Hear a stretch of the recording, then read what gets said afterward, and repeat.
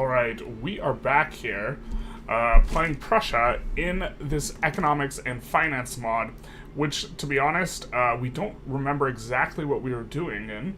I know that we wanted to keep our currency really strong, because if you keep your currency strong, you get these absurd modifiers, like money out of nothing, investment pool efficiency modifier, construction efficiency, and I think my overall opinion of the mod, I was kind of reflecting over it, was that I really like a lot of the things it's trying to do, and we're gonna have to like readjust the UI because we have all these things where, you know, we have this finance, we have the stockpile, we have all this stuff, and it's all really cool, and I like a lot of what it's trying to do, but like, my friends, this is like just an insane modifier where every consecutive week it gets stronger and stronger and stronger by 1%, or every consecutive month or whatever, where it's killing our trade route competitiveness, yawn, who cares, and we're getting this monstrous construction efficiency because we've had 139 consecutive weeks with strong currency. That's the one, Potrak. Imagine being X minutes late, and then... But that also maybe isn't the best for sarcasm. That one's not bad for sarcasm either, I agree. I agree. A little late starting this morning. I actually hadn't had breakfast, so we're probably going to eat this at some point. ASMR eating video. But, capitalist investment pool contribution efficiency plus 170%. It seems like you just get to pop off really hard. We'll see if we can maintain keeping that bonus, and maybe we lose it. If we lose it, though, that's going to really hurt our bottom line, because that means this investment pool transfer is going to go down to like 50k, which is just like an absolutely massive swing. So maybe that's the idea. I just don't see how trade route competitiveness is necessarily going to do this. What we really have to do in order to keep it up is actually, a lot of it seems to have to do with the stockpile. And so what I think we're supposed to do with regards to the stockpile is actually put import prioritization on all these goods. So free trade might actually not be good on this mod, because if you can bring these resource costs below zero, you will start to stockpile the resource. Your stockpile informs whether or not your currency is strong. And so, okay, we're going to try and get some of these things cheap anyways, but if getting these things cheap is 100% the most important thing to you, you shouldn't let other people import them from you. And so if we, look at all routes and sort by goods, we can see that, what is this? Hamburger's importing coal from us. So that's preventing us from stockpiling to some degree. I can't remember if we were stockpiling cotton or if that's a stockpile thing. It looks like Bolivia's importing from us. And to be fair, this probably just increases the routes in which we're importing stuff. We're importing grain really aggressively, because if grain is cheap, we stockpile more, and it makes it easier with the way that this is calculated. I forget exactly how it's calculated, but one of the strong things, or one of the important numbers in terms of the calculation, is going to be that stockpile.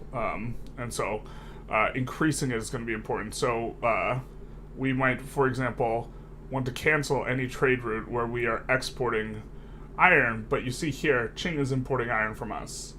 So this is going to prevent us from getting a really, really, really cheap iron price, right? Perhaps.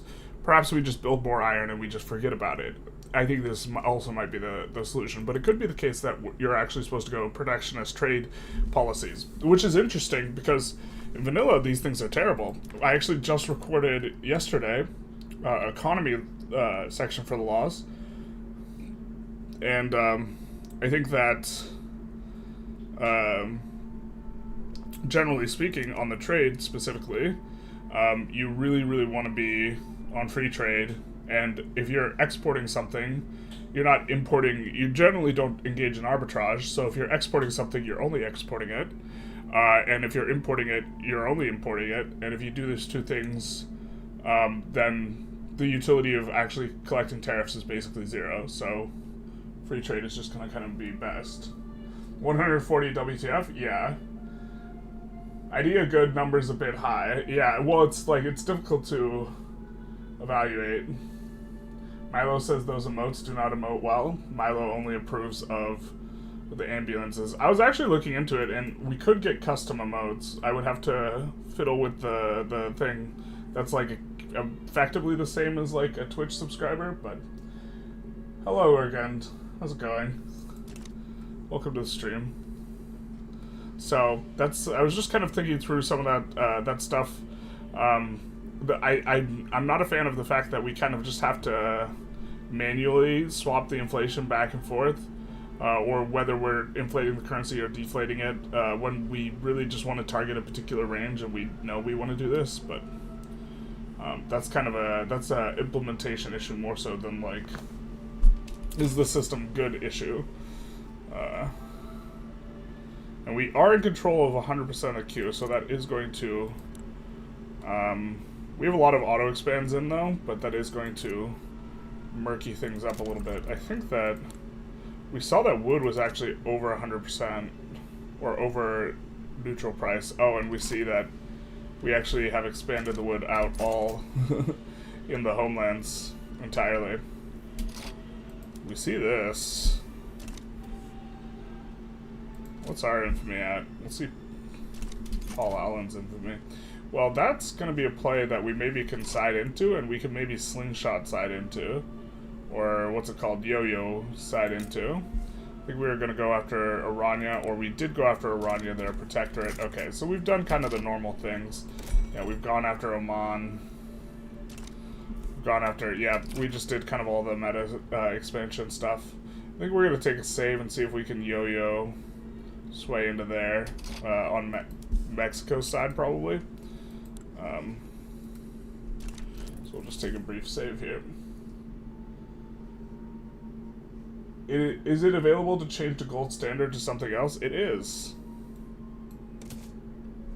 You guys get spoilers for when we're ending the Roman run right there. Or the date. So, if we side with the USA and then switch on to Mexico's side, we should be able to get quite a lot from them, is the idea. So, we're just going to support the US, and then see what we can get from them. You're really not going to offer us transfer state or become subject? What is this? I'm going to take a load. Still experimenting with that as a mechanic. It seems informed by the size of your army very, very greatly, like where you can sway, so like, which I think is maybe not ideal. But we could also try and do the same sway and see if the USA would give us anything. See what the war goals are even in here. Sonola, Treaty Port, return Utah. Return Nevada, Texas, California. I have to imagine that Mexico just backs down from this. USA doesn't need any help. They don't want any help. Gondor has no king. Gondor needs no king. Okay. So, we've already freed here in terms of North German Federation. So I guess what we need to work towards is actually... we're going to have to fight Austria at some point. We don't want to hurt relations with them. But that means, is there anyone who's rivaling Austria other than us? Or we're not even rivaling them? It doesn't appear to be anyone. It's unfortunate. I don't think we have... Ooh, Russia sides with Mexico. So now maybe we could yo-yo sway the other way. Where we side with Mexico and flip to the USA. I don't think the USA is ever going to give us a state here, though. They could give us an obligation.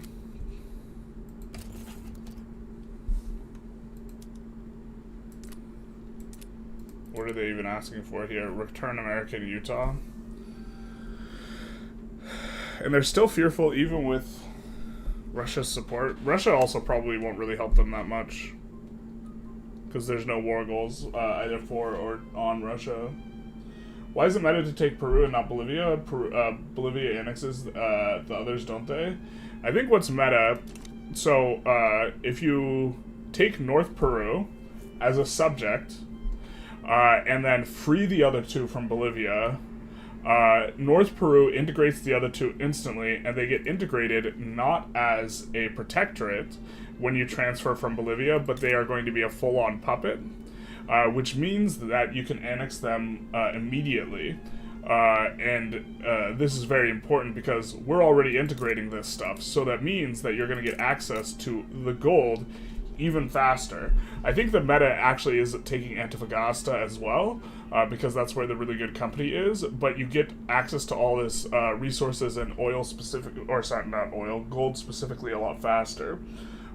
Whereas if you protectorate Bolivia, you have to wait like 15 years before you can fully annex. Roman bread standard, exactly. You need to delete some of your saves. Your save and load screen will respond faster. I'm planning on it, but like, sometimes I need to go back to grab something for a thumbnail. But I do need to go back and delete a lot of those. Not all of them, though. Strong independent USA that don't need no generalists, basically. Are you going to try and form Mega Germany? Yes. Which is why we have de-rivaled Austria and are improving relations with them. So, it seems that we have quite a lot of money, though. And so we're going to increase construction. The only thing I can think of is, like, if you're constantly increasing construction, right? You're increasing the prices of all the goods in the construction sector, which makes it harder for you to constantly have a strong currency because you're kind of attacking your stockpile a little bit. But the thing is like, you just focus on building all these resources or importing them. So we're importing these two, and we're trying to build the other ones.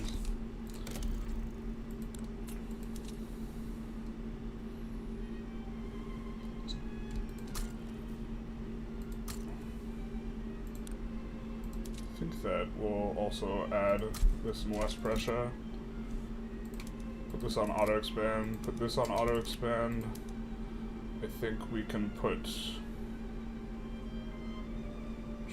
explosives on auto expand as well. Probably rye farms too. Yep.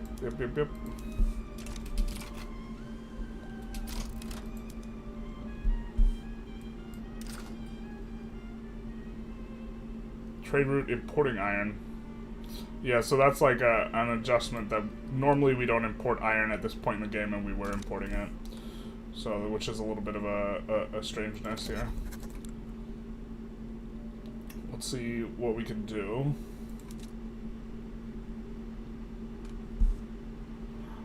Bremen, Brunswick, Oldenburg. We can take on each of their debts. Hamburg, Bremen. Looks like they're already in our customs union, so that's not really going to help out too much. These guys, I think we're bankrolling, trying to get them in the customs union, so we could diplomatically integrate them. So I think we don't even want to do the war for leadership just quite yet, because we won't. This is getting such a dogpile-y thing. Look, France is in here, Great Britain's in here. I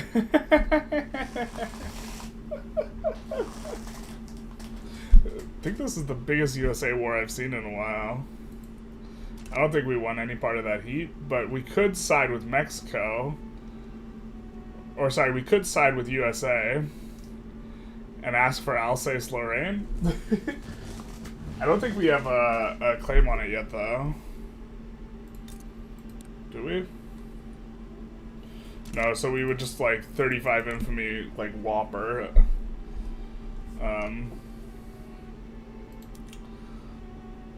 Also, if we do that, then France is going to full mobilize, and then they're actually scary, and we would get sandwiched between France and Russia. Yeah, I think I don't like that. We could ask for a lot of war goals here, though. And we can ask for war goals on the UK. I just don't think there's any that's particularly useful. But we can ask for a war goal on the USA, which might be useful, because I think the die is cast here, right? And we actually kind of want good relations with France and Russia. So being on the same side of the conflict with them would be good. They might become protectorate because the UI bug. You're right. They might. They won't now, but it says they won't accept, but they would. We could reload and find out. I think we're not going to, though. I think we're going to try and keep moving this along, but is there anything we want to peel off the USA with the knowledge that if we take kind of a core US territory, they're pretty relentless about trying to get it back. I mean, we could go for war reparations. And just, like, not actually even fight. Problem is the UK will actually wreck our like, shipping lanes. And we, like, actually do have shipping lanes. We're not, like, isolated in Prussia. I'm trying to think if there's anything that's useful. We could grab the Indian territory, would be funny. No, I don't think there's anything. It's a shame that there's nothing too useful for us to grab here. But yeah, you're correct that... Ooh. I didn't realize. Well, the USA will probably want to come for us for this at some point anyways. I forgot we took Alaska. Alright, I think we just continue it along. I think we look for our own war, though. So diplomatic demands. We could annex the subject. We could reduce autonomy in 2 people. They will accept the reduction of autonomy. Renee, will you accept? They will. And then we can annex Hohenzollern, but we don't want to do that.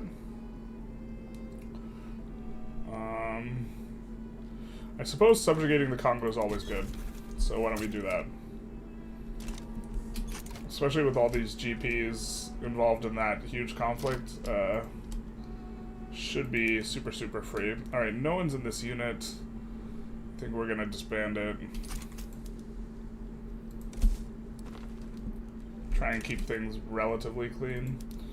Relatively being the operative word, or the important word here. And the Congolese market. But long term, they're going to be good. Urbanized Prussia is completed.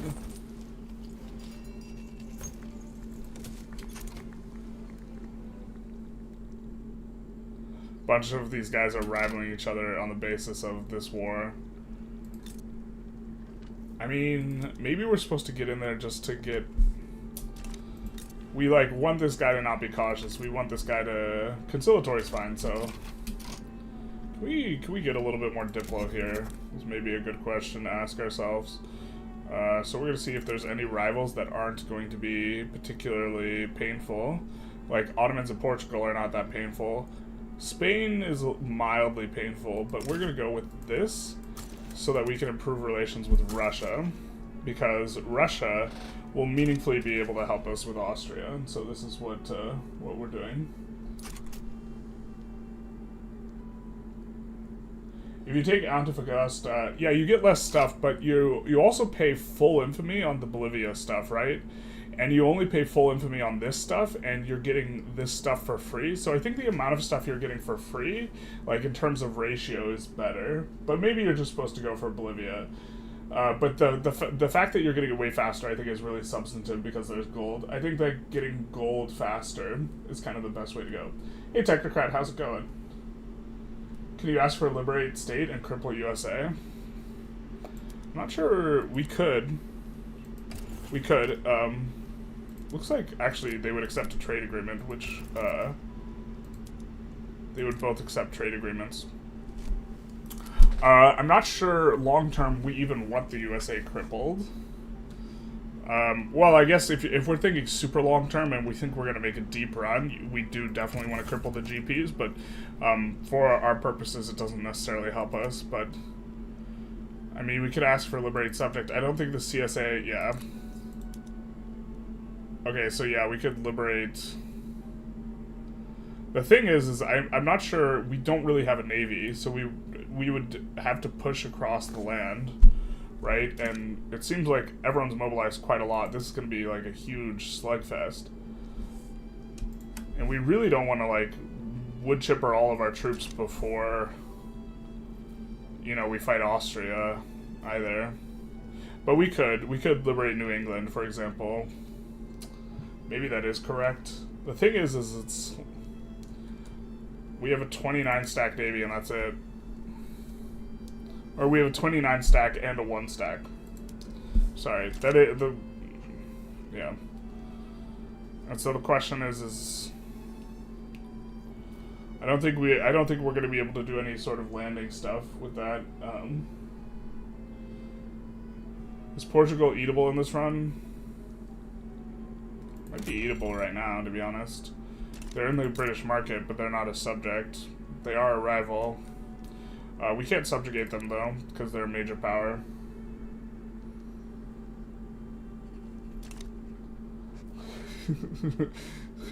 Subjugating the Congo is always good.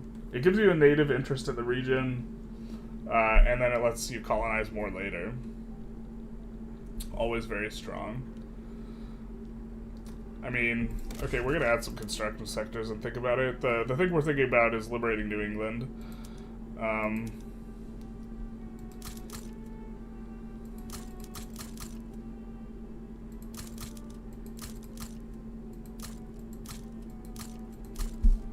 Something like this. Probably added a few too many construction sectors there, but that's not going to be our problem, except it is. Also, you can make the same government if acceptance is like -5 or something like that. This mod looks great. I haven't played quite a while, now I think I'm fixed again. Transfer Iberia, or Liberia. I suppose we could do that.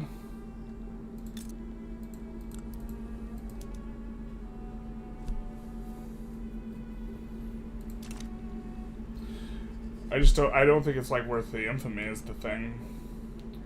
And I think this fights to a stalemate or USA loses, but you have to remember we're gonna lose all of our convoy access for this war because Great Britain has a way better navy, and then Great Britain we will lose the genial attitude we have with Great Britain. But we'll get a good attitude with Russia. France will also improve. I mean, we could side the other way, too.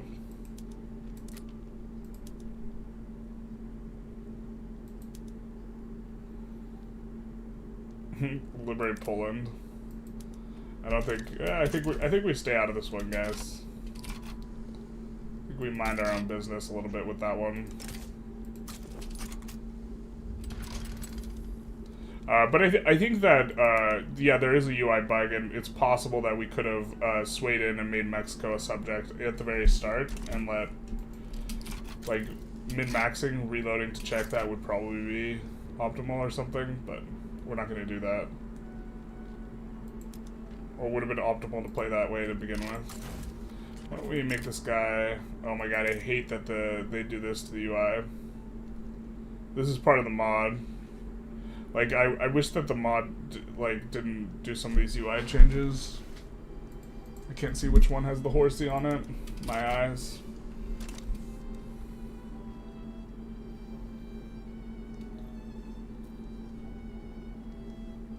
Also, when you take Peru, I think it is the same infamy as Protectorate Bolivia. It's important to note that you are missing out on 4 of that multiplier, though, because... when you go for Bolivia, we get to annex them straight away. They don't grow in population, but when you go for Bolivia, it's you're still gonna have to do 2 wars against your subject to reduce autonomy, or 2 waves of infamy accumulation, which you're avoiding the other way around. Oh, I forgot we have Mr. Otto von Bismarck.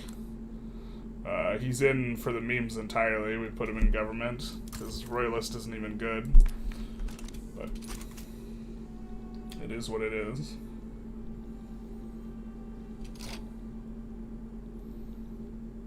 Okay, this is starting to get high. Or starting to get low, rather. Once deflation becomes lower than 5%, we have to switch our monetary policy.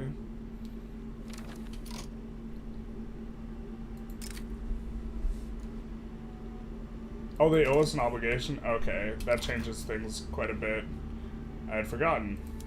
If they owe us an obligation, we will wait for them to actually be done with that war, and then I think we go after Austria.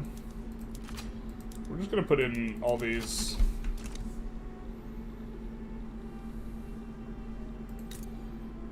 We would love to get a trade agreement with either one of these guys.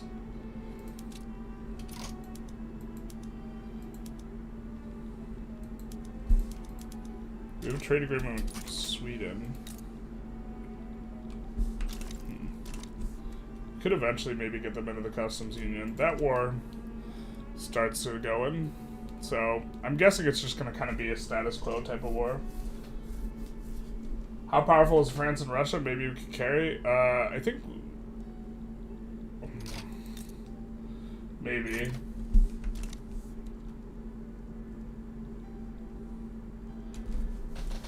Hey Laurie, how's it going? Hopefully I pronounced that right. First time in stream, but watch your guides. Handle learn this game after Vic 2. You probably said this already, but I'll ask, what does the mod change from the base game? It changes a lot of stuff. It adds a national stockpile and financial sector and currency strength and stuff. It also, so I think that a lot of these ideas are interesting, but it also adds a lot of modifiers I think are super overtuned, like this plus 180% capitalist investment pool contribution efficiency, and plus like 100% construction efficiency, and so like these kind of together, I think it's a bit much. I think that, well, to be fair, like you feel like you're absolutely popping off with this, but like, yeah. Let's just kind of do some of this.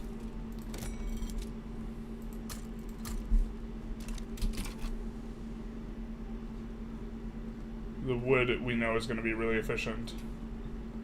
But it leads to some interesting things, like we care about goods in a different way now. Is that what we were researching actively? I guess it was. Oh, I understand. No, well, pharmaceuticals is the really good one. Let's see. Could go for realism, the realist. I think we might just end up pushing production tax here. I'm trying to think if there's anything too tremendously useful we could do. Or that would be super useful. I guess triage is kind of nice. We are planning to do a big war with Austria. Not sure it moves the needle enough, though.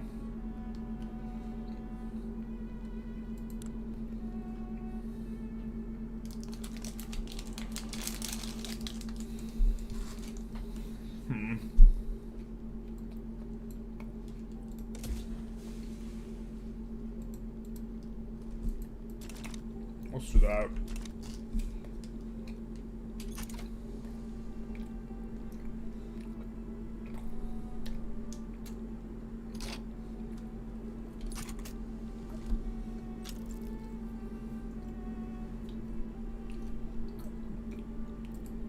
Aside and do nothing. The problem is we don't have we didn't have a lot of infamy to declare.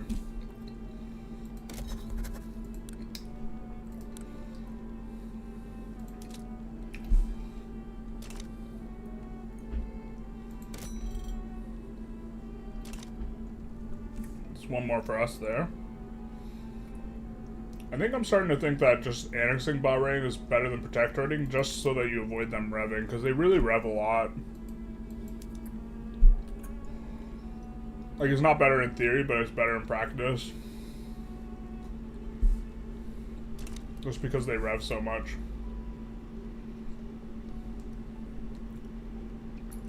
Can also subjugate some of these guys before the Dutch East Indies gets to them. We'll put in war reparations, open market, and etc.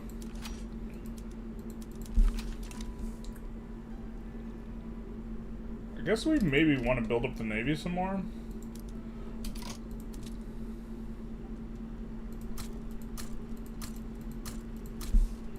So that'll get us to a 35 stack on the Navy.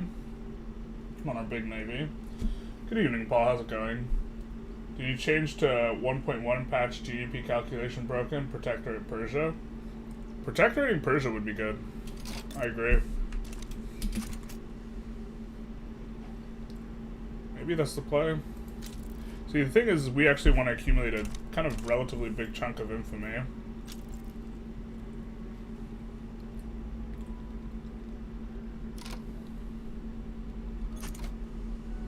The reason why is because we're planning on doing a big fight with Austria.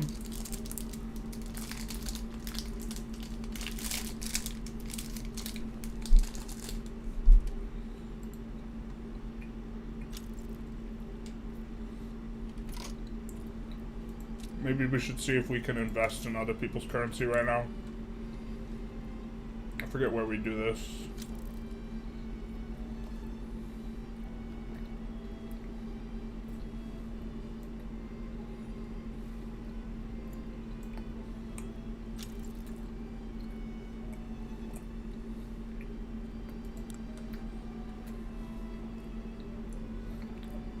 Okay.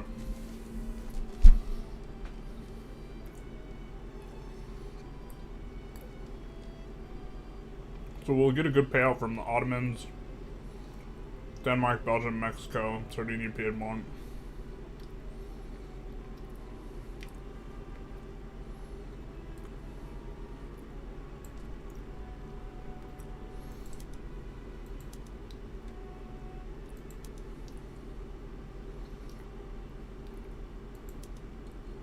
Weak first order. Where is it that we... forget which tab we buy other people's bonds in.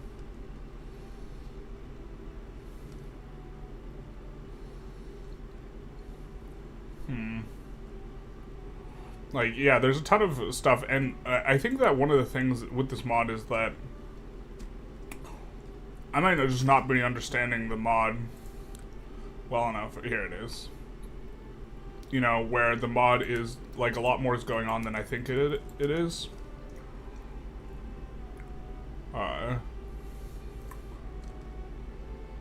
Okay, so we have to specifically go to these countries. So I think Danish. We can't buy them because they don't have financials. They don't have a financial market yet. Okay, so we're gonna need someone. I'm gonna look at economy, finance, and it has to be someone that has good tech because this is what creates it. So I guess Belgium's probably has the best interest rate and it still has the financial thing. So Belgian market, global. Can we buy some of their bonds? No. We own a financial center. They need to own a financial center.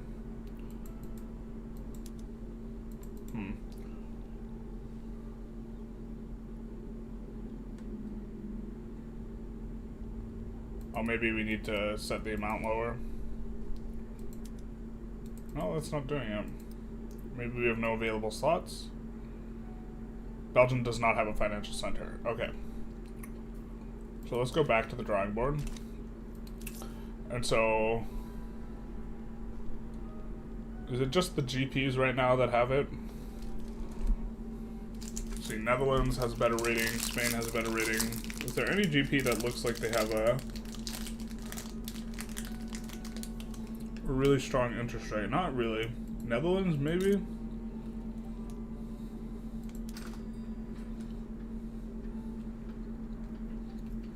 They don't like us very much, though. We might end up fighting Netherlands and wrecking them. And if they declare bankruptcy, we lose all the bond value.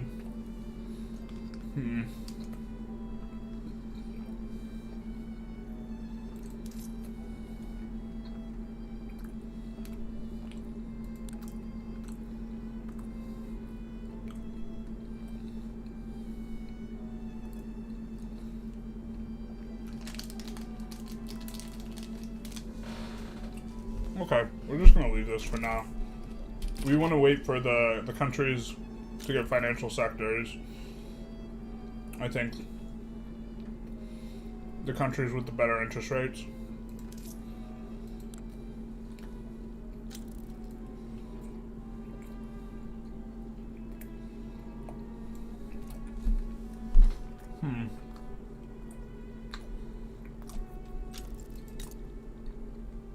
I mean, I guess we're not really planning on wrecking Spain.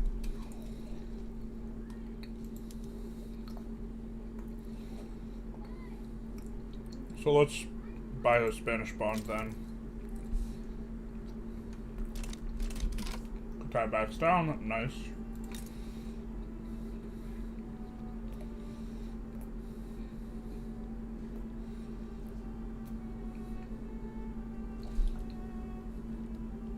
I think we're just going to keep going after these guys. Assenting, importantly, will have gold.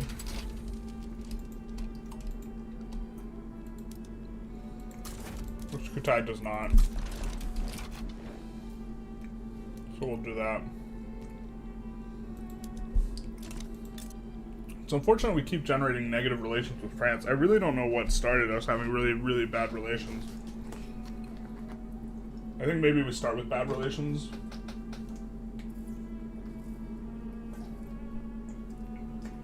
It adds extra layers to make the economy more intricate. And I'm not sure it adds a bunch of, like, choice to the economy. This is my uncertainty. So generally speaking, I don't think games should be made more complicated. Unless that complexity adds nuance and choice in decision making. Right, because then it's just complexity for the sake of complexity. And I haven't decided if I think that's what this game does yet, or this mod. But it does add a lot of complexity and layers. I think layers are really cool. I think trying to figure out what's good is fun and interesting. So I'm probably going to continue to kind of do that.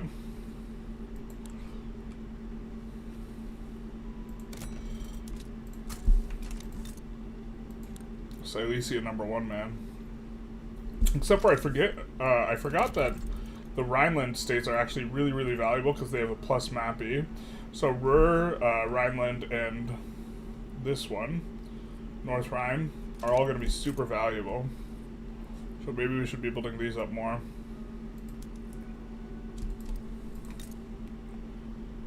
I guess we're kind of building them up all the way, huh?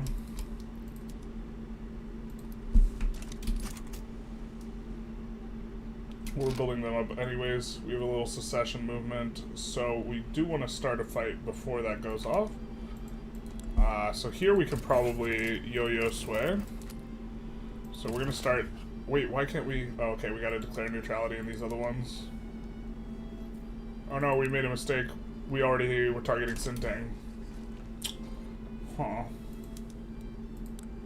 Well, fortunately, they don't care if we get negative relations. We'll just get an obligation from Argentina in exchange for absolutely nothing, because we're not going to help them out. Holstein, I think we just won an obligation from.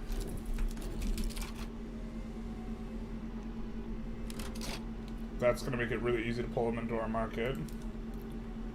We'll put this guy on advance, and then just put him on the front. And Holstein, we could probably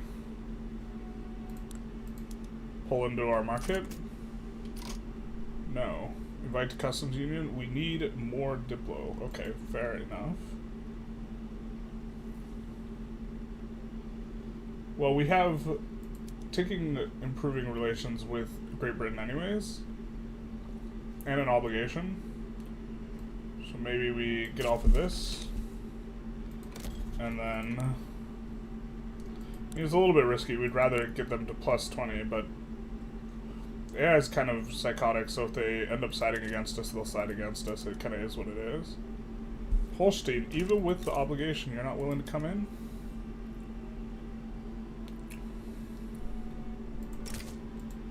Come on, my guy. Join the party. Everyone's invited. So, that means we won't have to bankroll Holstein anymore. Which Which actually means we can improve relations with the UK still. So, yep. How does it affect speeds? The speed seems to be a little bit slower.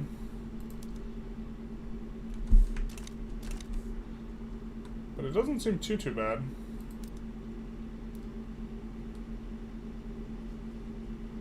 How big is this thing gonna be? It says they have 0 troops, so... I mean, I'm thinking we just mobilize this guy from South Africa. Let's, oh my god, my eyes. I guess I kind of remember where stuff is, but... Oh, we forget Shadow Realm Army. Because these guys will be relegated to the Shadow Realm pretty consistently. Because we do not control the port here. The controller of the port is Portugal. So that means we get relegated to the Shadow Realm fairly frequently. I think that, let's put this, oh, it is on auto expand. I think this is as well.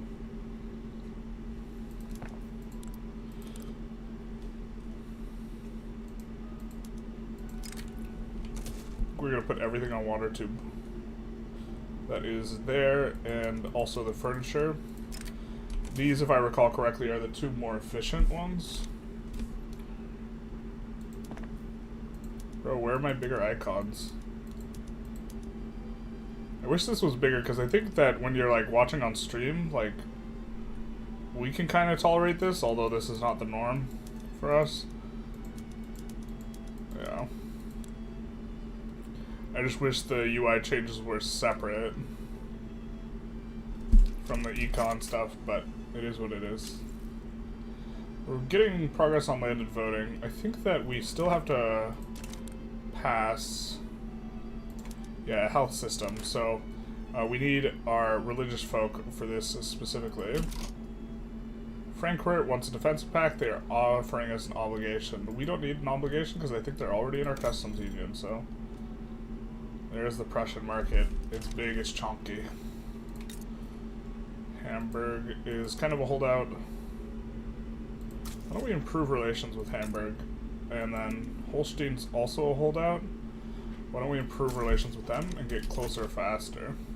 So those are the kind of 2 holdouts. The screen looks more like a central bank simulator at this point.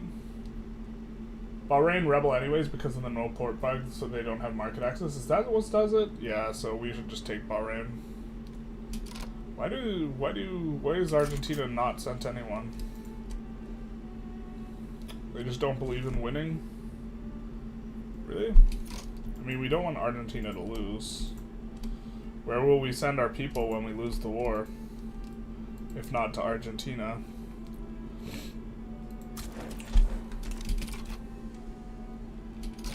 Is this expiring from... Okay, Saxony. We'll just absolve it. I was hoping that it wasn't UK. UK running out on that would be kind of annoying.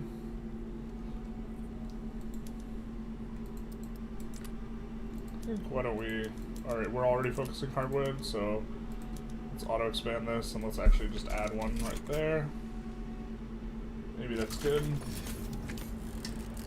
Buy Bitcoin for 10,000 for 1 mark, it will be worth a ton later. I have a feeling that if we bought a ton, it would not be worth a lot.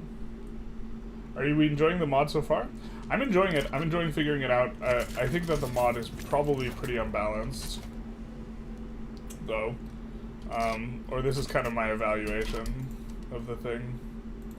So where are these guys located anyways? Kicha. Okay, so let's... I don't think I'd be as interested in like doing serious and long runs on this, but it's interesting to kind of try and play through, and also it might get more interesting as time goes on and we understand the underlying systems better. But like the thing that's like bothering me is these modifiers here. Plus 150% state construction efficiency. Like, that's such an obscene modifier. That's like an enormous modifier. And same with the capitalist investment pool contribution efficiency. Like, that's creating money out of nothing. So, economy is going to get really huge. Like, we're going to hit like 1 billion GDP way faster than like we otherwise normally would. Like, this is a very uppy line for the first 12 years, you know? It's not like we're playing our brains out. It's that the mod is like, has a very significant balance change. Alright, here's what we're gonna do. We're gonna mobilize these guys, send them here, because they are right there anyways. And then these guys, the Shadow Realm army, we're gonna send over here to handle Argentina's war for them, because they don't know how to mobilize troops.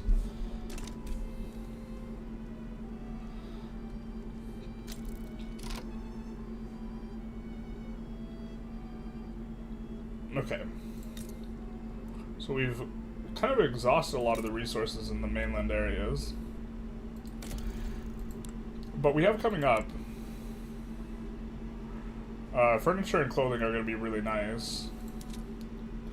Sort by earnings. Let's see what's up.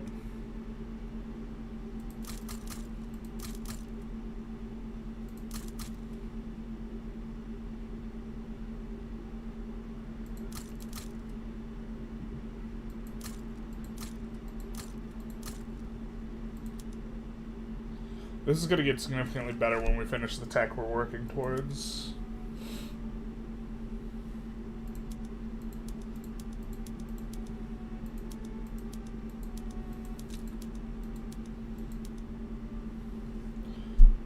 I think we'll leave that alone. What was explosives like? Explosives was kind of okay. Added in North Rhine.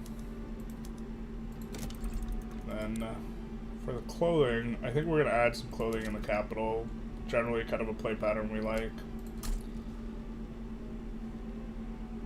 And then I think we already have furniture kind of relatively big in the capital. Let's make sure we have we do not have enough infra coming on up to support that. Let's do some of that.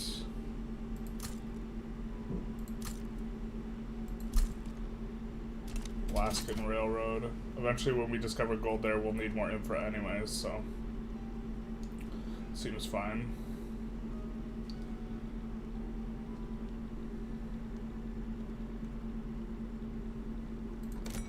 And so once we get the 2 holdouts, I forget exactly how it works, but I think we unify with these guys. I think we don't need them all in the customs union before we declare on Austria, but I think it helps out a little bit. We do want to get on the same side of a conflict with either France or Russia, I think, before we declare on Austria. That way they can't join against us specifically. This will help out a little bit. And so maybe we do that as well. Should we start pushing EOS? I guess we might as well push it in Silesia. And then we're going to add a couple of those to the front. Maybe that was a little bit too much, but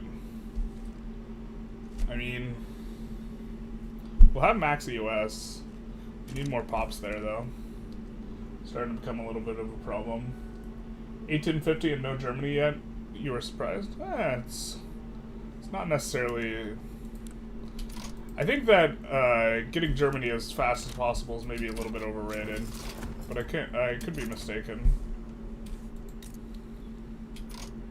I also haven't done this war in a while. I don't want to like make it super close, but that's kind of what we're prepping for right now. Is German leadership war. I would really love to be on the same side of a play as either France or Russia, just to make it very consistent. Because every time I like have to like load, because like I got dogpiled in a Diplo play, right? It breaks the overall flow of the stream. So not necessarily playing with the absolute min max in mind.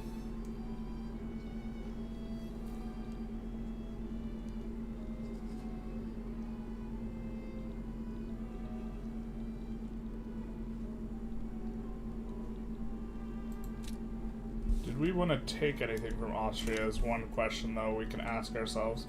Because we could take Boho. And then we would be able to form Germany. I think we don't want to do that because then they will just have a negative attitude towards us. But I think we want to accumulate more infamy before we fight them, because that's going to be a really long fight. And if you're not using your infamy decay, you're losing it. Transfer subjects. They'll transfer the United Tribes. Where's the United Tribes even?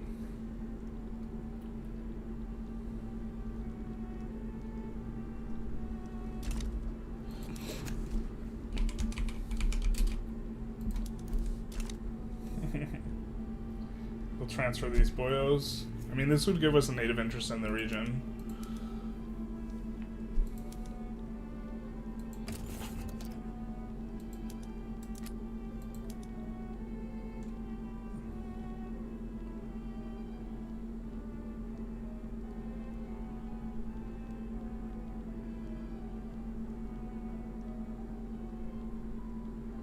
Wondering, yeah, we're just a little far off from a lot of these other ones too. I mean, I guess we take it. If it's free, it's for me. Oh, looks like Mexico's losing. But USA is kind of over the war, so maybe it's a status quo. Hopefully they don't just trade states and make some apocalyptic looking thing, which is probably what's going to happen. Would I say that I understand the mod any better now? No, because I've forgot a lot in the week since I played it.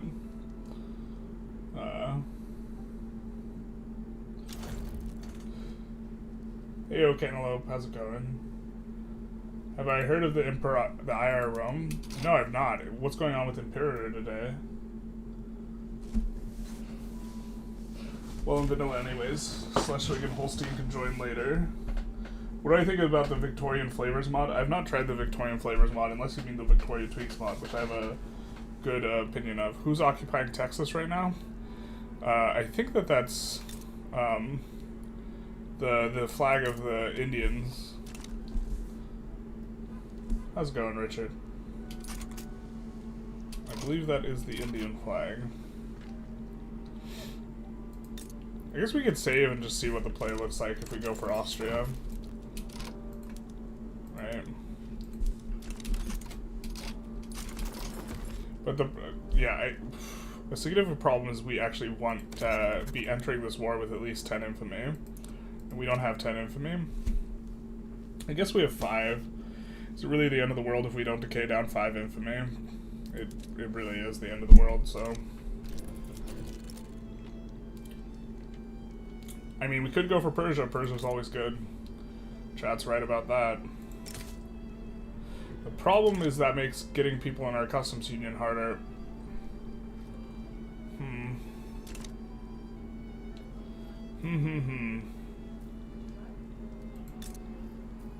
I mean, we could go for Ecuador or something like this.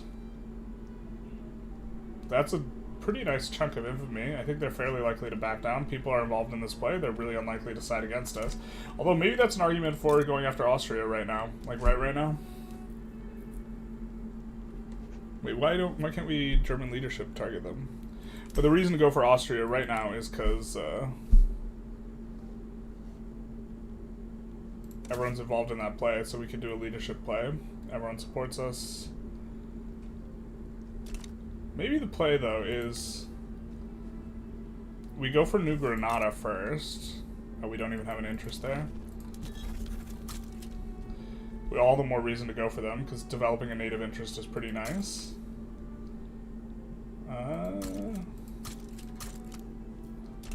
We go for New Granada first.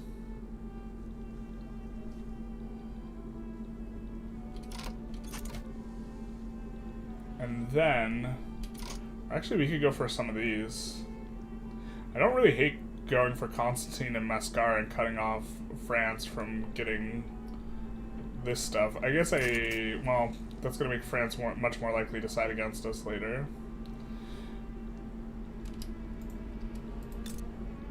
But New Granada is adjacent. They have a mappy state. We have an illegitimate government. The truth hurts.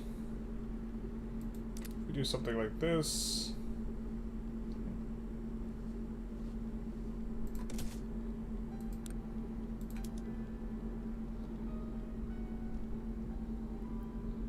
now we can do wealth voting too.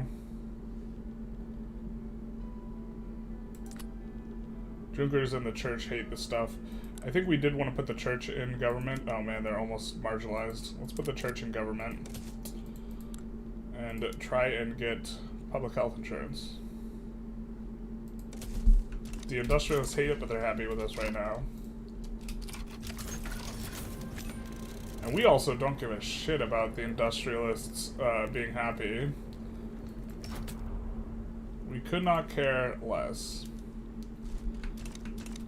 Who cares if the industrialists are happy? Not us. Because the industrialists being happy, that just gives this bonus.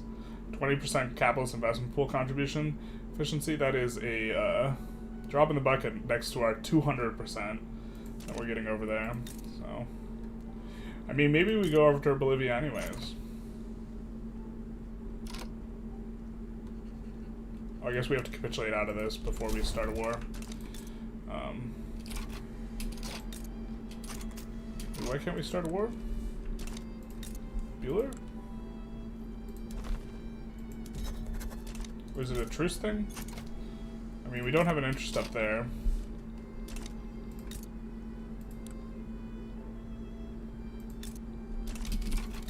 I think New Granada will be a little bit better. Yeah, it's just not having an interest, right? People are trying to get as many people playing Imperata or Rome as possible today. Interesting. Yeah, I see potential for border guard. Yes, please, I'll have that. I mean, would you guys rather switch to Imperator? It's almost at Vic 3 now. Is it worth it to annex Panama for the Canal? This is one of the long-term reasons why we're going after New Granada, or why we want to go after New Granada, is to secure the Canal. But they also have a decent mappy state, and a state that can produce opium, and kind of a lot of the characteristics that are nice about, you know, the New World. I think this is the mappy state.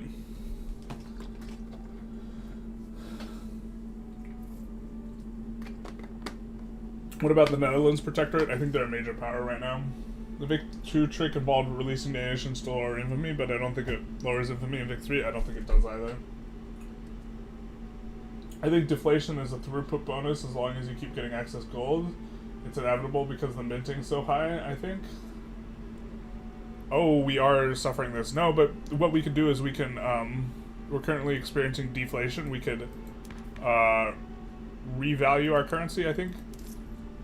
And this is something like, it seemed like not worth suffering the malice and just always worth doing the thing. So if we're experiencing deflation, our currency is too valuable actually, so we would want to devalue our currency. And so we're going to switch to this strategy, which changes like the minting amount in exchange for getting us out of this range. Because we actually don't like having this stuff overall. But I guess we could pull this. Hi, why do you always go laissez-faire early game? It's way better. Wouldn't it be better late game? I always feel like I can only build one administration. Okay, so this is important.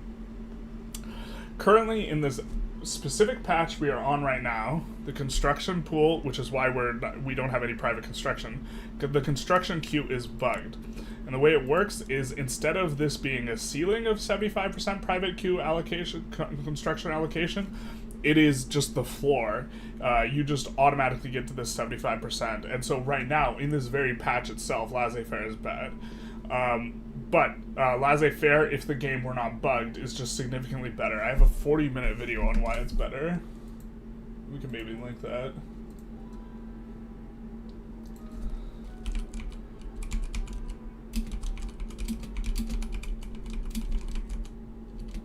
Laissez-faire is better than interventionism.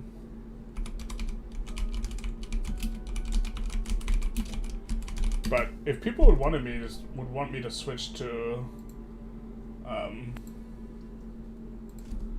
Imperator, we could maybe do that. But that's the laissez-faire video.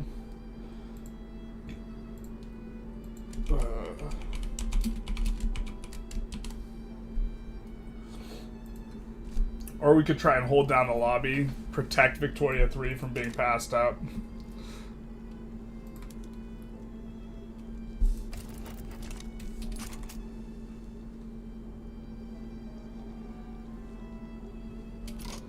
We have so much money. I wonder why. Is it maybe because our investment pool transfer is just steadily increasing at a rate that's never normal because we're slowly getting more and more investment pool contribution efficiency?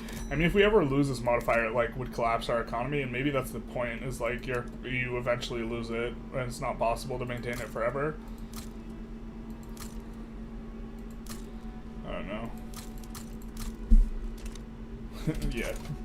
I didn't think you guys would want to swap to IR, but it was a big dealio thingy. Alright, we're gonna do this because no one's gonna help out New Granada right now, we think. We're gonna actually mobilize a big boy army though. And send them over. Red Rover. Send them right over. And I guess we'll take a little bit of a save. Because we do not, if someone big does side with them, we don't want to waste all of our maneuvers, but we kind of want to make them back down. Well, we probably won't load if someone big joins. Or we could just play tight and like actually just wait. I guess we'll actually just wait. Thanks, I'll dive into that. You're very welcome. But what it comes down to is like, the only thing that's actually good about interventionism relative to laissez-faire, like the only thing that you prefer, is that you can delete buildings, and that's like a super, super small thing, so having more allocations is actually a good thing. Alright. We didn't get an insta-join. Okay, we get a join from Mexico. Mexico, what are you doing? Go home, you're drunk.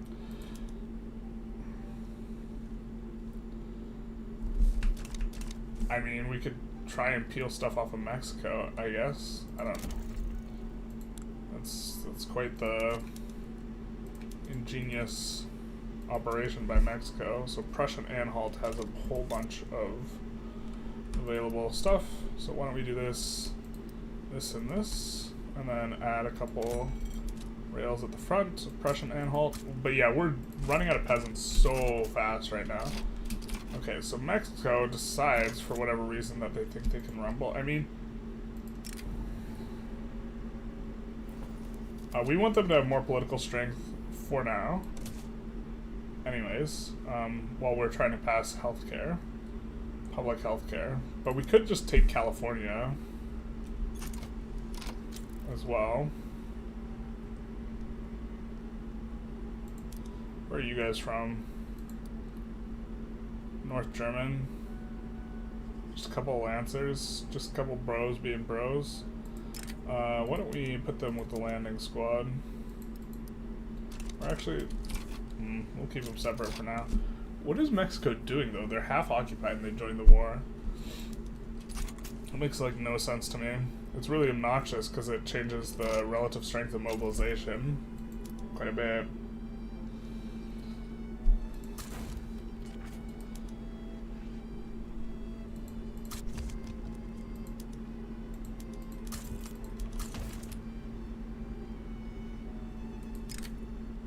The horsey's there. Alright, it was. I mean, we could take California here is the main thing I'm thinking about doing. Taking California and war reparations. Especially if they stay at this level of certainty. So they're very, very unlikely to back down with this level of certainty. So then we could go for that type of stuff. And it would be good. We need a multiplayer one where one player is in Vic 3 and the other player is in IR. That sounds like madness. Can we reinstate the Reich? We're working on it. No preference on game here. Happy to watch whatever. Plus I'll be multi-streaming within when the 12 hours of Bathurst starts. Oh, where are you going to be streaming? Vic 3?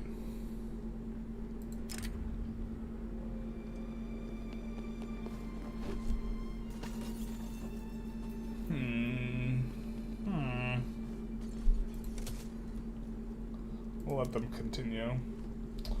Oh boy, did we just luck sack super hard? Looks like we kind of did. Well, okay, to be fair, we might not be able to sway either way.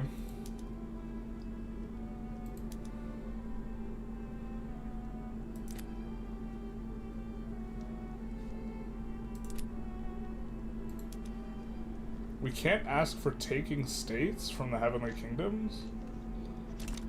Huh. But, look, if they're Protestant, we just need multiculturalism. The Chinese pops, that is. It's unfortunate we can't take a state, and we also can't yo-yo sway them because we are involved in 2 other plays. This doesn't work if you're involved in another play. We can get an obligation. Not sure how valuable obligation is. We really want to be able to get a transfer state.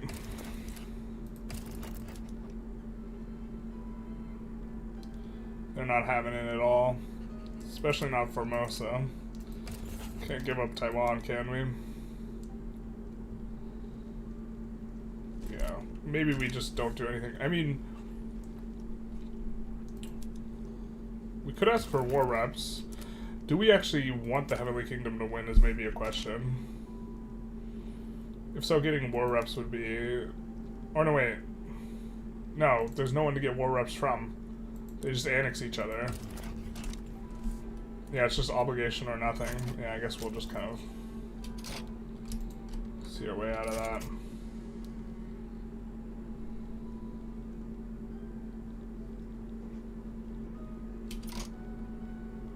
I think the South American army we will just put on defense. And we'll just put in here anyways, because they're right there. And they will at least be able to hold something. Good canneries, I guess we'll turn that on.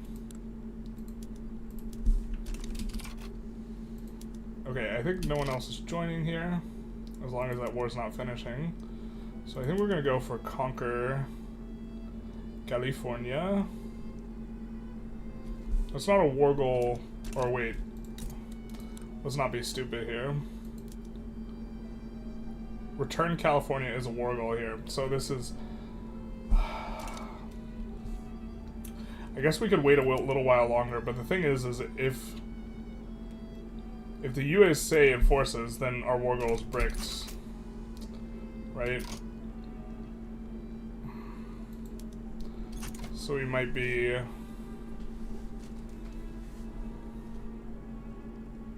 But they're not backing down either way, so there's no sense in putting in a bunch of war goals so they back down. So... Alright, so now we have to choose. I think we're going to save and put in California and hope the USA doesn't enforce, and if it does, we'll load.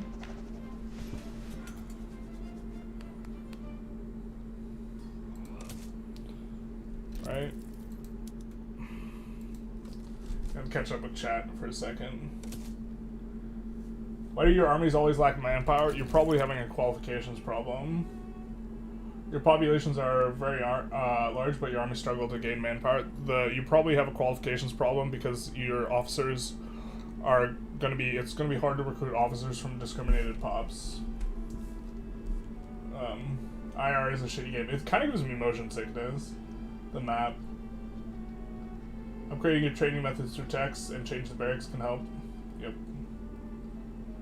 Yep. Watching multiple streams. I got it. Okay, you can get Landfang. Landfang is... Is that actually, like, worth siding for Landfang?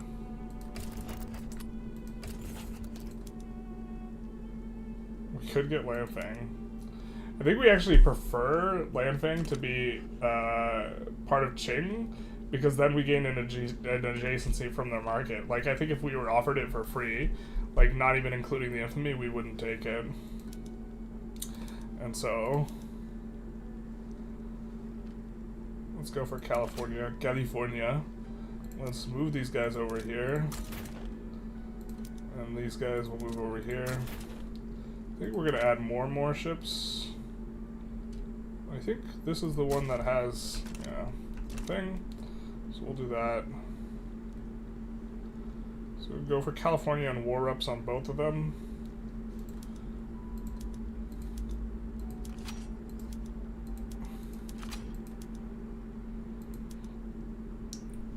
liberate Texas or something, but I think that's not worth. We'll ban slavery in New Granada as well, though. And then I think we kind of don't care. I guess we would prefer the Mexican market open, but I think we have to take capital to open their market, and we want to be able to just land California, so I think this is it. So I think this is what we're doing. And this Aranya thing, we will use the Shadow Realm army.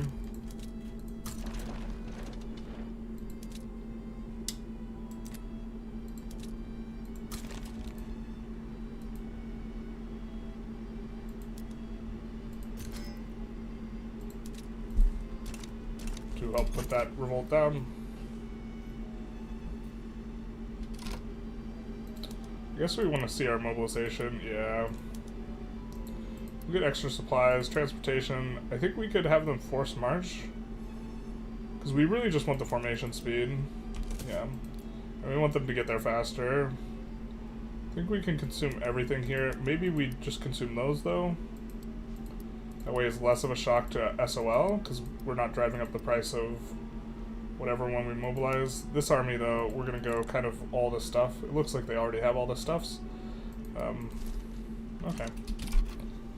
The 30 stack still isn't here yet, but... You land Cali, you could brick the USA war. Oh, this is true as well.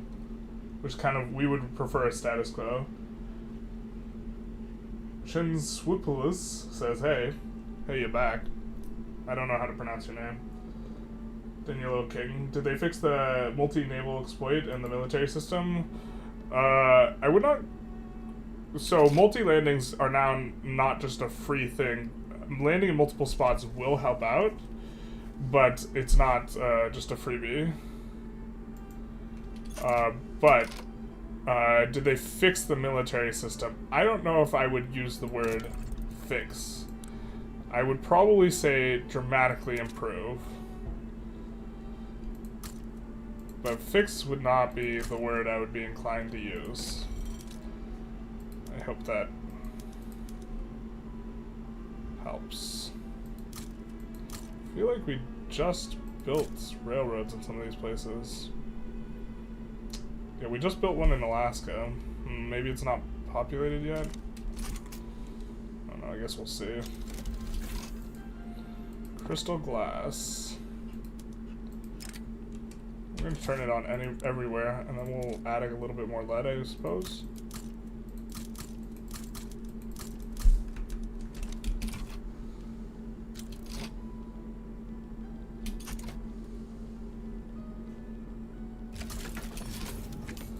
Alright, so let's try and get our land again. We only have to land Cali. 10 weeks. Alright, hopefully they can hold out for 10 weeks and not get enforced on by the USA. I guess we should have moved the guys a little bit faster. Enactment chance and less tax income. Tax income, I think that... Well, I actually think we really want a lot of enactment chance because we don't have very much, so we'll actually pay a ton for it. We want to get this through because we're also not a very legitimate government right now. The truth hurts. We could probably change our policy pretty soon here in regards to strengthening, de-strengthening our currency. How do we really only have... Oh, okay, so our 30 stack wasn't there yet. Yeah, okay, so that's doing okay. This, I think we're in good shape everywhere. Okay, alright.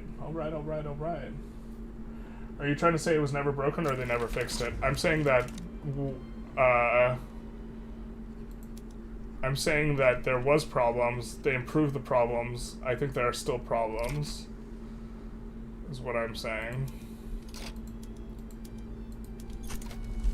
It's like we're gonna have a separatist movement. Hopefully it doesn't include this state, or these two states, because we'd really like to be able to still push this front. Alright, the Quichua secession is a thing, and it's not too big a problem. So we'll just kind of go with that. We are floating a ton of negative diplo, which is not ideal, because this means we can't really pull people into the customs union very easily. Let's just check who's in the customs union. They are not. They are not. I guess Aranya, we can stop bankrolling and refund some of this.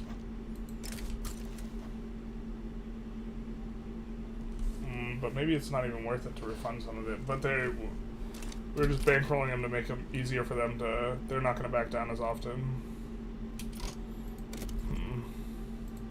Let's see if any of these things earn a lot.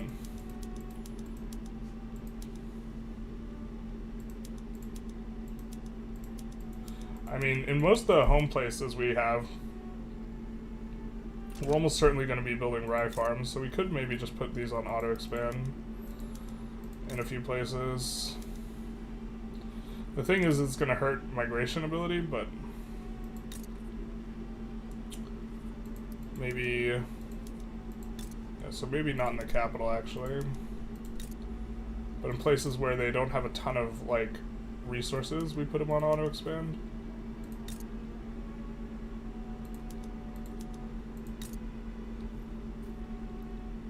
And it also helps us to formulate a stockpile, which is going to be good for us. But mainly trying to get the auto queue to building more stuff. What's this about?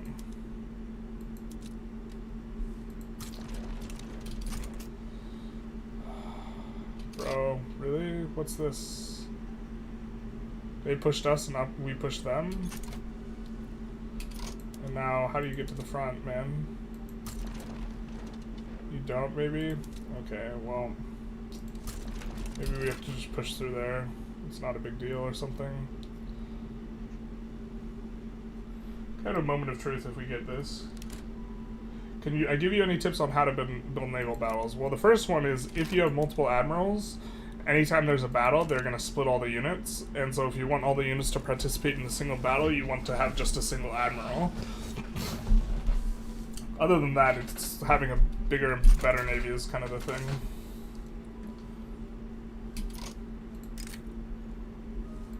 I'm going to say no. We want to use that obligation to for them to help us against Austria.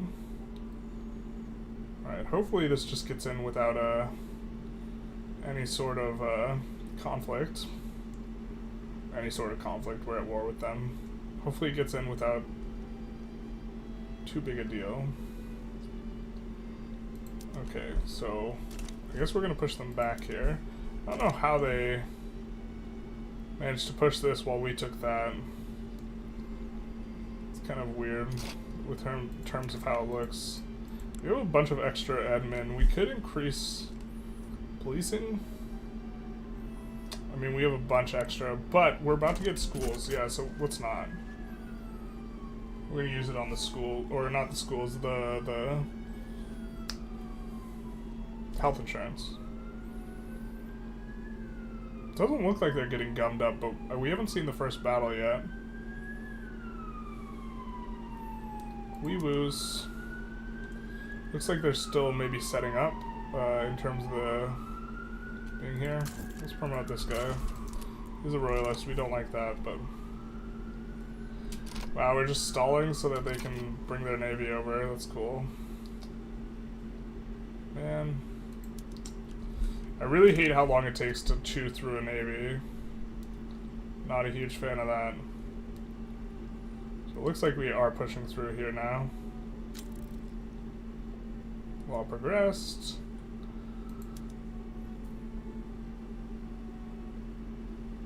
Yeah, we don't have any heavy ships, but we have way more ships, so this should have been on forced march at the very least. Hopefully they don't break too much in back.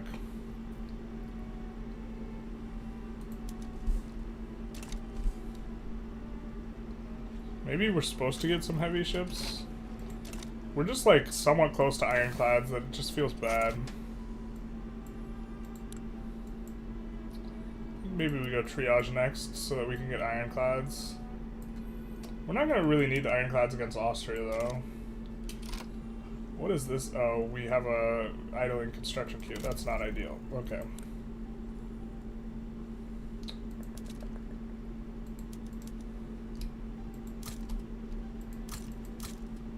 Actually, probably don't want that in Alaska, to be honest.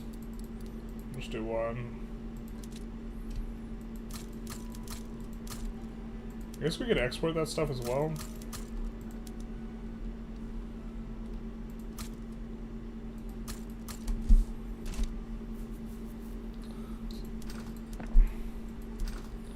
But if we don't export it, that's super fine.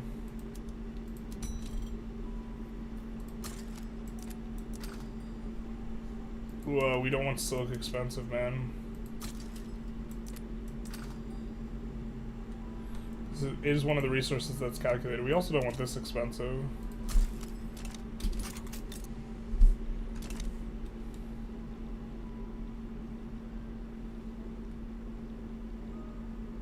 Okay, so we beat their navy, and okay, our landing start.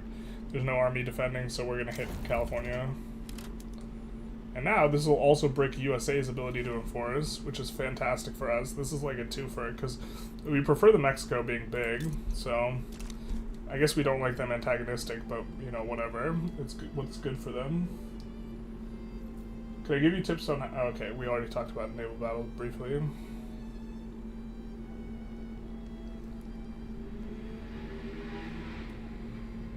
And this, I think, will actually... Will this break their fronts? I guess once we enforce on Mexico, then the USA kind of gets in for free following this, but I guess that's maybe not our problem so much. USA does have a claim, though, so we are exposing ourselves to USA problems later. But I think that's fine. 25 infamy.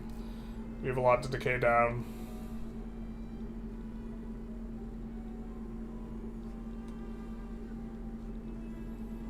And only Mexico can fight us. None of the Europeans in here on this front can fight us, so they're straight up not having a good time.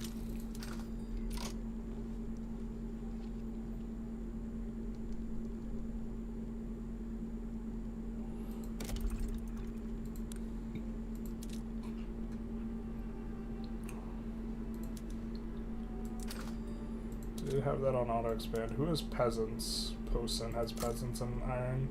So does Transvaal. They have problems with discrimination. I think we're just going to build a uni there. Where do we have unis? Just in Brandenburg. Alright, we're going to put a uni in Transvaal for qualification reasons. Oh, we don't have any colonization law yet. Why did we research Quinine then? That's a miss.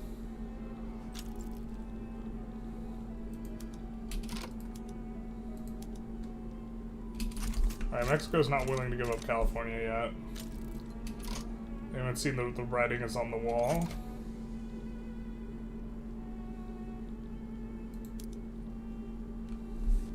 I guess if they try and land us, we'll do something about that, but we'll mobilize the guy.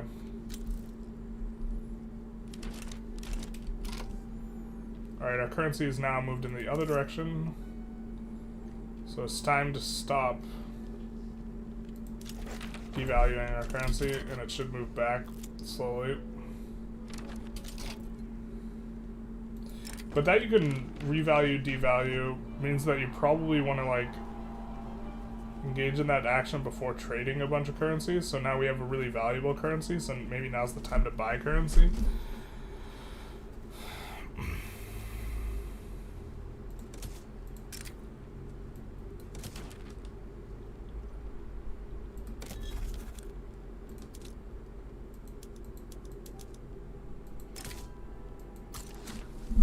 Sweden and the customs union. So let's take a look at some of those interest rates.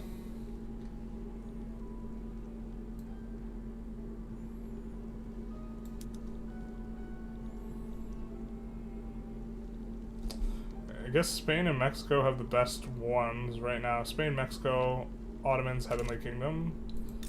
But I think the odds that they bankrupt is not is like not 0. Looks like we can't buy them from them. We buy them from Qing. We can buy bonds from Qing.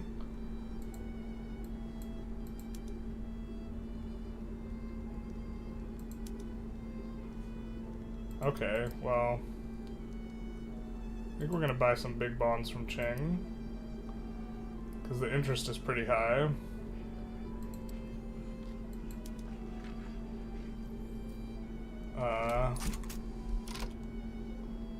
I don't know why Qing has a financial institution before Spain, but okay.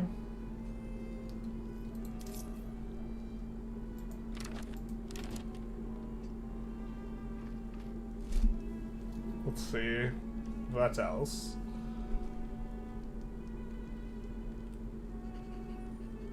Who else has a good interest rate? I also don't think we want to park all of our money in Qing in case they bankrupt or something. So the Ottomans, Heavenly Kingdom has a good interest rate, but we assume they're losing that. Oh, maybe Heavenly Kingdom wins that war. Yikes! I didn't even.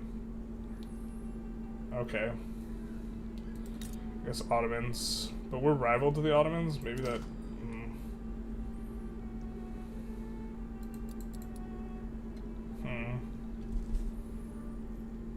And who else?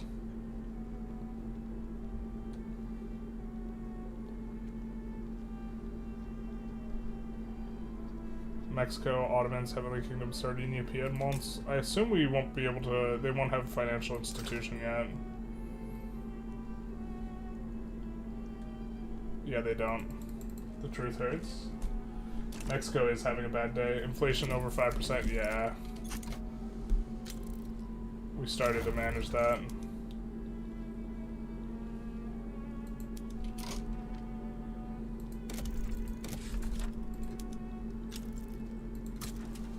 I guess maybe we'll come through and swap some of these things over by hand.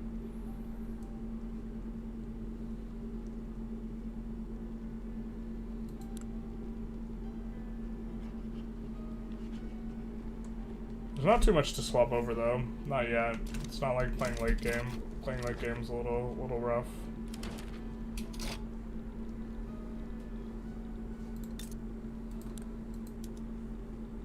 They're in the Prussian market. We want them in the Prussian market as well. We get a trade agreement, that'll help out. Oh, I guess we have to do volumes of trade with them intentionally. Okay, so Hamburg.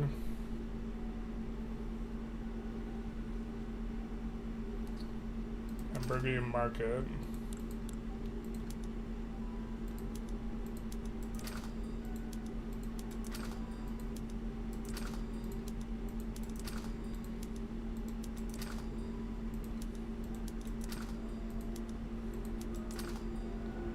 Do some of this, and do they have anything at minus 99? They have a bunch, but it's the stuff we're already exporting to them. Schleswig-Holstein in their market.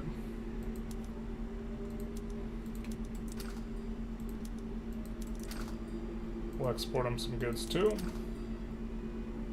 Don't think we can export that.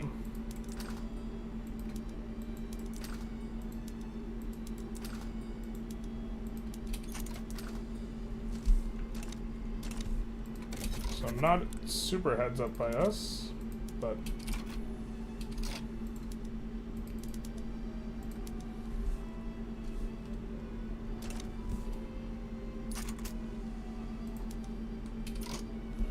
Mexico's not having any of this. These guys are. They're about done. They've had enough. Being a central bank requires a surprising amount of involvement on a timescale like Vicky 3. Yeah. Your whaling is on the wrong PM, I think. Thank you for letting me know. You are correct.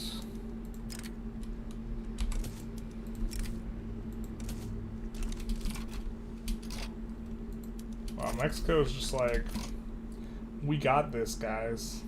No problem.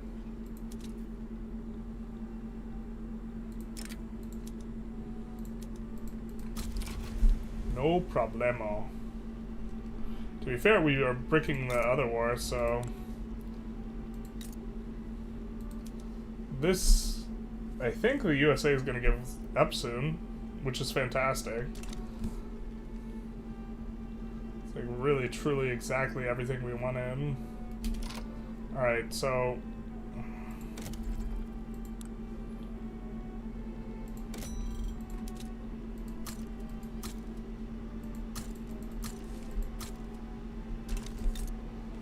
Let's do some of that, and then I guess we push EOS with some of these things.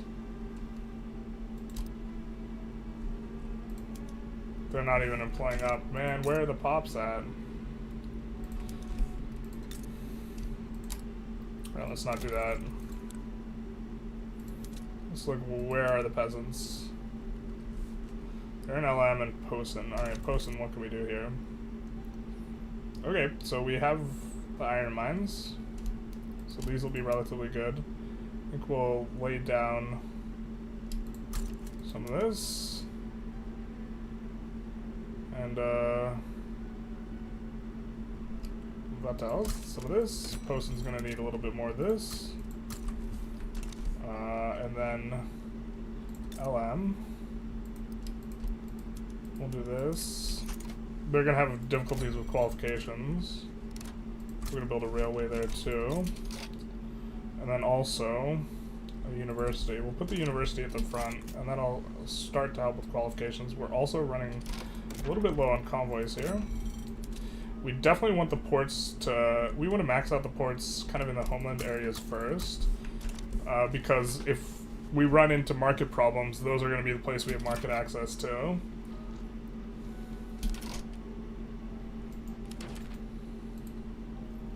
The pops are busy fighting in Mexico. Yes. Yes, yes, yes. Yeah, I was keen on playing a little bit more of this mod, at least. For me, this is kind of really off-putting, though. Like, not this. These modifiers are nuts, so I don't know.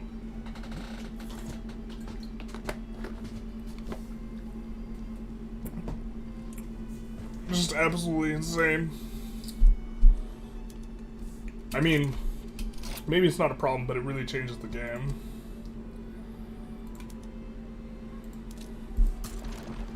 I guess we kind of didn't want those guys to go all that way.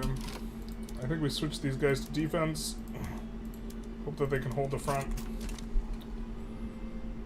But now this has completely bricked the USA front.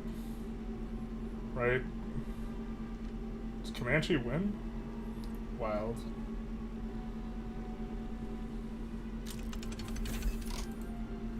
Oh, I forgot that we kind of like putting the arts academies in the capital now. Putting them on auto expand.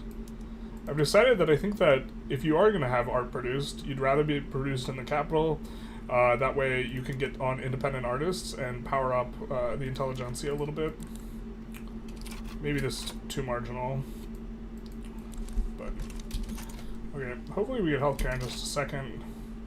They're offering us an obligation. We're going to say no.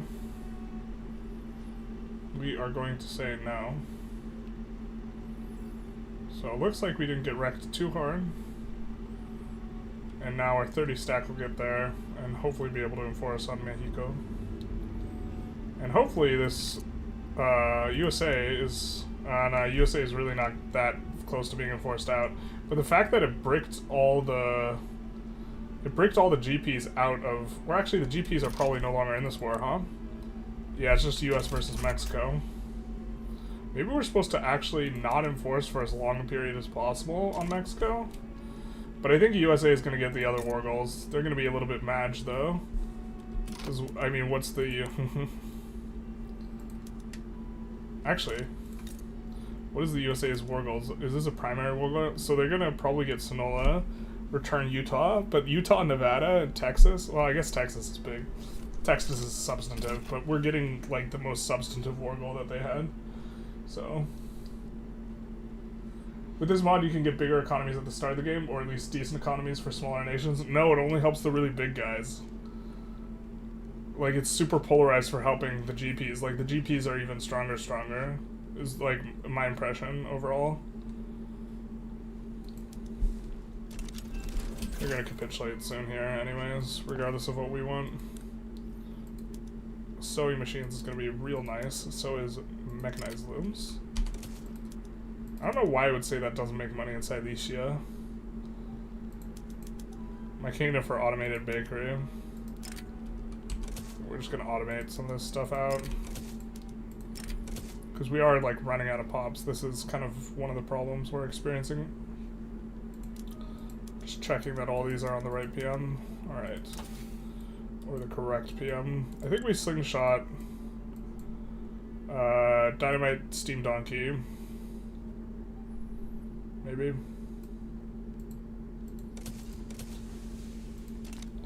Let's just get on it. I think we also add another 10 unis in the capital here.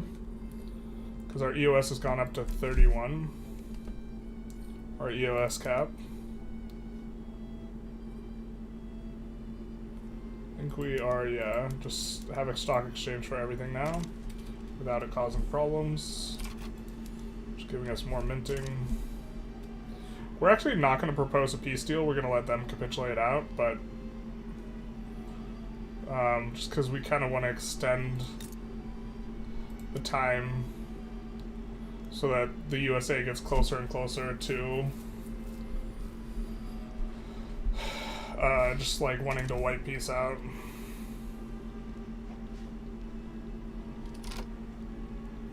I mean, letting the smaller nations boom in this economy as the real ones IRL would be cool. Oh, it would be cool? Not like the question of this it does. What does the central bank journal do? Currency decisions, you mean? This allows us to swap to a different currency. Which I don't think we want to.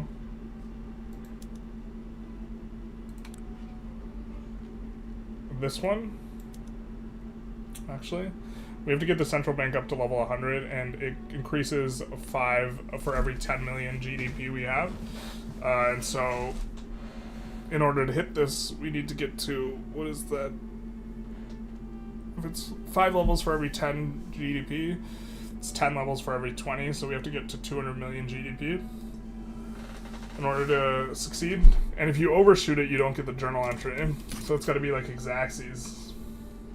Cost of war for the USA. The USA often over-mobilizes and ends up spending a lot. 22 million.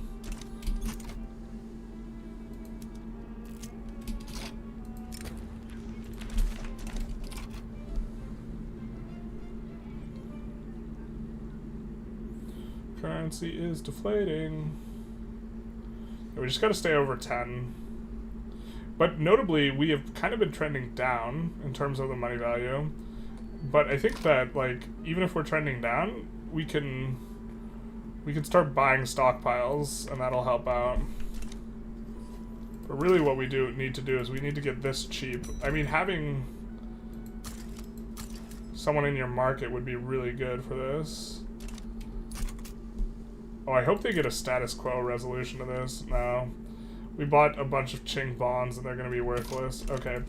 But can we buy Heavenly Kingdom bonds then instead?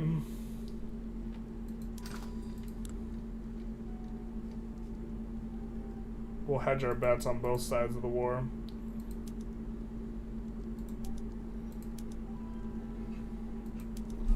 So we should get paid out interest from those.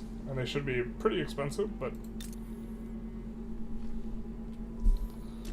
So now we've hedged our bets, which is probably just like terrible, but it looks like Taiping's gonna win that. So they would accept it, but we're just gonna draw it out. So that this war is, USA is more likely to not get a full enforcement on it.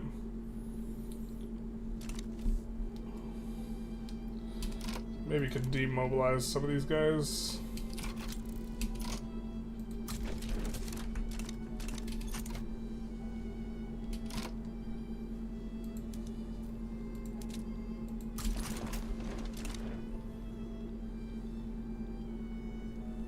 Oh, we shouldn't have demobilized if we're about to fight Prussia. That was a mistake. Or, sorry, Austria. Because that means we won't be able to mobilize quite as quick. We have a ton of infamy, though, so... We will be, I think, going after Austria next year, and we're about to enforce. Alright, so let's actually take a look. Alright, you guys, we're gonna make you purple.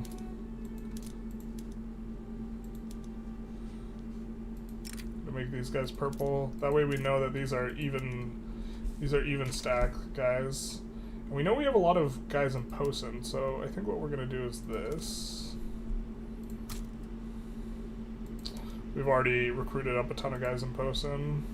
Actually, let's not do it on that stack. I think we want it on the big stack. I think we're gonna have the medium big stack not push. We might actually even fuse this 4th Prussian army with the first one, because if you're pushing, you want to be pushing on the really big one. So I think that actually, yeah, let's do that. For this war, at least, all hands. I guess we maybe take a little bit of a save first, and then we go after Austria for leadership. And then when we go after them for leadership, we should also just get annex a whole bunch of this instantly, right? I think that's how that works. It's honestly been it's been a hot minute. No supporters.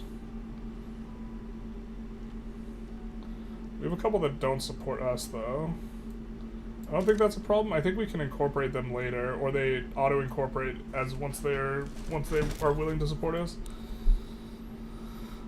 I can't remember. I think that's the way it works.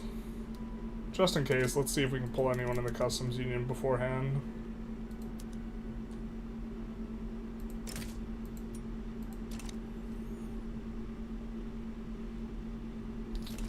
The problem is they're cautious. Alright, well.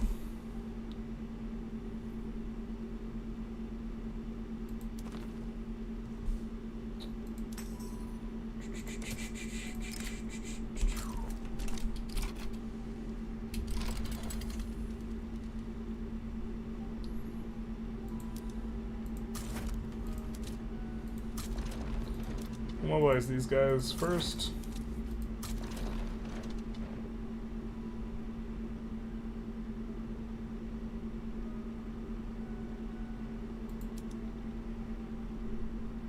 This is South Africa HQ with just... Yeah, we're gonna disband this. Line infantry, where are you from? Mexico. I think we're gonna merge with South America. I know that Mexico is not South America, okay, but I'm just gonna merge there. 8th Prussian Army, these are just Lancers. North German. I think we're gonna swap you to looking like a landing squad.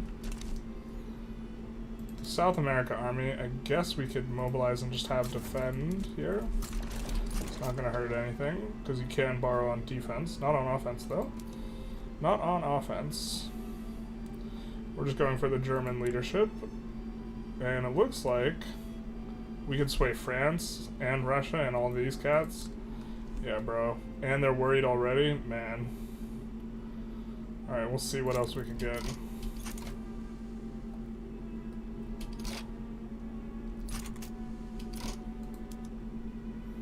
Obligation. They want transfer state. Not happening. France, what do you want? Transfer state or transfer subjects? What do you even want from state-wise? Oh, Rhineland, transfer subjects, any of them.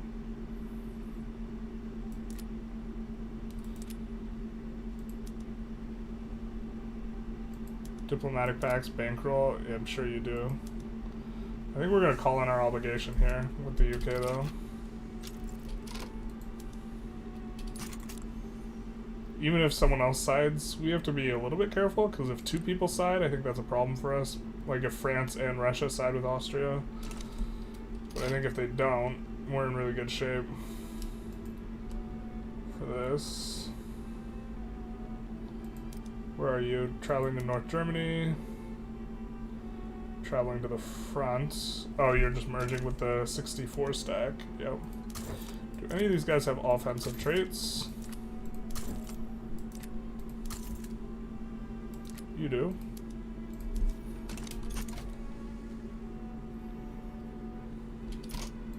Let's make sure that we actually have our mobilization options on, like extra supplies and the supplements. We love ourselves some supplements.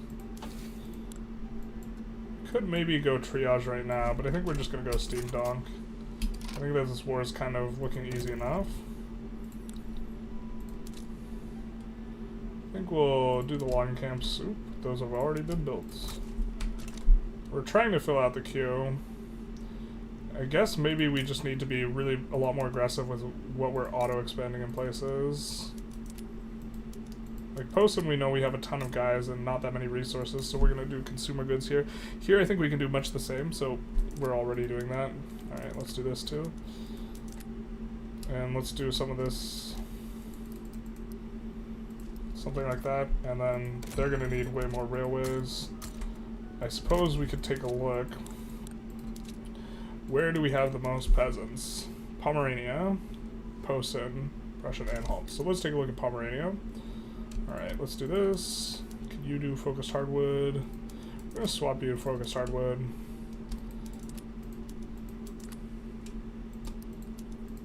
Do something like that.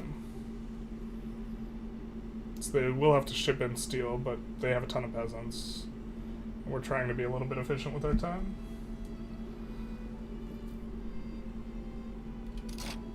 They might leave the customs union if your infamy piles up, yeah. I think we need to put in... I think they might back down even, so... We'll save some of these maneuvers though.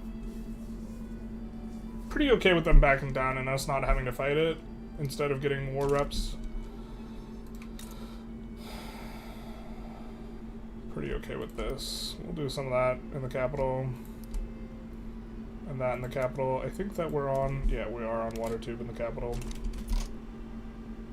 Obligation owed to us by Bremen is expiring. We just absolve it.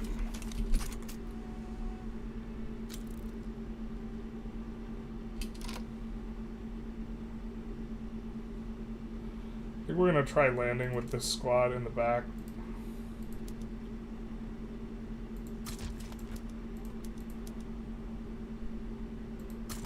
Mountain combat expert's actually going to be nice. Maybe we have this guy on defend, adamant defense. Just a slightly more conservative build. We do want Austria as the primary thing. And this 30 stack, which is just transporting troops, hasn't arrived yet, so... But maybe we actually want to... Maybe...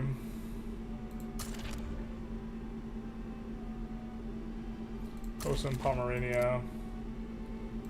And then I think... Anhalt had a bunch. And then... Oh, that wasn't Anhalt.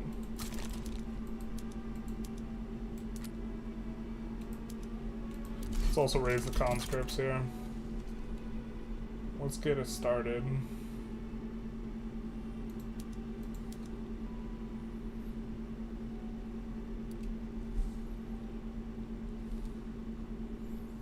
So the 30 stacks arrived.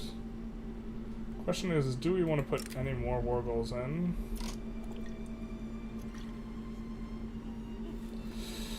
I really don't want to get minus 30. So I guess we'll just take that hit. That kind of sucks. I don't think we want to liberate anything because we're planning on getting Mega Germ. I guess we could go for Krakow war reps, but which makes it more likely that they back down, but that's kind of, it feels very silly. We lose our obligation either way, but...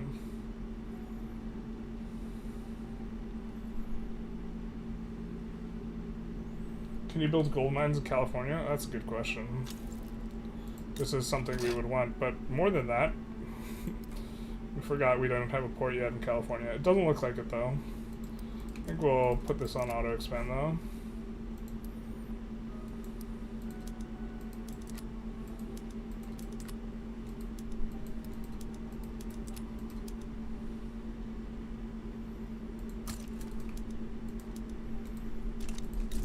And this one's also really nice because it does give us access to, like, long-term having a diplo interest in the area.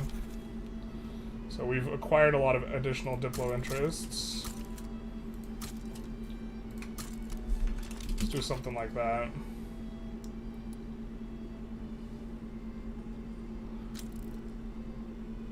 Ooh, it's a crazy complicated mod. Yeah.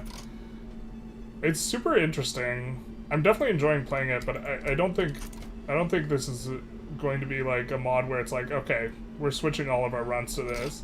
Like the mod that looks like that could potentially be that would be Victoria Tweaks mod, but there's some changes in it I don't like. On top of, I think overall people prefer the vanilla content. Like as being the status quo or whatever.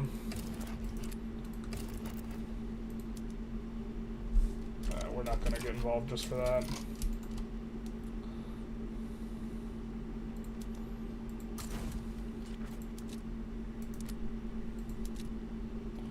So where are we supposed to land? Maybe Istria has the best chance of getting to the capital.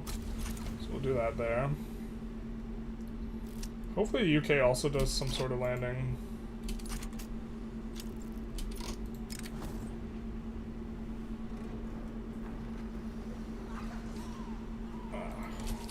Food industries suck anyways.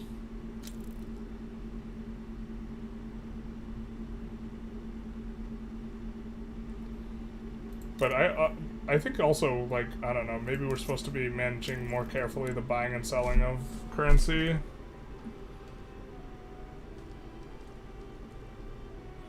We're transferring stuff to and away the reserves.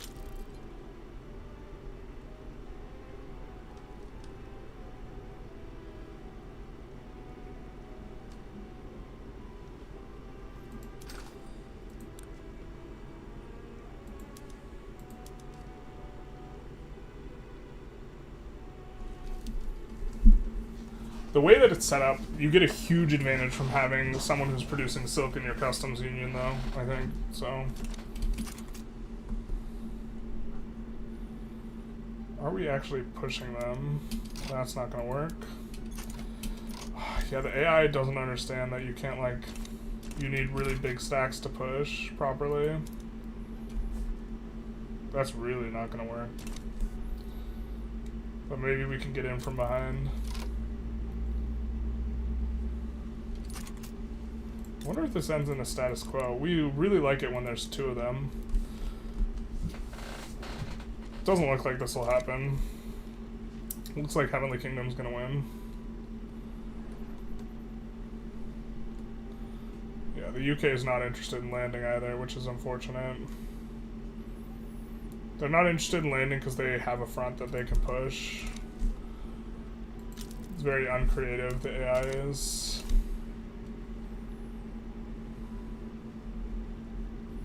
Forgot we're not even on max taxes. We could increase taxes. I think we were keeping a buffer with the idea that we're not 100% sure about a lot of things. Alright, so it looks like, I mean, we have a bunch coming in Pomerania. So I think we're fine.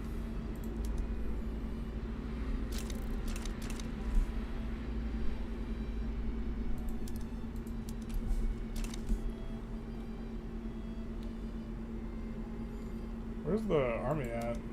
Oh, the army's there. Where's the navy at?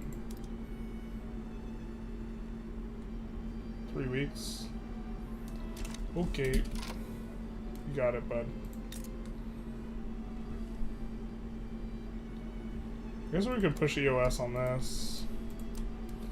A little bit. Play whack-a-mole with the infra. I think something weird's going on in Lima, so let's check.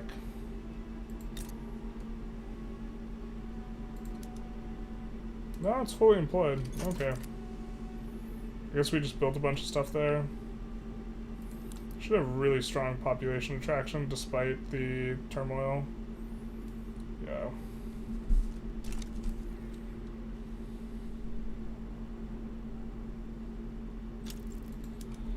Well, it looks like the UK is actually getting some pushes through. Looks like this guy is going to brick... Saxony's going to really brick our fronts. Oh, this is probably bad. Like, we're gonna get really front bricked repeatedly by our allies trying to push. If only we could just, like, not have included any of these German miners in here. Yeah, because, like, this is gonna happen. Hesse is gonna try and push. This is so miserable with the lack of troop borrowing on offense. Hopefully the landing does something substantive, but we're gonna get a push in onto Austria, the capital, right? And then what's gonna happen is... Oh, I guess we're gonna need some more of the other stuff, but... Get colonial exploitation in this bizzle, and let's reform the government to be more legitimate, something like this. And then what's going to happen is we're going to try and push through here, and then yeah. Alright, let's push EOS some of these places.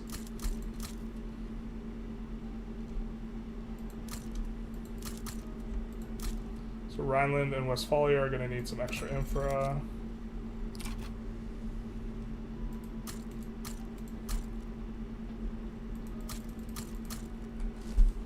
Something like that. We'll keep our queue going for a while. But okay, so we have progress here in Austria.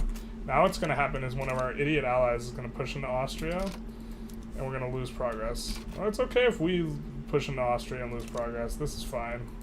We accept the fates. We accept the terms and conditions of this. But also, we're wood chipping their troops down, so their troops are dying. So, I mean, eventually. I guess we maybe want... Well, it's all going to be the same node. I think this is a different strategic region down here.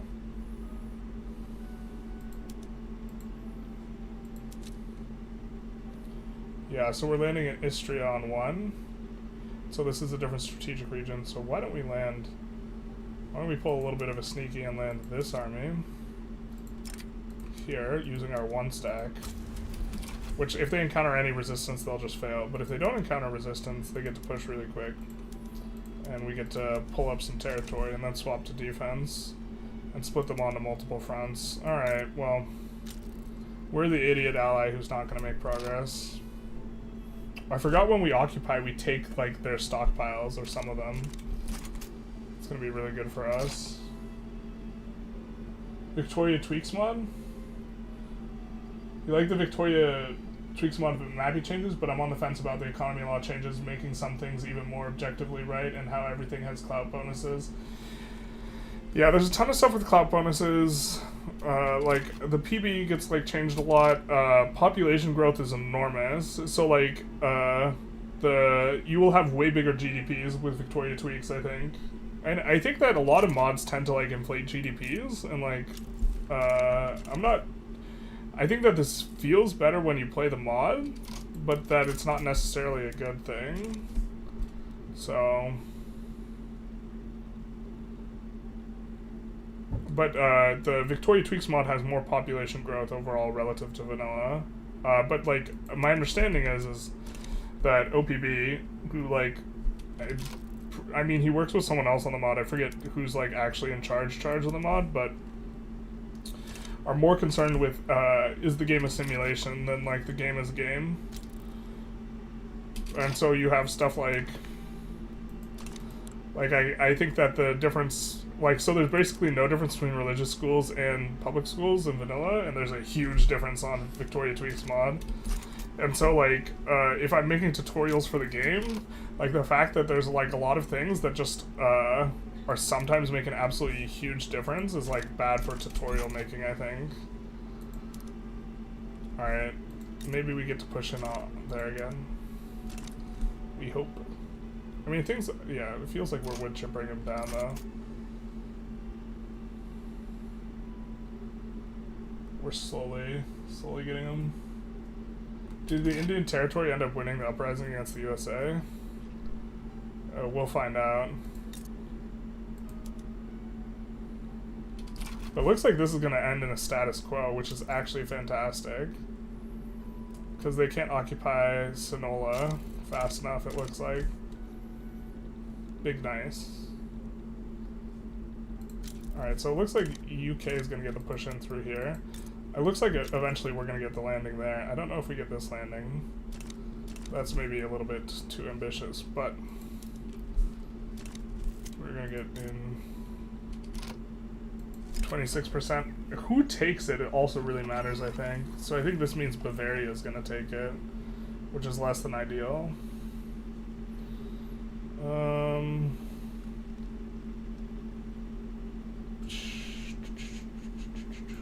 Since we're just on the introduction, we're just going to choose the success chance there. Alright, here we got... Yeah, you can't borrow on offense, so we have this little British 9 stack deciding it's going to push in, and it's going to push into all this. So this is why you also want to just make this mega stack. To be fair, we can set another one of these guys to push. Oh, we have a trade unionist? What the hell? This will also set him to advance. Well, I guess we're going to annex Bavaria anyways when we... Yeah.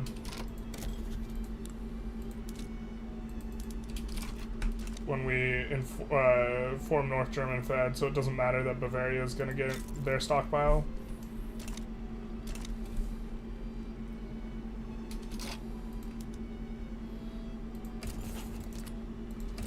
Raiding stockpiles also seems incredibly unbalanced in the game. Like, occupying someone's capital is really, really strong. Alright, we see some of our allies going to be kind of capitulating out. We really need... Wait, what the hell? Oh, that just looks so ugly like that, but okay. Bavaria's got some, we've got some. Alright, they can't be a force below 0, neither can we. But I think that they have increasingly fewer troops defending. Holstein. Schleswig's the one that's not in the customs union yet. Not Holstein.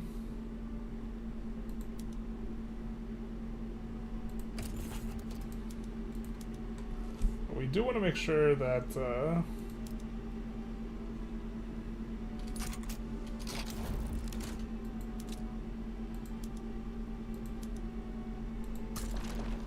this guy wins against that. With a lot of these small guys seeing their way out of the war, this is really good for us, though, because we're just pushing with our mega stag. If you don't read tooltips and you're playing with Victoria 3, you are a psychopath. Do you know who's saying that? Wait, what? That's kind of what I think as well. Just saw we snagged Cali. Yeah, Cali's so good. We actually have a lot of peasants here, so we're gonna do some of those. Although I think we have some infra problems. We'll do a little bit like that. Trying to keep this queue going when there's no automated construction is also a little bit rough. Alright, please be a good battle for us. It is. And here we have a guy in. So, a little bit of micro time here. I know we have them not all on rapid advance. We're going to put them all on rapid advance and hope that they can beeline the capital a little bit. Alright, there's a 1 stack we have to fight through here. Schleswig wants to join the customs union. Perfect. They finally changed attitude towards us. And now they're kind of defending, but they just have 1 stack in on us, so we're going to switch 1 guy to defending. And then we're trying to land here. I don't know how that's going. It looks like we're kind of advancing. Looks like we're maybe not making progress in some areas. But alright. Getting more and more progress here, though.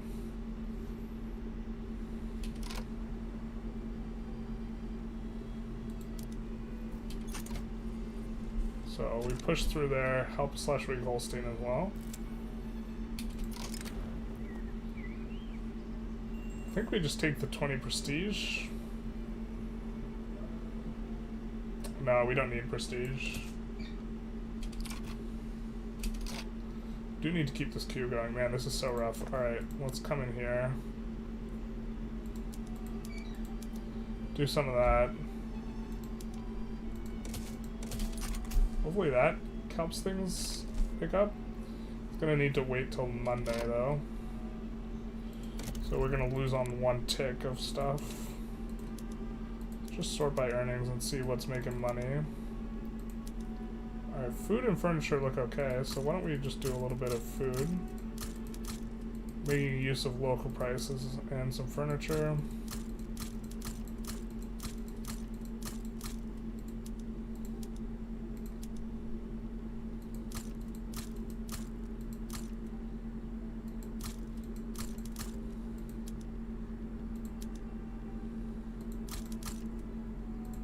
Fertilizer.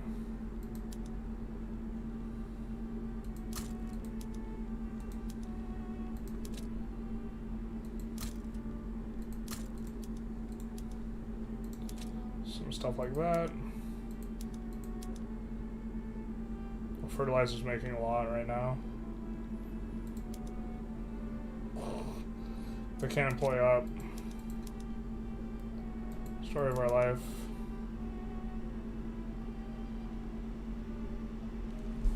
I mean, LM's the spot, but the problem is... Maybe we just... Alright.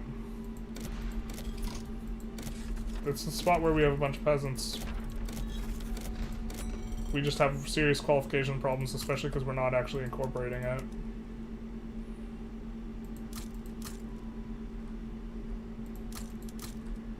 Is Lima fully... No, they're not employed up.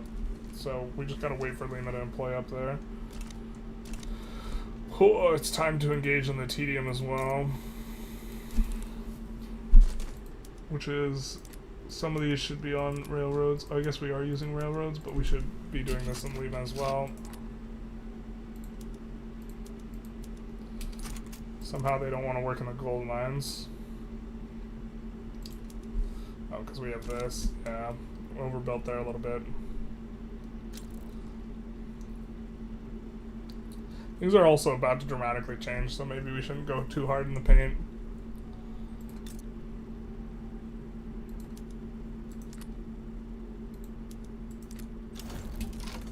Yeah, we have a ton of levels, we just don't have the guys. Pump jacks is actually going to be insane for us. Sorry, Steam Donkey. Making that swap in case we forget. Alright, everyone got unassigned. Oh, and we didn't lose progress, but we lost the front because Bavaria got enforced on. But they are below 0. And we don't give a shit about the Krakow War reparations. So let's do this. We are the leader of Germany here. There's the North German Federalists.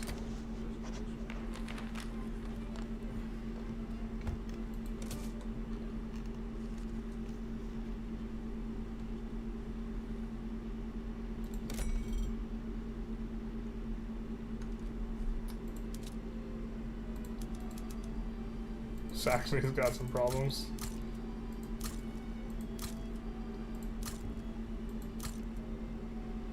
Oh, Lima needs to employ up. That's Lima's problem. Alright. And we're gonna get all that too. Nice. Alright, so we gotta go back to improving relations with Austria. We don't like them being antagonistic. We need to get an obligation from them or get them in the customs union some way. But I think we also free up a whole bunch of Diplo because we don't have a bunch of these guys. So let's... Can we customs union anyone? No. Let's improve relations with... I guess maybe USA would be useful. Argentina, I think we could actually pull in the customs union because we have a trade agreement with. But I'm not sure how valuable that even is because we don't want them to siphon off our pops.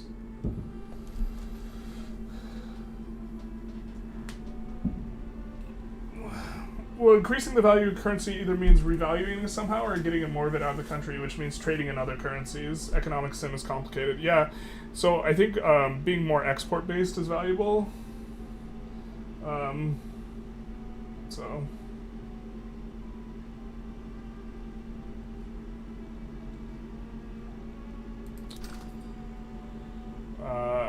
do we have anything really cheap that we could export more of? Let's see what's prices. I mean, we probably could export chairs. We could probably export luxury goods. Yeah. Let's maybe see about exporting some of this stuff. Alright, Russian tools to Russia. And we specifically don't want to export resources, which is a kind of bit of a deviation from vanilla, because we care about generating stockpiles, which I think a lot of I think I disagree with a lot of the conclusions that are made in order to do the simulation as well. This mod is another thing, like in terms of what's good, but ooh, we could really export chairs. I mean, maybe we want to do that.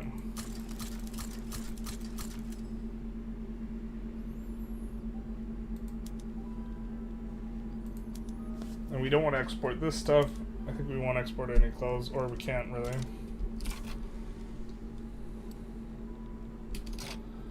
And then, do they start out incorporated? They do. But we're gonna need more bureaucracy.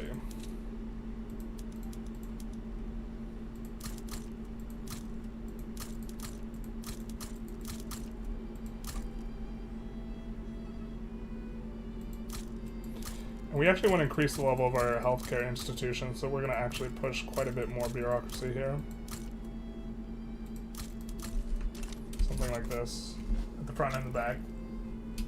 Import resources, export finished goods. Sounds very 19th century. Make colonies to get easier export and export more accurate for the time period. Great Britain exported a ton of iron and coal in the early period of industrialization, and that's actually like one of the. They were really based in exporting resources initially, because they exported the means by which other people industrialized. Although maybe this is more 18th century than 19th century.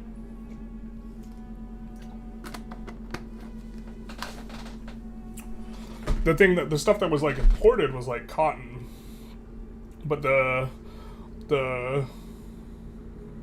like iron and coal was a big export of the UK.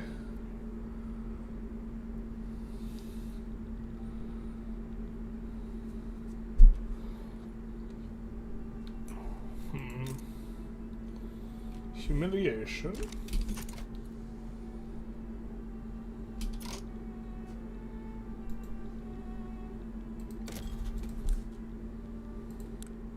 I think let's check our infamy. Alright.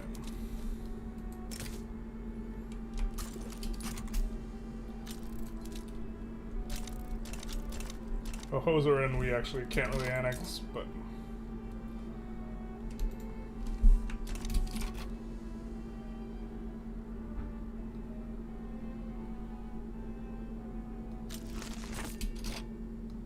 current circulation mark completed.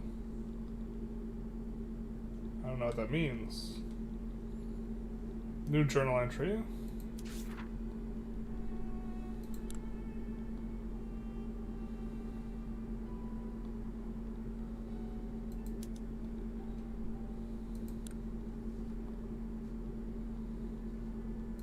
Oh, there's like war economy thing too.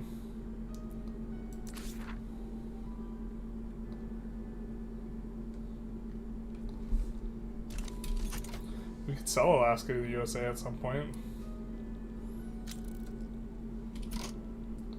And then just take it back.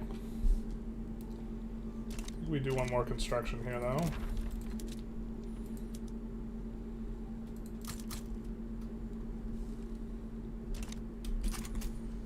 I guess we kind of also need stuff to settle as well, because a lot of these places are going to have very significant issues. I guess we also want to swap over all of our PMs. Yeah. Okay. And we know that these are all the stuff that's deviating sharply is going to be German states. We also want everything to be industrial companies. I think we want stuff to be companies. if I'm not mistaken, because it produces more of the stuff that generates minting for us.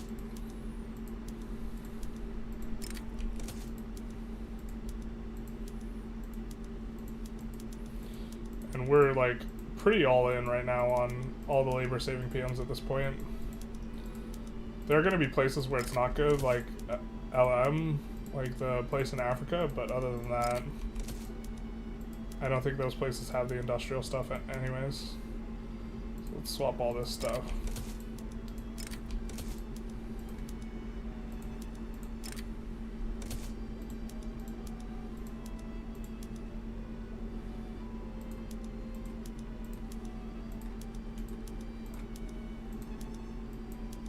Publicly traded companies.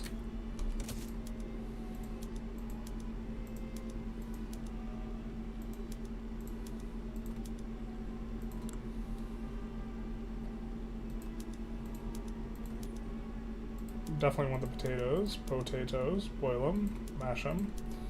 Insert them into stews.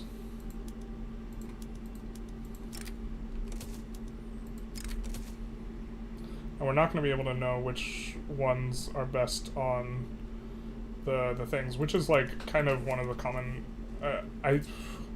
local prices I am not generally a fan of. Or sorry, not local prices, local goods. Like, I don't like that transportation is local, because it makes the micro for the trade-off for the realism of the simulation versus like the amount of tedium it adds to the game, I think it's not worth. But everyone was mad about being able to produce electricity in New York that you fed to Africa.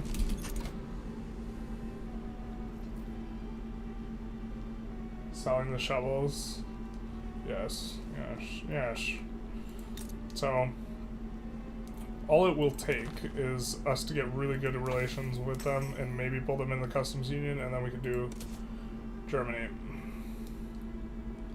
We're just trying to get Austria to support us. We just want you to support us. They're damaging relations, though. Frick. That sucks. I mean, we can bankroll them. We can bankroll them. And once we get above... Yeah, I think we're supposed to bankroll them here. It's really expensive. Once we get above plus 20, or is it plus 30? Might be plus 30 relations, we become ineligible to be rivals. So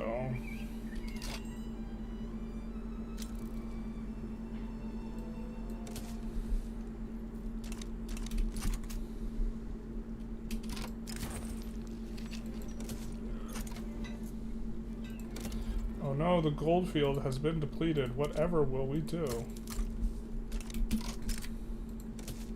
Nice. Russia's not antagonistic towards us anymore.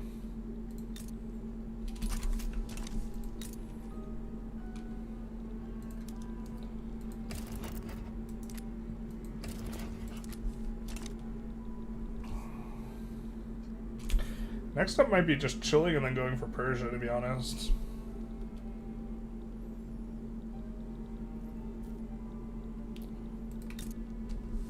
We do have an autonomy reduction coming up on them, but other than that...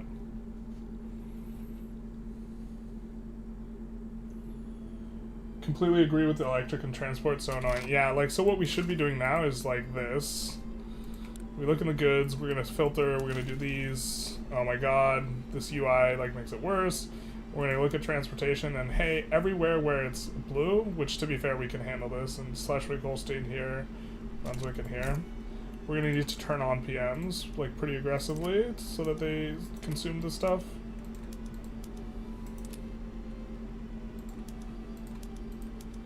And then I think Brunswick.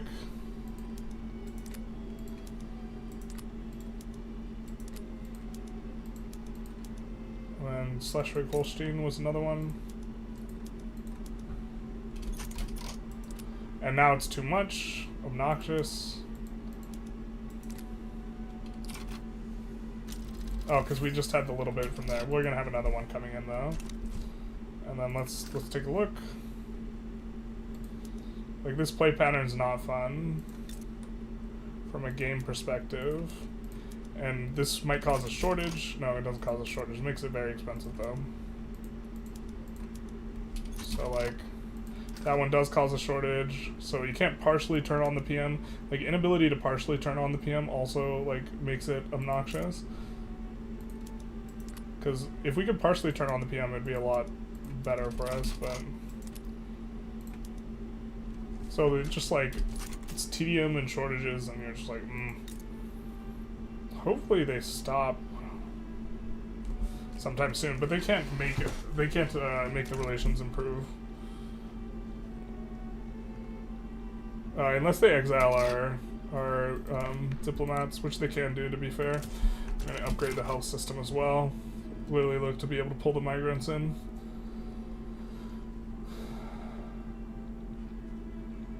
If, I don't mind that they're local, I mind that you have to tell them to do it. Yeah, this would be another thing. If they just auto-handled the PM, it'd be fine. If you could make a specific good have less mappy, it would be good. No way to mod that, though. Yeah, that would also be perfect. This is something I proposed. Day one of the 1.5 beta, I was like, look, this sucks and is, like, really tedious. And, like, from a play perspective is bad. And I proposed a whole bunch of things. One of the propositions was making it so that there is less mappy for the goods, so that they're, like, they only have, like, 30% mappy, or something like this. That way, you could turn on this stuff, but it'd be really, really inefficient, but, like, you wouldn't cause shortages by swapping around. This was one of my proposals. To be fair, I mean, Paradox is also very responsive to feedback, generally speaking. So that's going to be nice when we get a little bit of extra frontage there. Wow, we have 94 success chance and we haven't gone to consideration or anything just yet. Was this... I thought we were at ascent, whatever, though, I guess. I must be crazy. Is there a reason we have not taken Zulu? Yeah, we took LM instead, because this is going to give us more colonization routes over Zulu.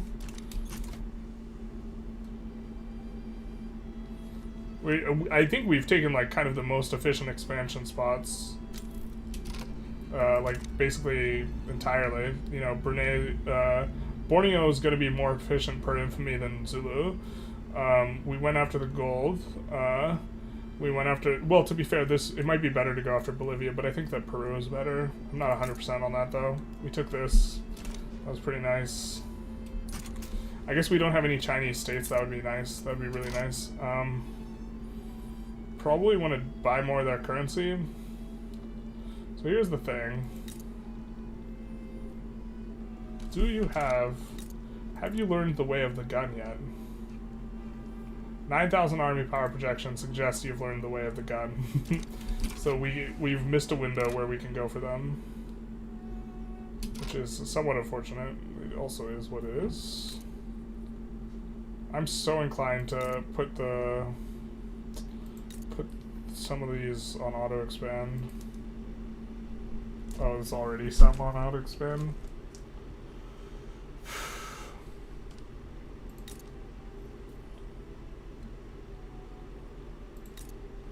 I mean, Saxony is also a really strong state that we acquired here. I think we didn't turn on auto expand, so let's turn on auto expand on all the mines, fisheries, and wood.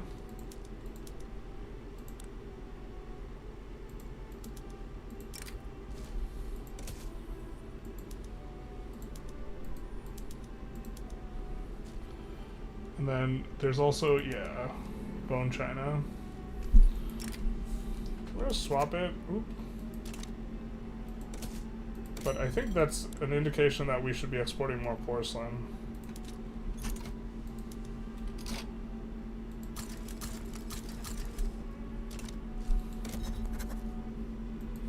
Let's see if we can get trade agreements.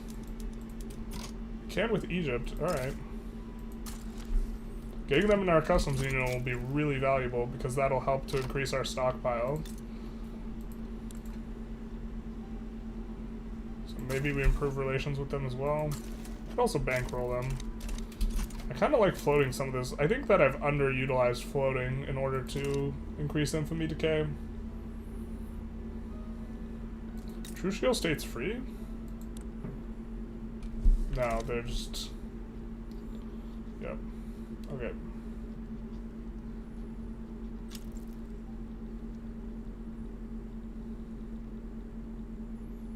Just slowly gaining relation with these guys. I mean, if they stop damaging, that'd also be fantastic for us. We have to increase stuff. What will we do?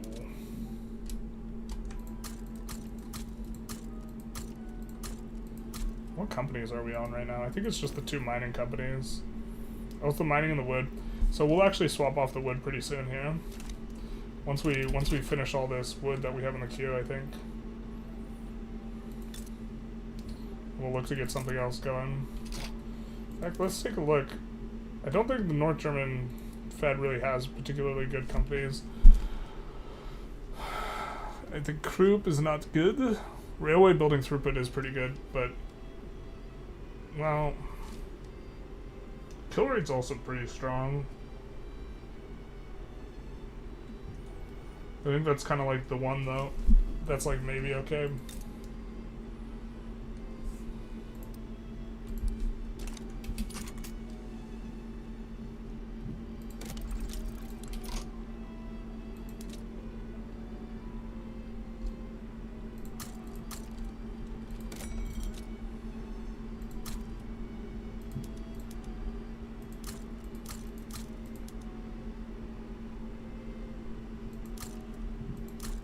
I think California might not have qualifications to hire that stuff. Let's do that as well. Forgot we didn't swap over some of the development stuff, so...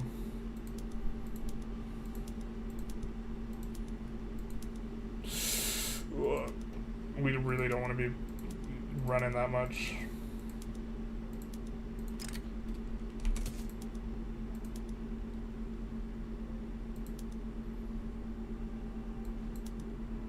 We have multiple financial centers now.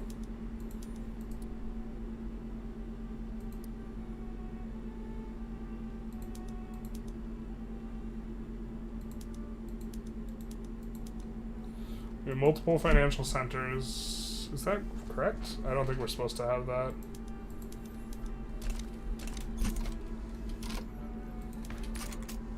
I guess we're about to add another institution, so it's probably fine that we have all this bureaucracy.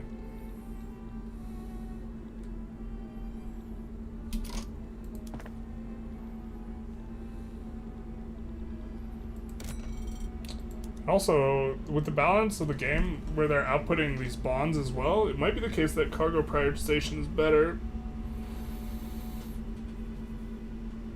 Which is not normally.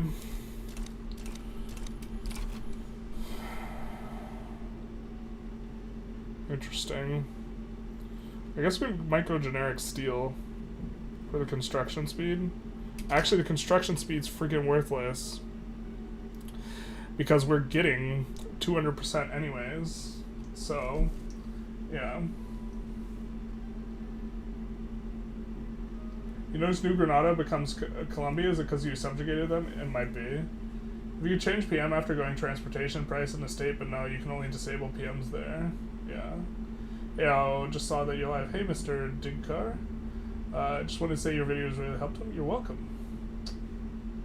Pure tiny achievement. Very nice. Gold from the mines, gold fields get deposited in the central bank in this mod, making your currency stronger. Oh, is that the case? That could that could be part of the explanation why we've been able to maintain this for so many months. Hey Alfred, how's it going? I wonder how the mod creator recalculated GDP. I don't know. It's really, well, the fact that you're getting this makes it super easy to grow GDP. So, investment pool contribution efficiency is a free money modifier. So, like 20% investment pool contribution efficiency is a really strong modifier, and we're getting 250%. Are we going for Super Germany? Yeah, that's why we're bankrolling Austria. It's a little buggy about the financial center. You inherit that from some German miner when forthing North German Fed. It should despawn in the year. Okay. You immediately witnessed the construction efficiency buff, 200%. Yeah. Glorious is one way to word it, yeah. One way to look at it. I mean, it's allowing us to, like, we effectively actually have 1,500 construction, which is going to make, without a private queue, it's actually going to make things really tedious over the course of time. But, yeah, let's just disband this company. I think we're done with it. But, oh my god, we're getting a ton of minting, right? We get a ton from the central bank.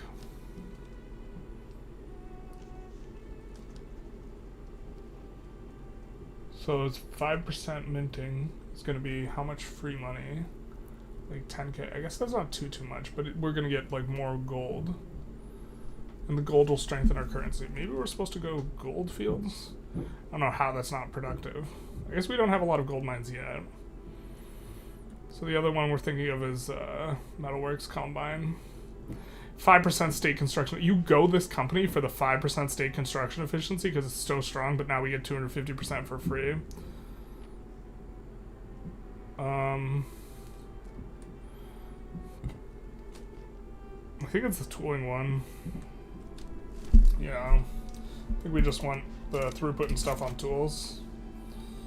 So...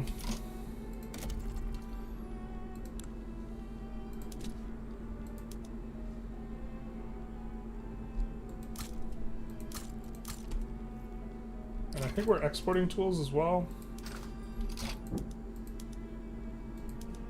And now I think we're going to start importing this stuff. We're just going to sort by level.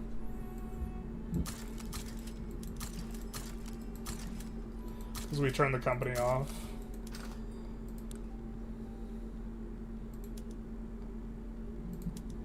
We're going to sort by good. We're going to stop. Or I guess we're all importing wood. Okay.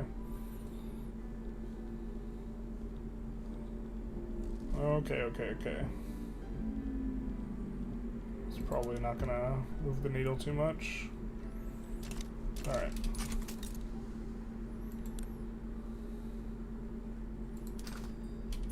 I guess if we do a lot of trade with them, they're more likely to change their attitude from antagonistic.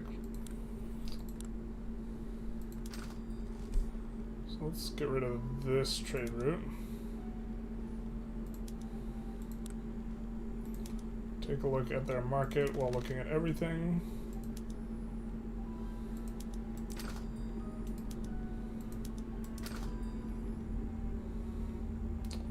Probably can't export wood to them, but we can export this. Although generally speaking, we don't want to actually be exporting that because it hurts our stockpile. What the frick? Why do they have so cheap? I guess they're... Alright, we're gonna import that from them. I think they're releasing it from their stockpile or something. So we'll pick it up on the cheap, on the real. I think that's a huge mistake on their part. From the AI, if that's what they're doing, if they're releasing it. Because that's going to allow us to stockpile the resource, or it's going to help.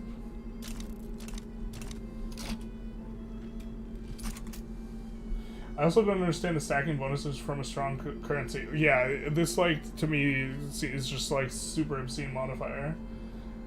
Or, like, I think I'd be fine with it if it was capped. 200% constructions bonus. Yeah, the UK has... The UK is way bigger than this because they are stockpiling... They've stockpiled a ton of stuff because of the EIC. So the... Where can we come into the... Yeah, so if we look, theirs is at 26 because a big part of it, and I forget how the actual calculation works, is having a really large stockpile, and you only stockpile these resources, and you stockpile them when they're cheaper than market. And so the British have disgustingly cheap silk and dyes, and so this pulls down the price of all this stuff, and also disgustingly cheap grain. And so this allows them to get a really large stockpile, and with that stockpile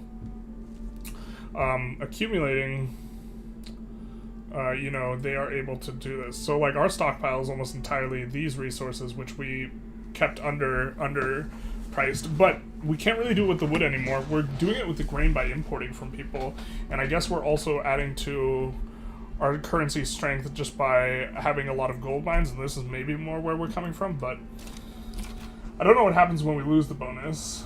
If it's catastrophic, that would be interesting. It seems like you just add 1% every month. Yeah.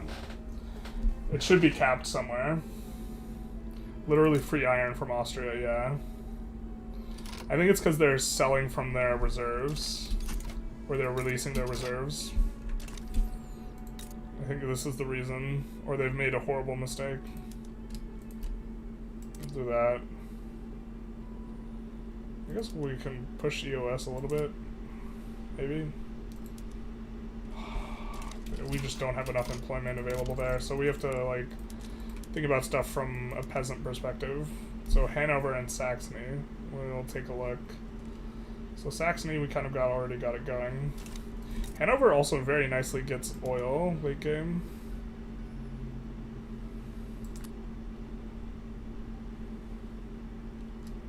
Hanover. Guess we maybe do this in Saxony. Saxony is a really good state.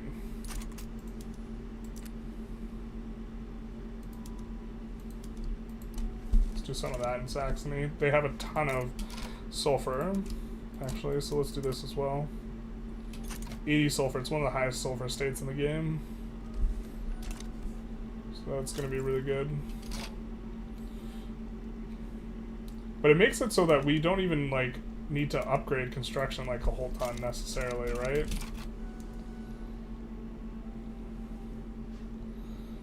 Because this is clearing way faster than a 500 construction queue normally clears.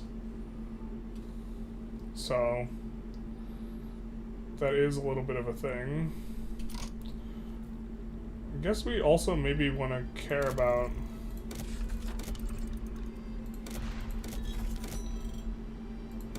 oh my god, I like sometimes just blank on where stuff is. Yeah, so I think that we're gonna size down some of these unis here. And we're gonna size up in the cap. I think we'll just push the 51. Okay, and also we're kind of prepared to slingshot on the steam donkey, but not yet the dynamite. So I guess we gotta let the dynamite take a little while longer. We don't want to forget and accidentally over-research it, so...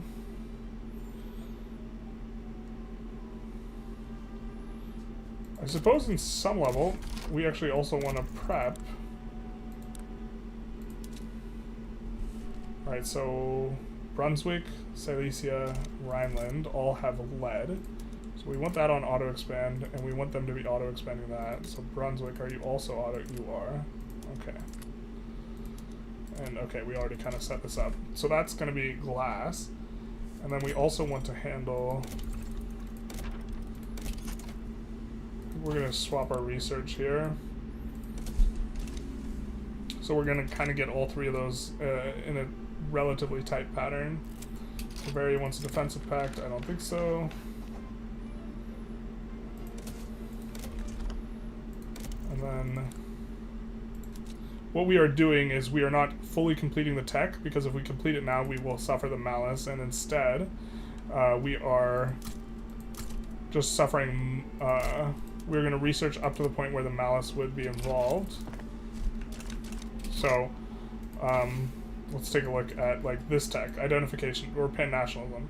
The cost of this tech is 25k, but 12.5k of it is the base cost. So we're researching up to the max base cost, and then there's this penalty from research in earlier eras. This only apply, like, as soon as psychology is finished, or psychiatry is finished, for example, it won't be 25k anymore. It's going to come down because the other things gotten researched. So what we're doing is we're getting 12.5k research in a bunch of these tier 3 techs, and then we're just going to let the other ones, like psychiatry, natural spread to us. And in doing so, we are effectively getting to control our natural spread. I was kind of hoping for the thing, but okay. I guess we'll go up one level. Actually, let's do something like this. Yeah, that seems fine. We have a lot of administration. National supremacy, I think we do want to come off of that. No home affairs. Appointed bureaucrats, I think we would like elected bureaucrats. And I think we have a temporary guy. The armed forces temporarily is going to be supporting that. But we could start with like total separation now that we've gotten what we want from the church. Their bonus is not terrible though, to be honest. Company throughput's kind of nice. But long term, it's not going to be very good for us to be on that. Just go parliamentary. It's going to radicalize Otto, Mr. Otto von Bismarck. But he's not too powerful. The thing is, we got that guy to moderate. Maybe we can do something a little bit better than that. Conservative Party is doing really good in the election, so maybe they're actually just going to get a bunch of the stuff. We can pretty comfortably go wealth voting. I think we go census suffrage. Oh, this radicalizes the Junkers as well, but it's just making the Junkers mad. Let's go census suffrage.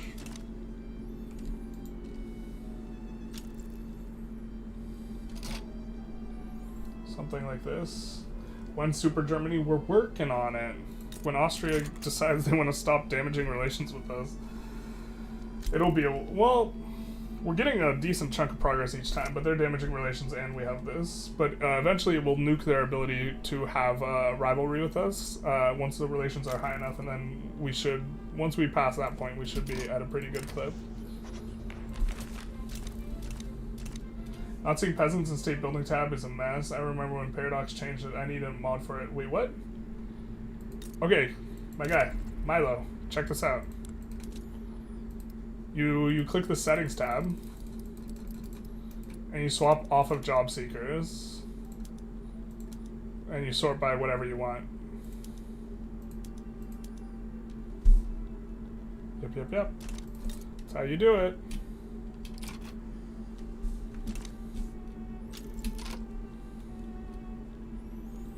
And they keep having to buy a bunch of our marks because the trade deficit they have with us. Go Sweden for Ivy League company and for fun. Shouldn't be high infamy. 23 and me. But I kind of hate that company. I think that company shouldn't be a thing. I think that company is insane. It gives, for those of you who don't know, there's a company that is in Sviland. I forget the name of the company, the Ericsson company, and it gives the equivalent of 10 levels of the private schools institution, which is obscene. It's just like very, very silly nonsense. Although if we do a Sweden run, we would.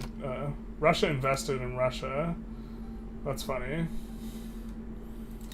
You guys can't see that because my camera's in the way, but trust me, it says Russia invested in Russia. We can improve relations with them. I mean, long term, we would want good relations. The thing is, we got to remove their claim on California, because the USA and Mexico has claims on it.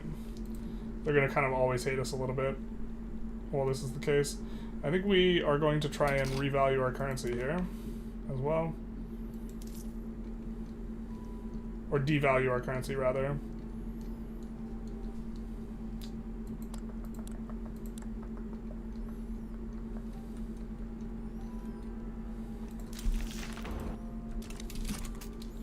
Just change up the monetary policy a little bit, which is supposed to allow us to do a little bit more trade. But, like, overall, like, so the thing is when a game adds complexity, if it doesn't add dynamic play patterns, then it's not necessarily good. Although I feel like I don't understand this mod well enough to like really know if this is the case.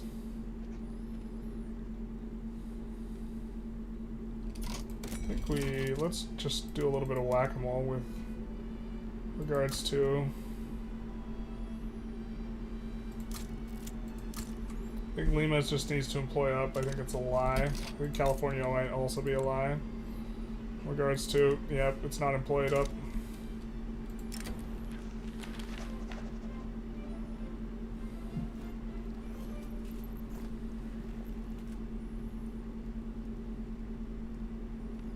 General von Roon.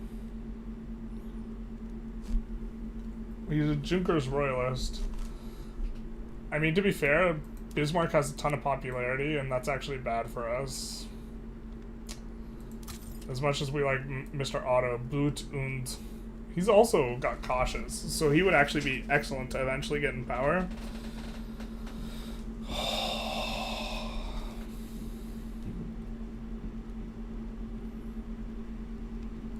But I think nuking his popularity is the correct way to play here.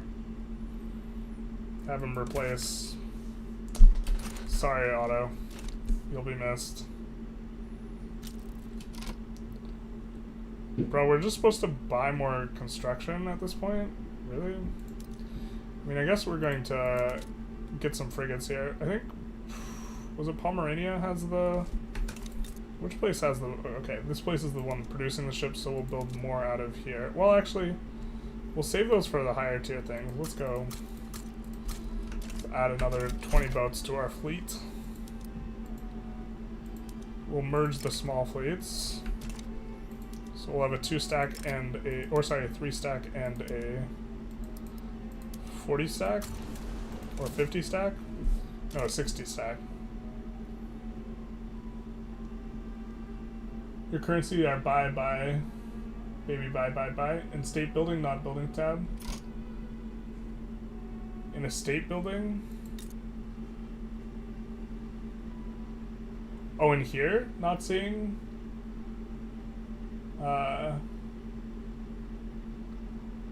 Not seeing... You see job seekers, but yeah, you don't see peasants. You see job seekers and qualifications. Having deflation can be both good and bad. Yeah, I mean, it affects your ability to trade, but, like, it seems like you just use whatever...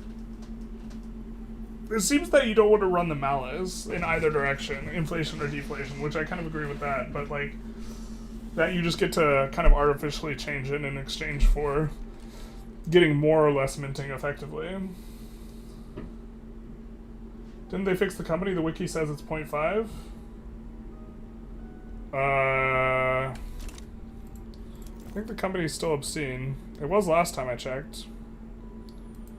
We can take a look, though. We can take a look at the company. This is the Ericsson company that you get out of Finland.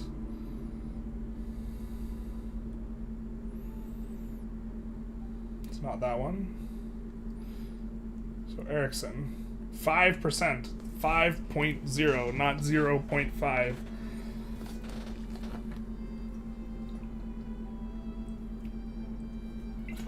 I suppose this tooltip could be wrong. Maybe.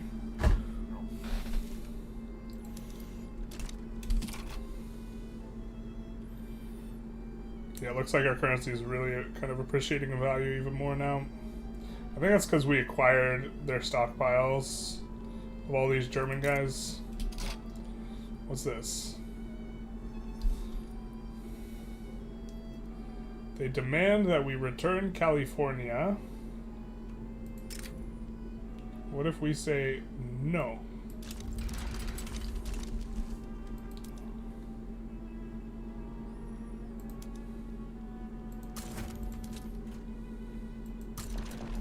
So one problem here for us defending is going to be convoys.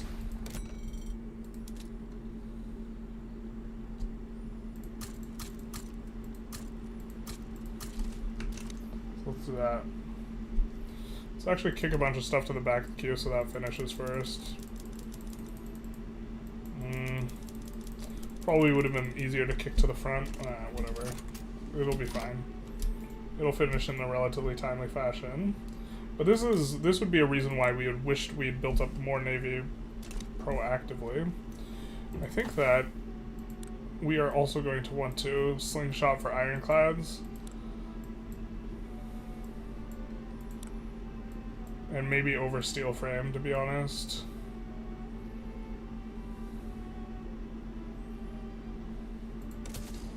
Just maybe we're just like over like thinking this entire like operation in regards to that stuff.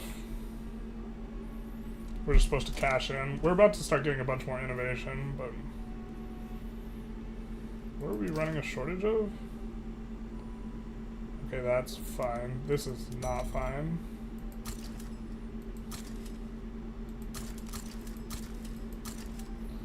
It's really important that we don't... Silken dyes we don't, like, run out of. Or we really want to depress the price of silken dyes, like, really low because of the stockpile consideration.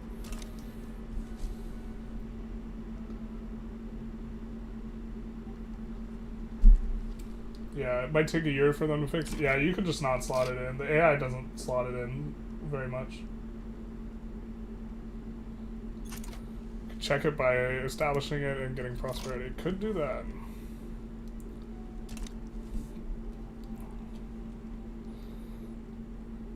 Oh, it looks like they did win their thing. I mean, we're probably going to try and lib something. Maybe we could even sway in Mexico in exchange for wanting a war goal. It's pretty nice that we actually have Colombia right here because we can actually pass through them instead of having to go around. Which is another reason why taking them was good. Congo. Considering we're about to get tied up in a kind of long play, we assume. Timing on it is kind of rough. Maybe we just take something that actually cost infamy from the USA? Surely not a state. I mean, what else could we do to accrue some infamy?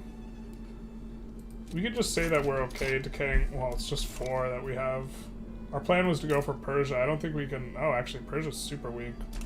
We're actually just going to take a save, and if no one sides against us with Persia, we'll just fight both wars simultaneously. Oh, but Persia's going to send us too high. We won't be able to get people to side with us if we go for Persia. Son of a bizzle, dude. I mean, Tripolitania is always good. Oh, they're still in the Ottoman market. Huh. Suppose we could protectorate Bolivia. Don't hate this.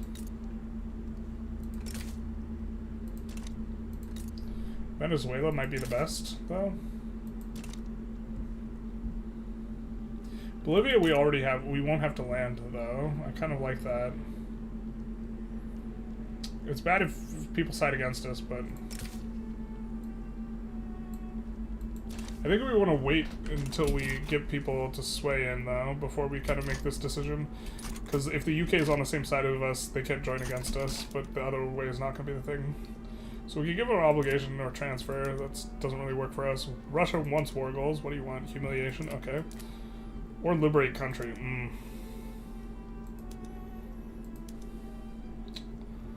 Super okay with Lib New England in exchange for getting Russia on our side in this play. It's also going to make the war goal primary. France wants transfer states. We're going to say no to that. Netherlands wants transfer states. What war goals? Ban slavery? I think we're okay with that. Mexico wants California almost certainly.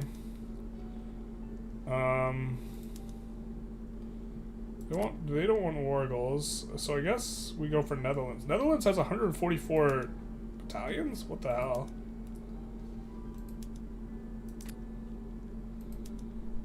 Deseret. I suppose Lib... Well, the problem with Lib is that it's 30 maneuvers. This is only 20, so like we actually probably want to count out how many maneuvers we want here.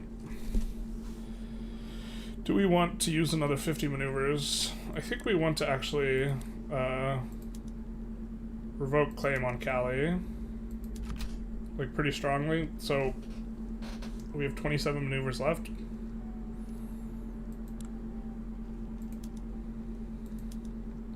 We're not transferring the Rhineland under like any circumstance. So the question is do we want to try and get the UK in with an obligation or something? We're not going to bankroll them. We're not going to transfer a subject. We could owe them an obligation. What could they? How could they abuse us with an obligation? I don't really think they can.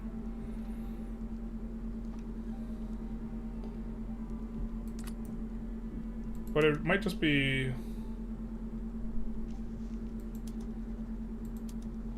easier to do this, and then war reps is the last one. We'll have 7 more maneuvers.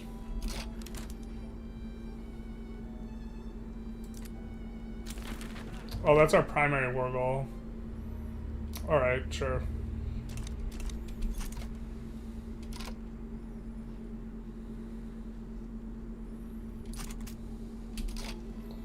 Okay, so now that we have that sorted out,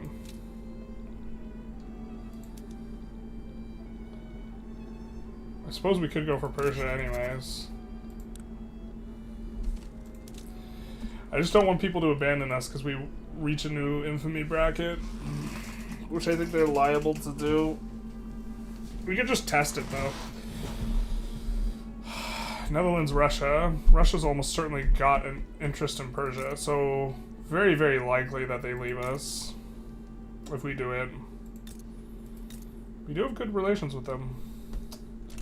I don't know, let's just test it out. If we were playing like Iron Man or something, we wouldn't do this, but...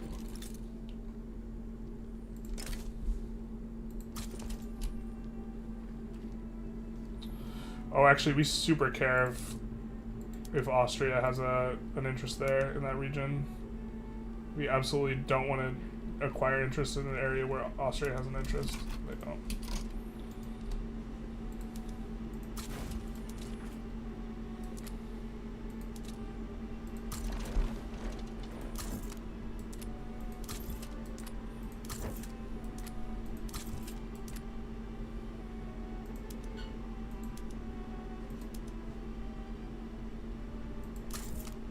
Wait, what the hell? Why is this army so big? Oh, this is just all skirmish.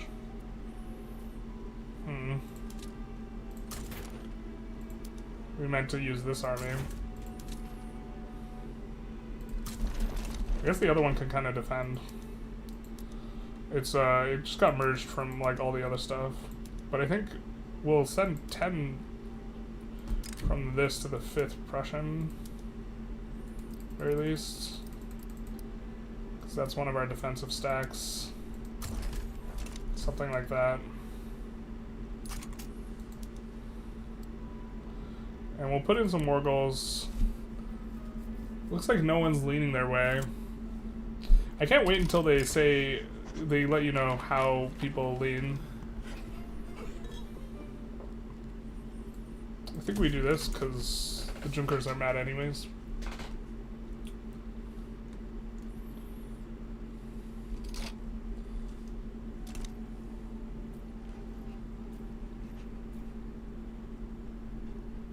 Did you start colonizing, by the way? Oh my god. Thank you. I did not.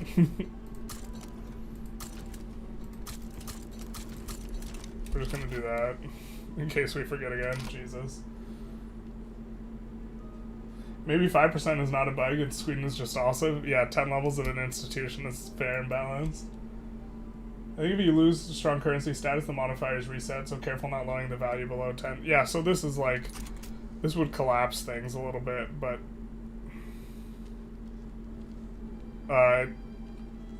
because we would no longer be getting the investment pool, but it seems like, I don't know, it's not too big a deal to get that. I mean, I guess we could maybe just use these guys, or use these guys rather, offensively. Over here, we do have to be a little bit cognizant of port costs, or the cost of convoys. Why don't we actually just blast these in LM as well?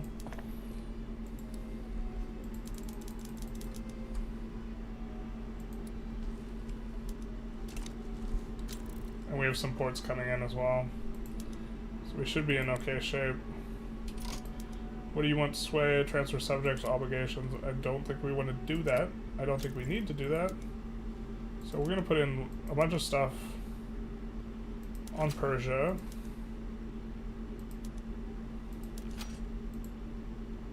So that they are likely to back down.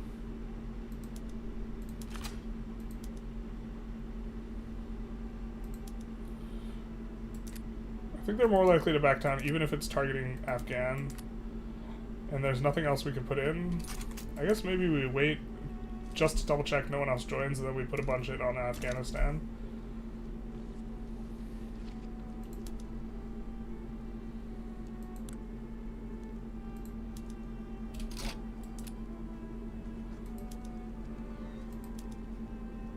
We can still transfer a subject. A Hoserain would be the funniest one to do. We could also return the United Tribes in exchange for help.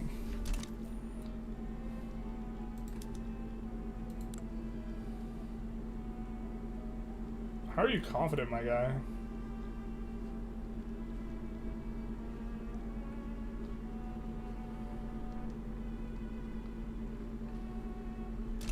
Whatever.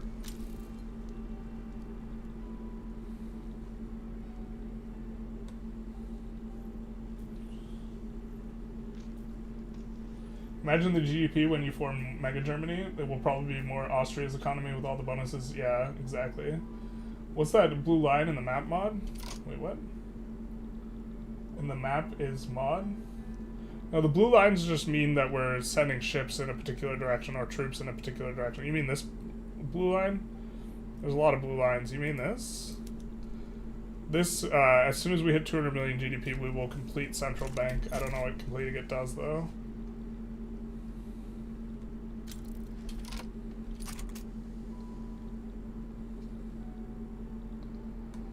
I don't know exactly what their plan is. We're also going to mobilize this 20 stack and just have these guys on defense. These guys are just defending the homeland from landings. That's the idea here.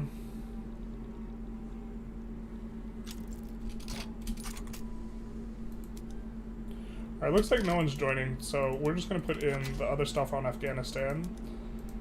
The idea being that we don't really care, but it makes them more likely to back down.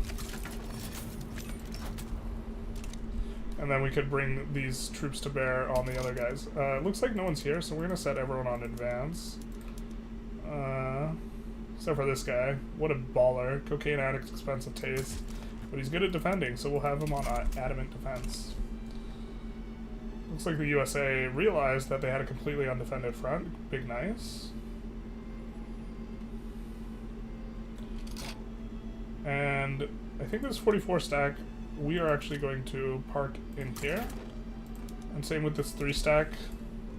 It's already parked. With the understanding that that 44 stack's not going to cut it against the USA. And we'll see where exactly they're deploying their navy to. It looks like they're going to have these guys just raiding. Not the best province to raid. As soon as they make contact with us here, we'll probably switch how many pushers we have. Although... 3 pushers, 1 defender seems fine if they're really not going to put a lot in. We definitely want the guy on the far left to be advancing though, in some sort of way. Yeah, this is not enough guys to like stop us. And they recruit up slowly. They have this American army just here doing nothing. Question is anyone else going to help out with this? I don't know the answer. It looks like this one might go to war. They are somewhat likely to back down at 95%, I think. Looks like we will need more bureaucracy, but I'm pretty sure it's super worth paying for the institutions, so we'll just put this at the back of the queue. No, the map, the one for troops, there's another one that I'm seeing. A line on the map, a blue line on the map, a blue line on the map? You're talking about the trade nodes being visible?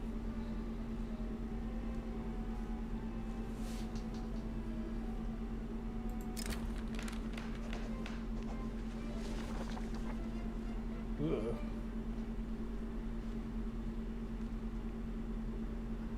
Ugh. Well, I think we'd rather do this and then hope that this fails and then reset whether or not we're going to get a setback. Alright. Alright. Put a couple guys on defend. We'll just push one at a time. So I guess we're going to need to enforce on Persia first here. Kind of a little bit annoyed that Russia doesn't seem to... Russia and Netherlands really don't seem to be involving too many troops. I don't see any troops on the front. They just don't believe in helping out. That's actually kind of obnoxious considering we have Well, do we have war goals?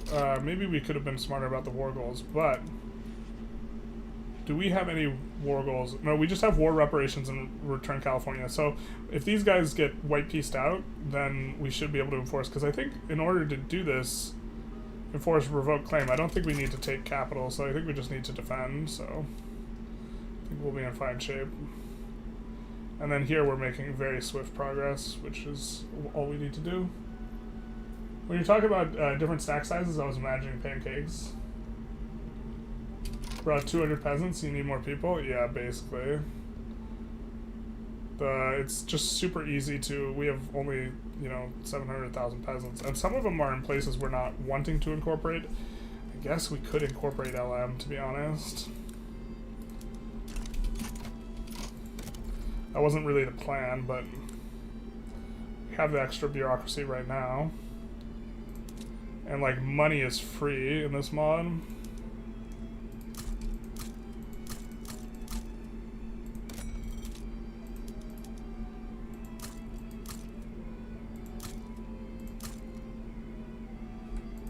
Oh, no, you don't need more levels. I think California doesn't either. You got qualifications problems. You have the different problem.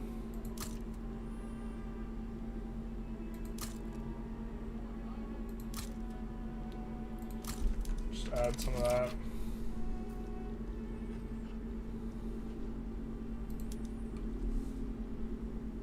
But yeah, we should just be able to brutalize them on defense. Looks like if they're gonna park an 89 stack here, we're not navally landing them anyways here. So this is just gonna be a grind fest, but that's okay because we have a ton of infamy from Persia, from what we're doing with Persia, and so really not gonna be too big a deal. I suppose we could have done a landing with Persia instead of had to establish multiple fronts. It's probably a little bit better, to be honest, than what we're doing here. I guess if we're winning these battles with our landing squad, then it's fine. Also, give these guys the Lancers.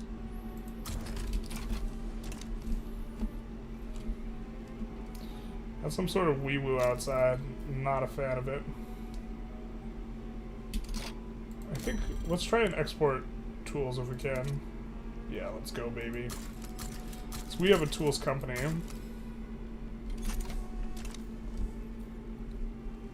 The mod really rewards trading, being in a trade surplus with countries, which I don't think, as a simulation, I necessarily am on board with.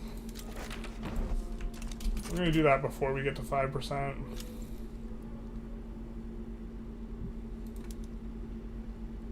Yeah, dug in. Good luck, brother. Now, the ones we don't have, liberate New England and liberate Deseret. So the other two we can enforce are personal war goals. And while we would like New England to be liberated, I don't think we're super into trying to live it through the USA's Navy / all the people they've decided to have defend. Actually, where is this guy actually? He's stationed in Dixie. These guys are in New York, Oregon front. So obnoxious. So they're over here, but they're visually not. Where are these guys? These guys are stationed in New England. This army, I know it looks like it's in the middle of the country, but they're in New England.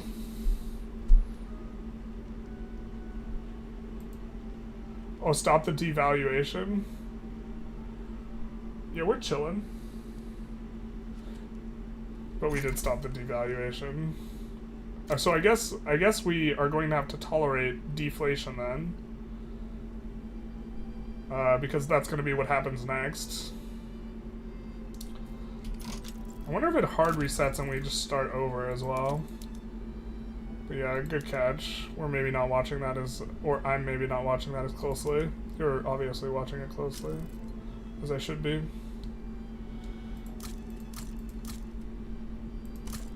Let's do some of that action. And halt North Rhine, Brandenburg, Ruhr. And halt North Rhine, Brandenburg, Ruhr. The Rhineland states are also just going to be insane because they do have a mappy bonus.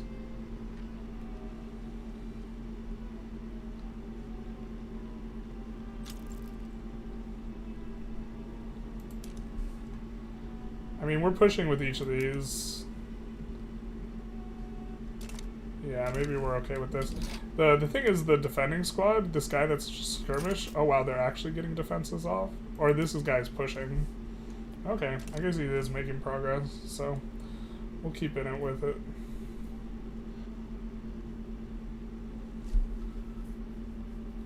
Looks like USA is recovering ground here, though. We don't like that.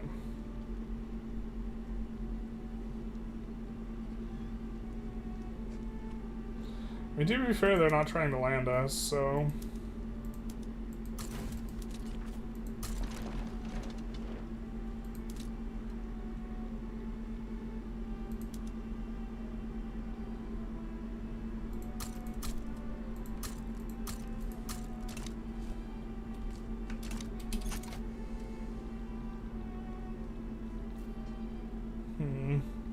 It will be really easy to re-land that area. Is Austria still damaging relations with us? They are. Pain. It's so expensive. Hopefully we get an obligation with them soon.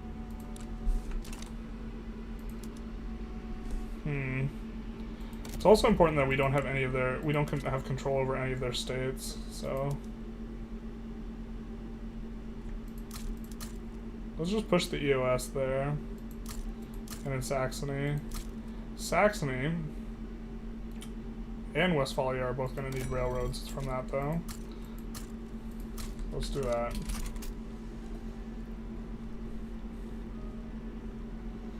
Yeah, Russia's just going to wipe peace out of this war, I think. And not help out at all. Them being on our side made it so they couldn't side against us on the Persian one, though. So, okay, we could give plus enactment chance on the chance. Yeah, let's just do that. Actually, we're just making such little progress. We're going to have to take another 2% tick, and it's not like we've progressed past introduction. I think we're just going to cancel it and maybe go for wealth voting instead, because the Industrialists will help us get that in. To be fair, the Junkers are kind of weak.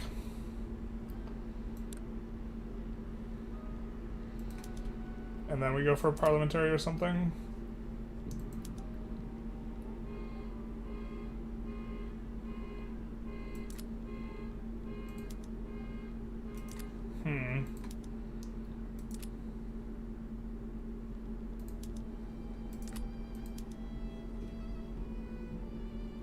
Let's just do this, because then we can head off like revs and things maybe be a little bit better for us. There's so many people on this front, even though they're not visually on this front. We're going to set everyone on defense now. And we may be going to send this 34 stack over.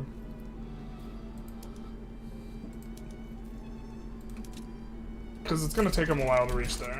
So I think I'm fine with this. Because we can't let them occupy California.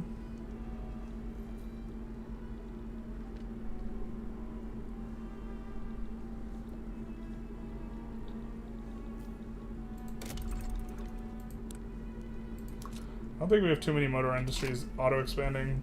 I think what we're going to do is we're going to make the motor industries expand, auto-expand in all these states that are... Oh my god, they're all ready.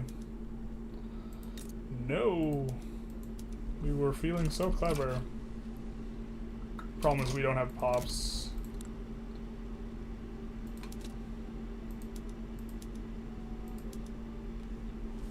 We have them in LM and Hanover. I guess Transvaal. Let's get another one of these going. Because the problem is basically 100% qualifications here, right?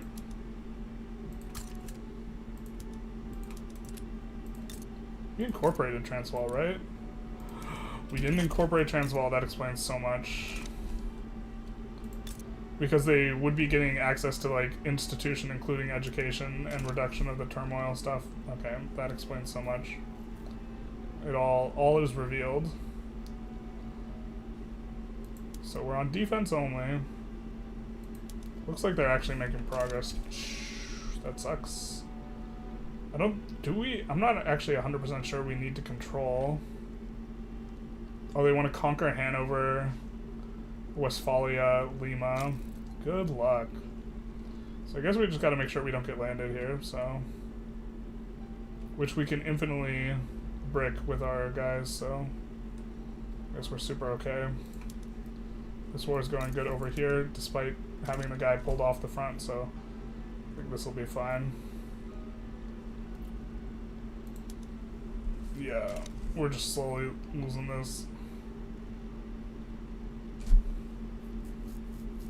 It's gonna be nice once they have no claim on California. They're not gonna go for it as much, I think.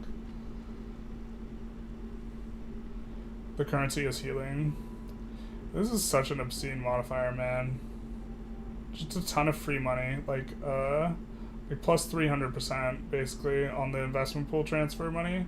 So like this should only be 50k, at which point there's like no way we could afford, you know, like our level of spending. Can we import this stuff so we're not doing a shortage?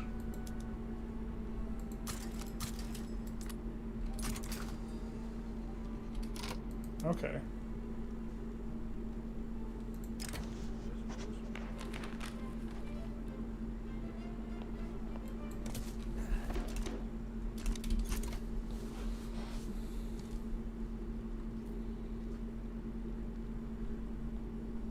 Looks like our other stack has gotten here, and now I guess they're still pushing into us. What's their progress here?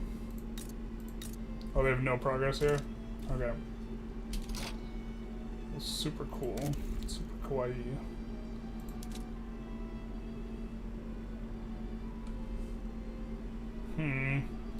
We maybe want to set more of these places on auto-expanding the rye farms, but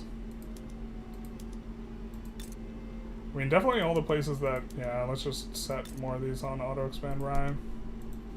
The problem is they're not going to auto-expand, like, at all. The places that have really good res, we're not going to set on auto-expand. The reason being is we would rather have the migration attraction. But here maybe we don't do the rye because we have wine. The wine's not very good. Here we definitely want to do wine instead of rye. But I think that we're just... We got so many in on the resource stuff, it's maybe not going to work. We could delete construction sectors. I mean, we're like kind of out of pops in a lot of spots, right?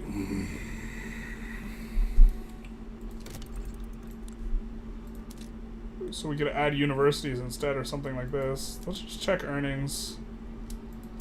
I guess we could push EOS. We're going to need more in Brandenburg and Ruhr in terms of railways.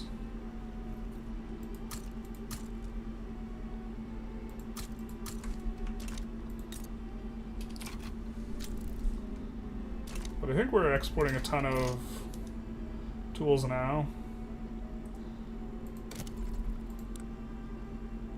And the motor industries, God, the PMs really suck hard.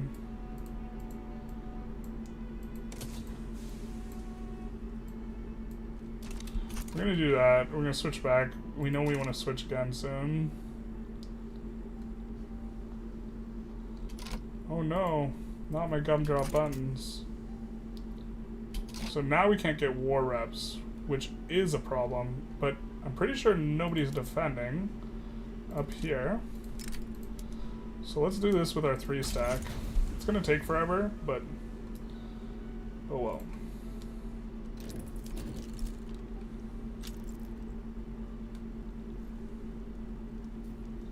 They might move around troops. I really hate that visually I can't tell where these guys are. Because these guys are all at the New York, California front. Like, did they all abandon? No, this guy's stationed at Dixie. But is no one stationed in New England? No, this guy's stationed in New England, you know? A little bit rough on that front.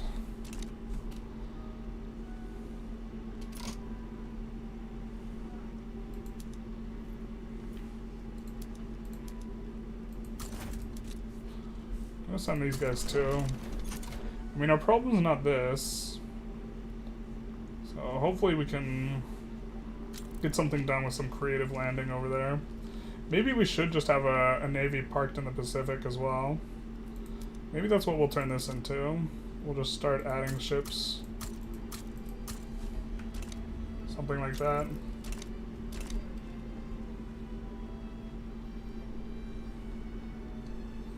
About to take the capital here. We didn't assign it strategic objective, but I believe that this no longer actually does anything.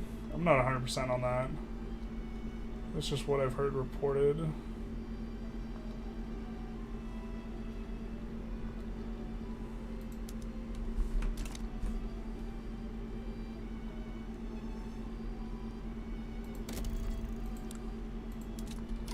Alright, coal's pretty profitable, so let's start pushing EOS on some of this coal.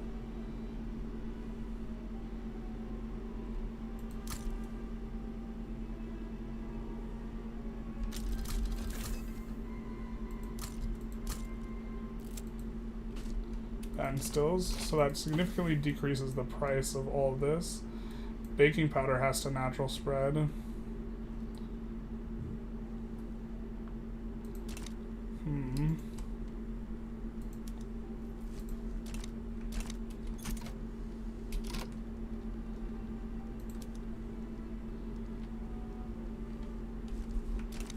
I'm gonna need to move that home HQ somewhere else. I'm surprised we can't defend here with this many units. I guess they're still mobilizing up. This is like one thing with the USA is they will ramp up like over a long period of time. God, I wish Russia would also just see themselves out of this war. It's kind of obnoxious that they don't want to give up yet. Because if Russia and the Netherlands give up, we actually can enforce them. Or we will once we get the landing in. But with them staying in, we can't enforce them down. So that's going to create a like long-term problem for us.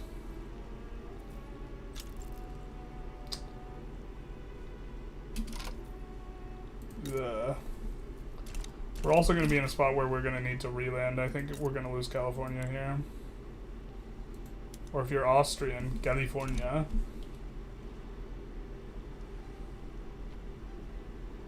So, I think maybe we move our 50 stack to the Pacific here.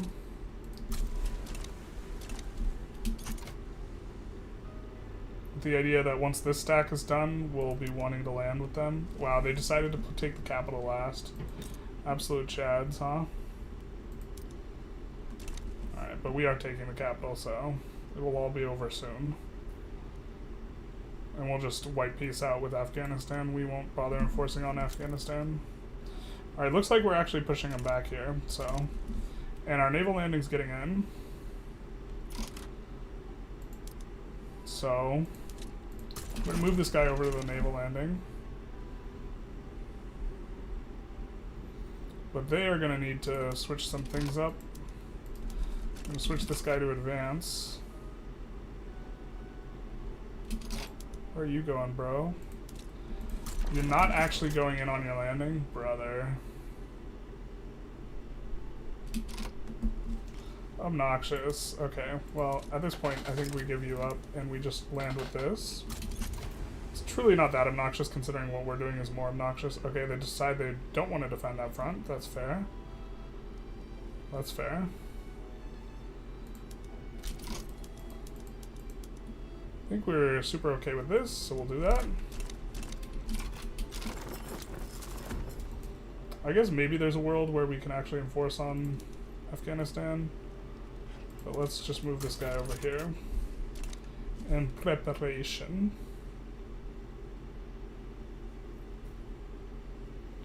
So it's looking like, A, we brick their front here. So this guy's all defense, defense. Now this 11 stack, we're just gonna put there. We're also gonna set your home HQ to be here instead. I think we're gonna keep you around here.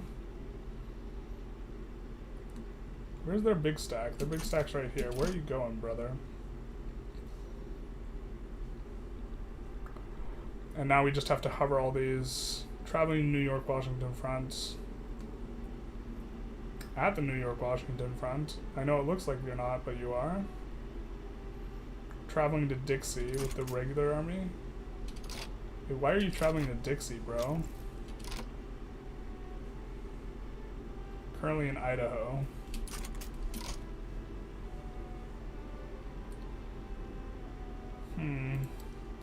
So the question I'm asking myself is, can we actually get in? Maybe we can get in with our navy, because our navy has just the one guy. So maybe we do this. And we try and land with the 40 stack on the capital. I'm just like very bummed that received like 0 help from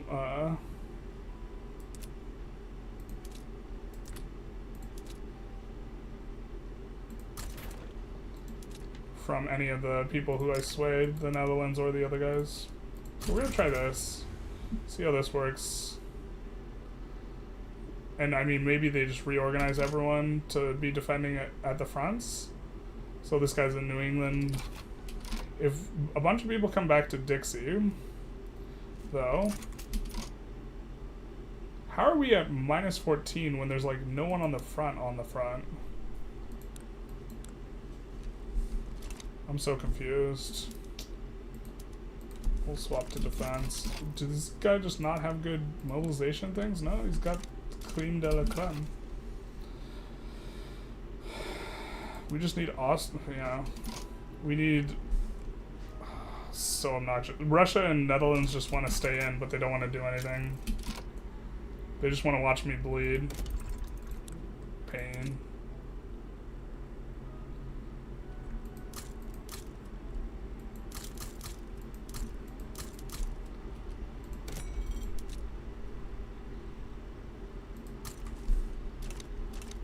Pure pain here. I go to the shop, come back, somehow you're #1 GP. Yeah, dog. It's because this bonus is insane. It's like so easy to crank up with our little 500 construction. To be fair, the AI is cranking up pretty well too, but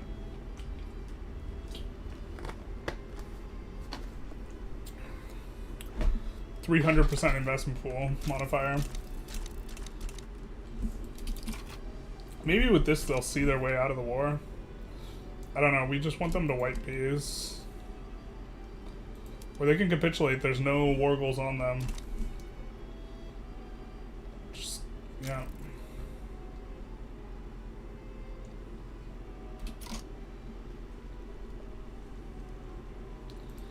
Are you still damaging relations with us? You are, but you're a +5 now, so making progress with them.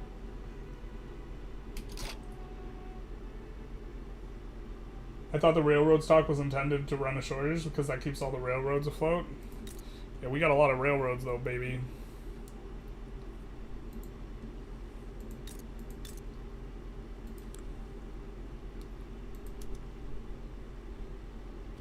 Ours is not running a shortage, but that was part of the idea, yeah. But it makes the stuff a lot more profitable. We're actually importing these bonds so that we don't run a shortage.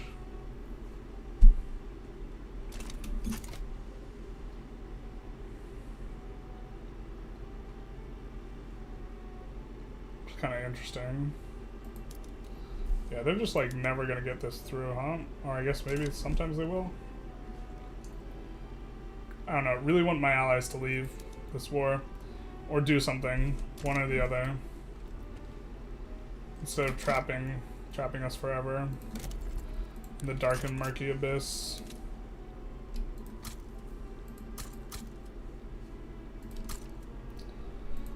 God, it's...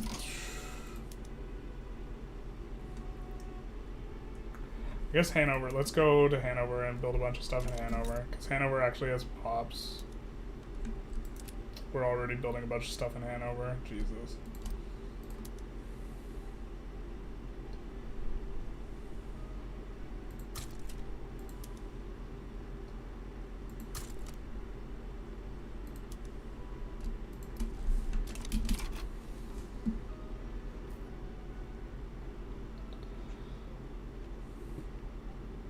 we really need to get more pops. Just the construction being worth so much is like really cramping our style. I mean, I guess we could start turning on these. Let's just turn on all these and then see where we're running a shortage. And then try and deal with that there. Super tedious though.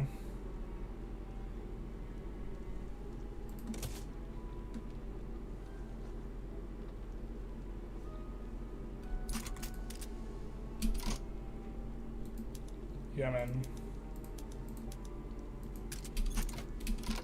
Hesse. Well, Hesse we kind of... Well, okay.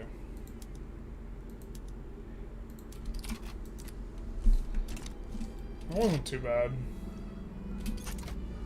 Guess we really have a lot of railroads then. Alright, so here's our battle.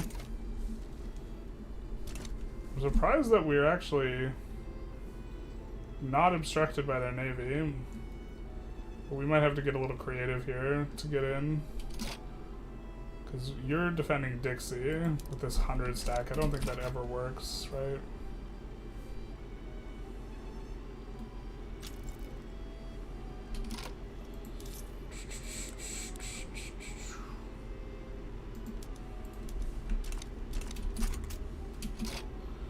How much are we getting from consumption taxes? 50k? Okay.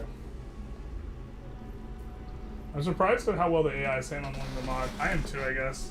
I wonder if they use any additional inflation investment mechanics. Well, the mechanics really prop up the UK's like stuff. They make the UK really strong. Because the UK will run this enormous stockpile.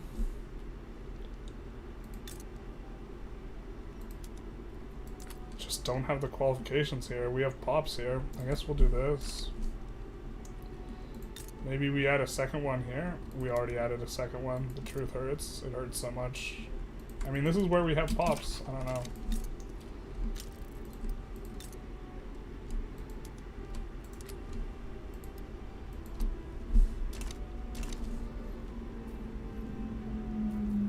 It's probably, yeah, we're probably not supposed to build there.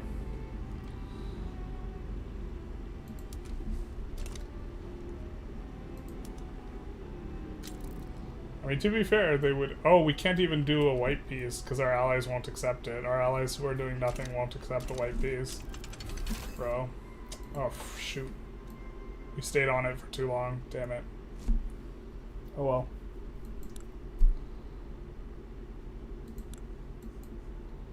Stayed on it for too long. Not the biggest deal.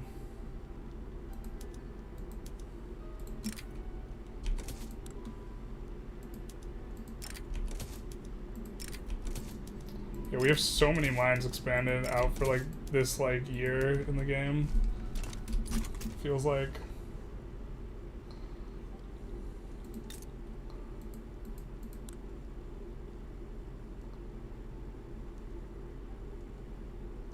+7.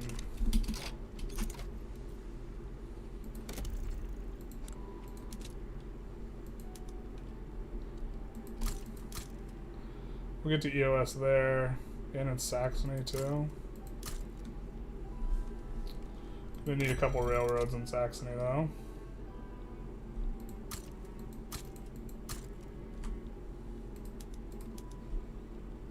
Hesse should be able to employ them up.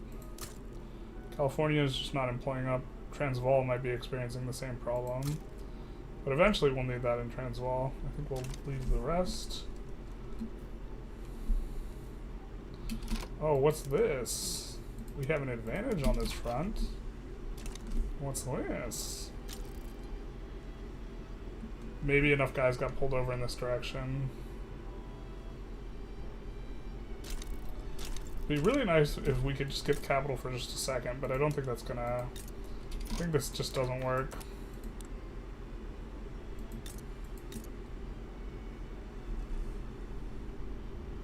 We also get to eat a bunch of their reserves and stockpile. I think if you're really heads up about seeing when people are dumping products from their stockpile, though, which I think you're probably not supposed to do as the human player, then, like, you can really abuse them. Well, let's see. Are they all in Dixie? Dixie. Dixie. Dixie. Dixie. Dixie. Okay, we never get in like this. So let's cancel. Well, let's look to play some games. Where are you reassigning? Because everyone went up to Dixie. Now, which... Oop, that's not the one we want strategic overview. Alright, so... New Jersey is going to be in the New England HQ, the one that's closest to the capital. So we're going to try and land Jersey instead. Not expecting this to work, but us shuffling them back and forth means that our guys aren't dying, but they still occupy these guys who are trying to intervene. So we're probably going for wealth voting here, to be honest. TBH.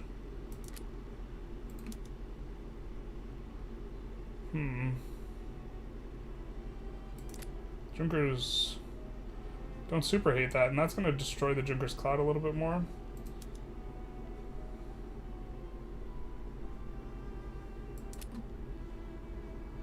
Alright, let's go dedicated police force.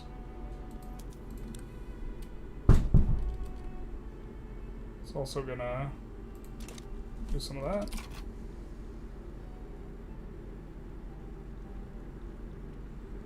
Oh wow, do we just get in for free into New Jersey? Yeah, we do. Ballin'. Didn't think that was gonna work. Oh, we're not getting in for free in New Jersey, but all these guys have left. Oh no, they've left. Oh no, not my gumdrop buttons. We're gonna cancel this naval invasion. We're gonna land here. Not my gumdrop buttons. Also gonna stop pushing with this guy. I'm gonna switch to defend front. Could have mobilized the conscripts, I suppose, but no, not the Navy to stop us. No, not the Navy. Oh, the Navy's not stopping us. Alright, let's take a look. I think we haven't built lead in a while, it's not profitable. This is not really profitable either. We've just been pushing EOS with some of these that it's just not moving the needle really.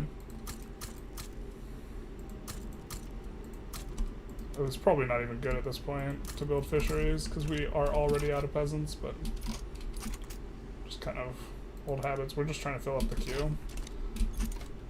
Okay, so now they're all here.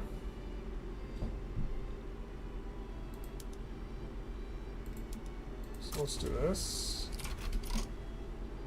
Let's try New Jersey again. But we're gonna need our Navy to clap their Navy up here first, so let's just do that. Oh, they're just moving? Alright, let's see if this 115 stack does anything else. It's just staying stationed in Dixie.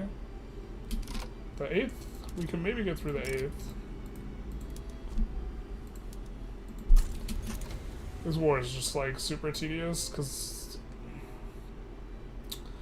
the Allies have the war goals we don't want them to have, and we wish they weren't in the war.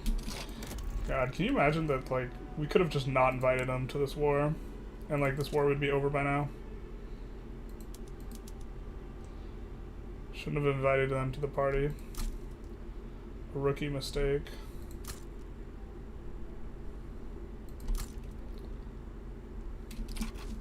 SA has problems. Let's just double check that they are actually playing up on the railway. Okay, they are.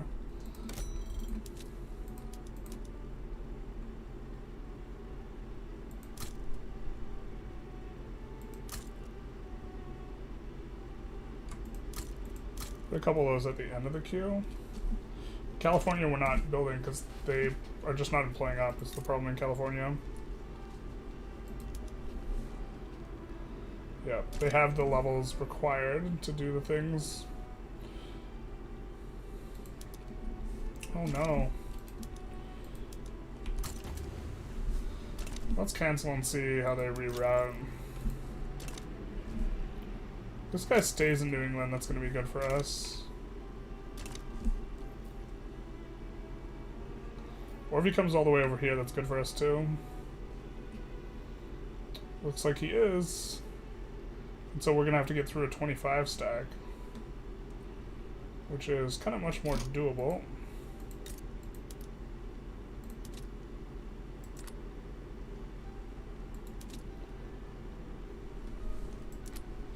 I wish we could just have them park outside. But these guys, we are going to move to this node. We're going to wait for these guys to get all the way over.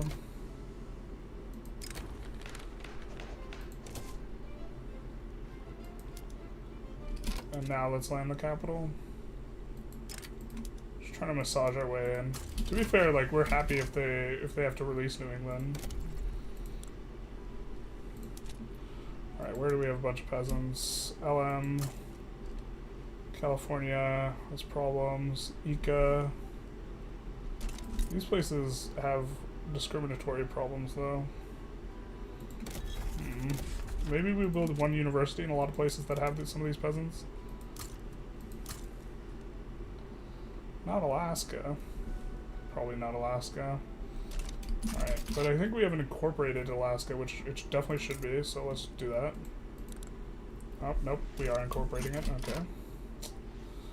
On God. No cap. It is being...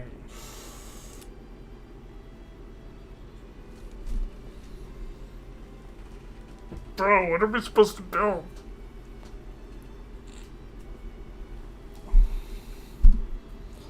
Literally, like, just gated by qualifications and lack of peasants. Here's one of our places that has, like, the most available employment. Like, these textile mills won't do anything. What are we supposed to build? What are we supposed to do? We could pause construction and accumulate stockpile.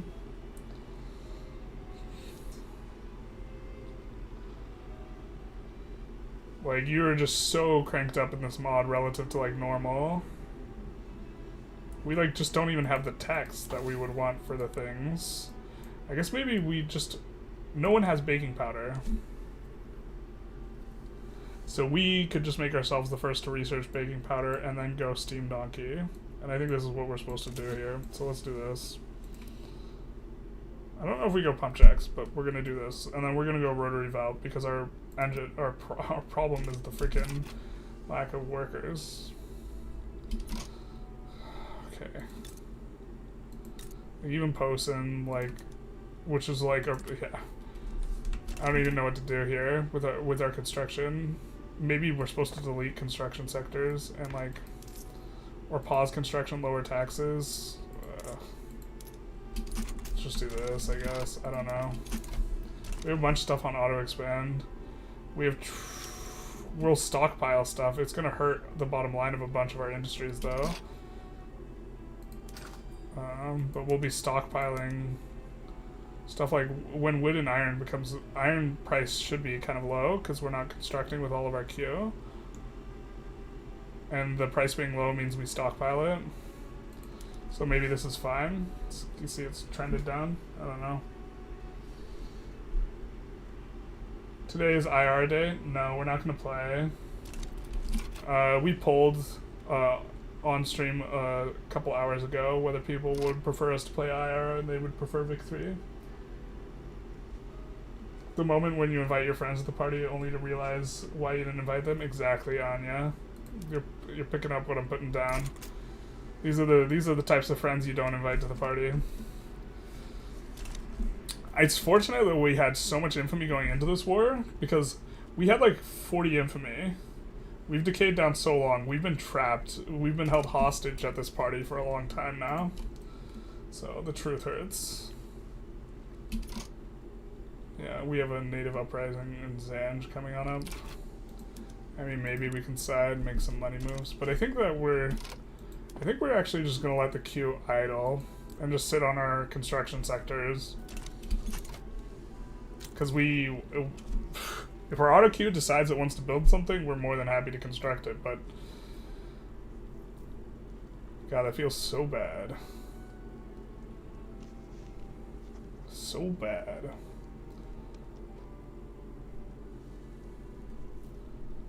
I mean, eventually we'll get a super huge malice to the other stuff.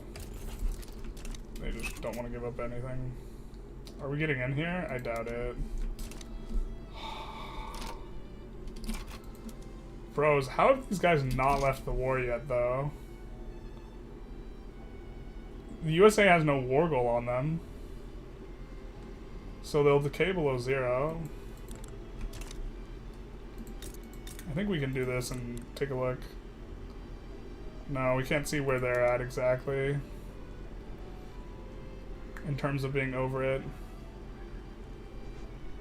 Oh, I guess their navy is fighting the USA's navy, but that's kind of it.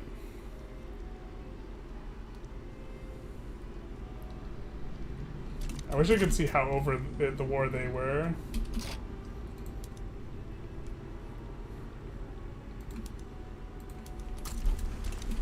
Yeah, Dixie's like this entire thing, so it's not like we can, it's not like we can try and land lower. If there was like 3 strategic regions, the USA would be so much harder to defend. But, I mean...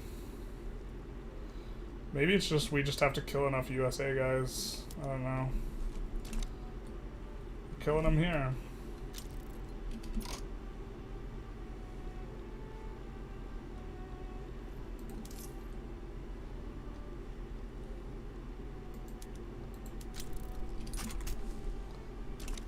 So SOL should climb pretty, yeah, off of us reducing the taxes, which should help push mass migrations. The problem is we're pretty discriminatory. I was talking to the devs, and the devs, or one of the devs, who said that you did get discriminatory migration, like it's always been in game, and so as long as we have no migration controls, so I guess we'll go no migration controls. But in practice, you just like don't see it because the malice for migration is so huge, it's effectively disallows it. But I guess we're gonna allow, we're gonna do open borders next, I think. Alright, so now these guys pull all the troops off the front, so we're probably gonna try to land again. This guy is actually at Dixie. Alright, well. I think we want this guy to station over here, though. We have this 11 stack, too, we could maybe try and do something with. The problem is the spot where we would try and land in order to, like, cheese them would be over on the left side. And we're just, like, already there.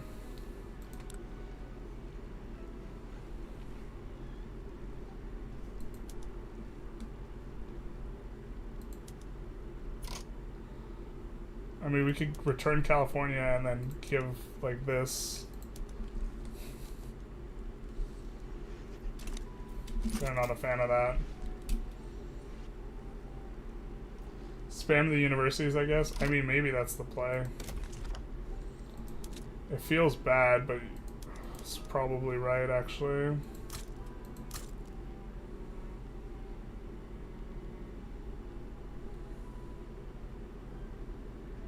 Zambezia, we don't have a qualification problem because we haven't really started building anything there yet.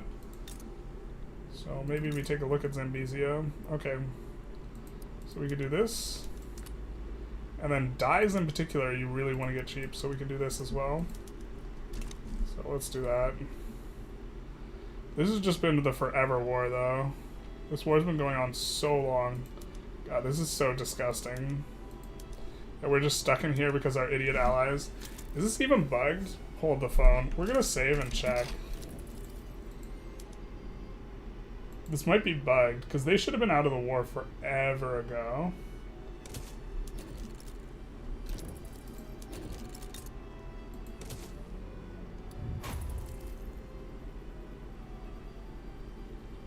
They're not getting enforced below 0. Bro, this is so obnoxious.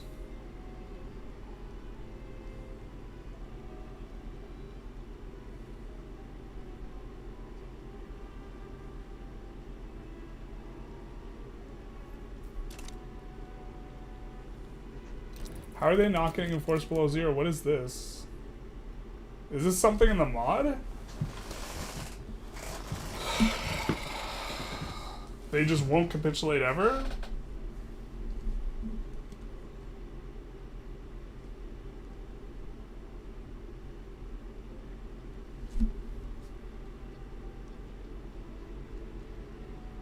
War support minus 47, okay. But why are we stuck at 0?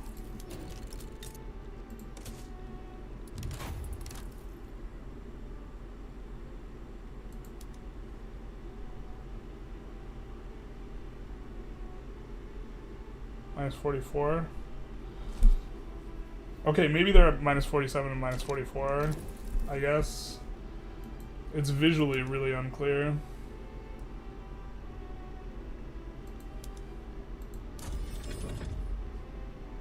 ENF mod?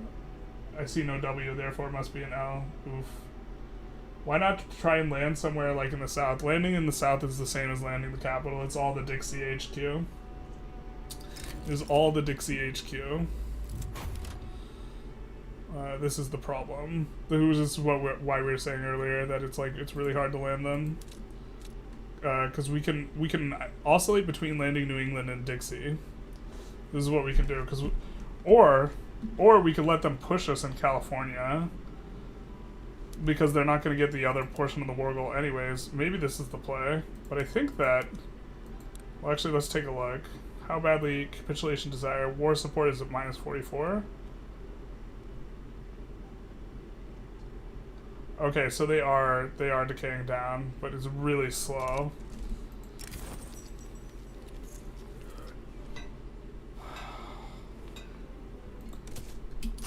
That's super obnoxious, man.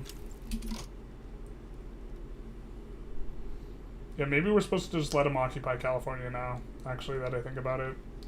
Because we can reland it pretty easy. And then if we reland, we can get a big push before they can get back to the front. God, that seems so derpy. No, but there's no way we ever reach the capital doing that. And we have to occupy... We have to occupy the capital.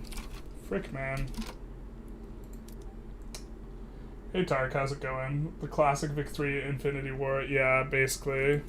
Where we can enforce our war goals, we can't enforce our allies' war goals. Our allies are doing nothing to help in the war.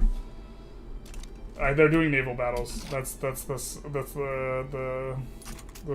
totality of what they're doing. The North German dream. Yeah, basically.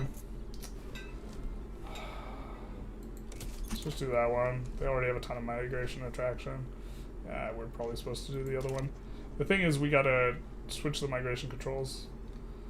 Yeah, bro, I hate enforcement so much. This is like, it's so poorly executed. Like, it leads to so many like obnoxious things. Also obnoxious things you as the player can do to cheese the AI, because you can't get enforced below 0. But like, are we just supposed to actually just build like 150 stack and then like build up a huge ass navy and then just like blast them? Maybe this is it. Maybe this is what we're supposed to do. Just actually recruit up a fat stack.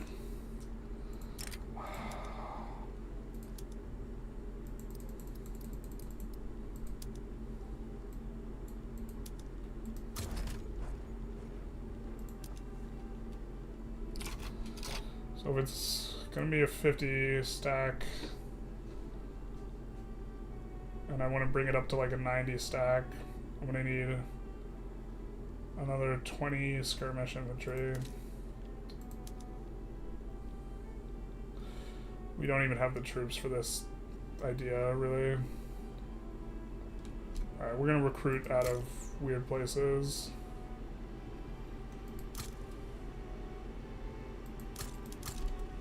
For those guys, and then we're gonna add some mobile artillery instead. We should be able to add like 20 of that.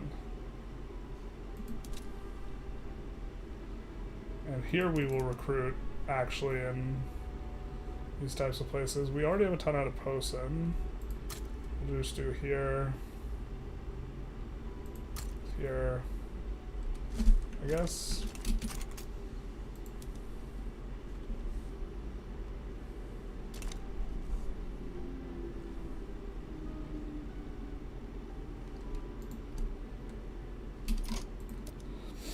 then I'll add a bunch of frigates too.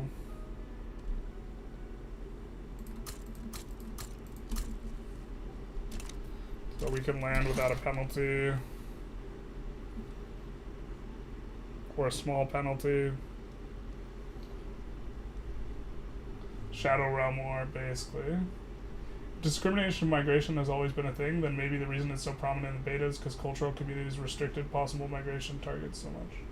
Well, the cultural communities just, like, turned off all restrictions, and so that's why you were able to land with the cultural communities. But, like, I have so many times taken a single state off of Qing and never seen anyone emigrate from it ever unless I took another state off of Qing. So, like, the values are such that it effectively is 0. Or the dev is mistaken. Like, one of these two things has to be the case. Alright, where are you stationed? Dixie. New York, Washington front, New England, New England. Is that a navy? That's a navy. So we'll try and land New Jersey. Also going to change the color because now this is like an advanced landing squad. We're going to make it orange, I guess. And then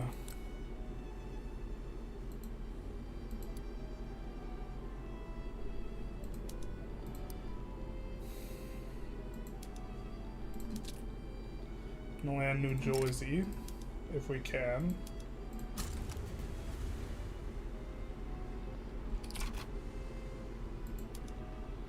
Alright, I think we can delete this, maybe?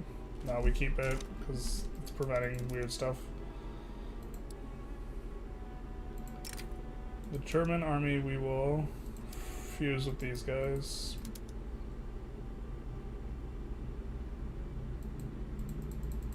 Why can't we do this? Okay, fair enough.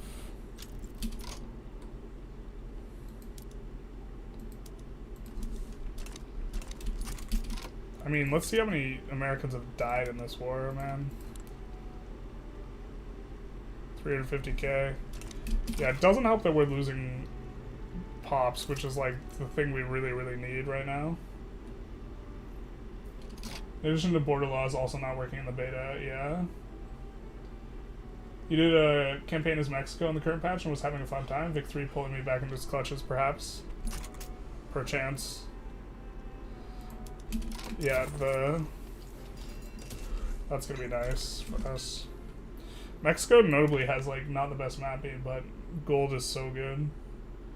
Please use a screenshot of you with your heads in your hands as the thumbnail. Basically, this is just like really rough. Switch countries to capitulate. It bricks auto expands though. Yeah, but I mean we could do that. This is also really just like asinine, but they're also. Wait, their war support's gone up? Their war support has gone up. What the fuck? They were 44 and 47 before. Why is their war support going up? Dude, the hell? Oh, is this the stupid war bonds mechanic? Maybe it's the war bonds mechanic. War economy. Is it the war bonds mechanic? The AI is just using it. Or something like this. I don't know. I think I'm going to switch sides and have the allies capitulate. Because this just, like, is...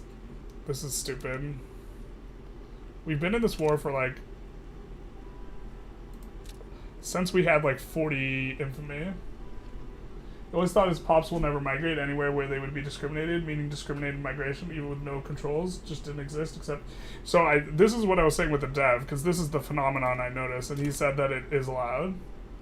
But it's like, I've only ever seen it with mass migrations. Never intermarket migration. They're like, man, these Germans don't give up the war, this is so inspiring. Yeah. I don't know. I guess we could pull it, what you guys want to do, but... Swap and cap. I guess there should be a third option. So I'm thinking that we would swap to the USA and swap to Russia and capitulate, and swap to Netherlands and capitulate, and give up, only give up these war goals, not liberate New England. But also I'm really annoyed with this war, so we might do it the other way. But this is just like, I don't know how they're actually gaining war support, and this would explain why they didn't capitulate by now. But I think this is something in the mod that makes it so you can gain war support, which means that this war literally will last forever.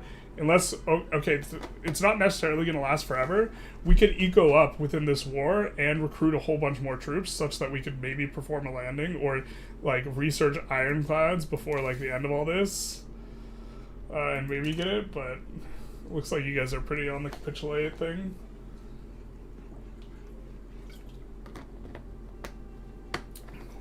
Tark, when are you releasing the next Vic 3 video? Says Alfred. You know what you should do? Is you should just repeatedly ping him on my Discord until he does it. Swap to allies, I would say. That's what I think I'm gonna do. It's gonna break all the auto expands though, which is obnoxious because we like tailored those in pretty well, but this is just stupid. Yeah, you guys are unanimous.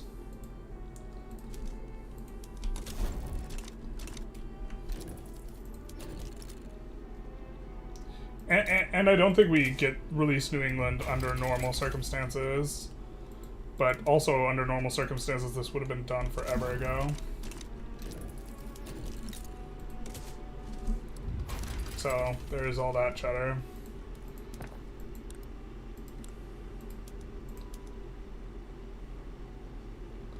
I guess we have this huge landing army now though that we've made for ourselves. That's actually kind of not really what we want.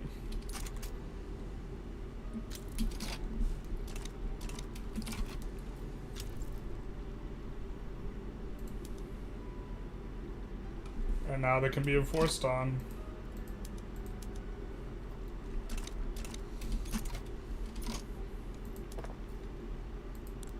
We might just be really aggressive with what we auto-expand, to be honest. I think we're okay auto-expanding tools everywhere and this everywhere.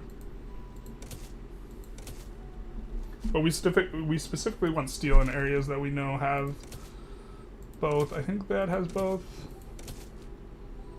I mean, I think we've been very disciplined about it. I don't think Hanover has both. I don't know about Hesse. Definitely want some explosives factories.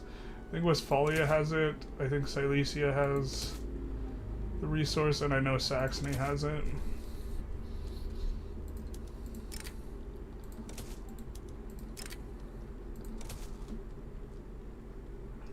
Shipyards, West Prussia and West Prussia.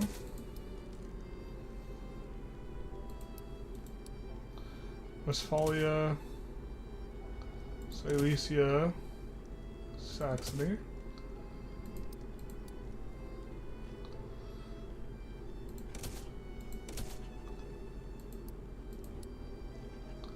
I think all these places had lead, if I recall correctly. Except for Brandenburg.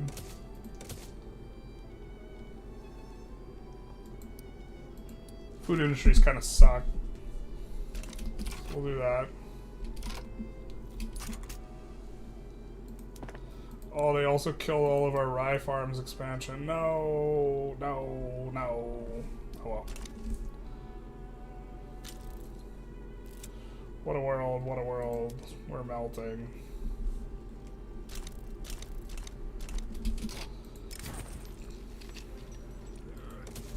That's super obnoxious if that's part of the mod, though. That it just does the things. Yeah, I love the commentary on your videos overall and miss the videos at Tark.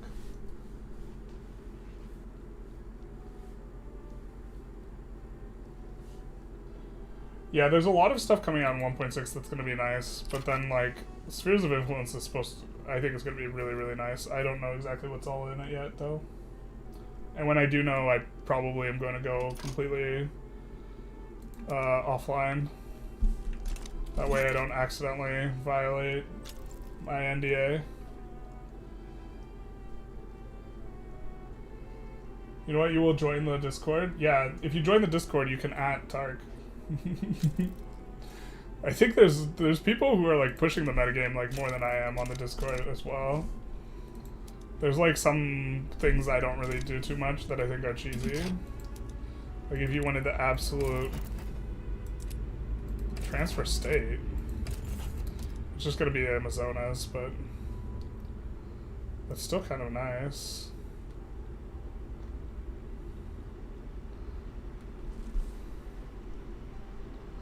We really want to start our own war, though. Let's not. Well, we'll probably get to start our own war. Maybe we'll sway in on the Brazil side. And then we'll have...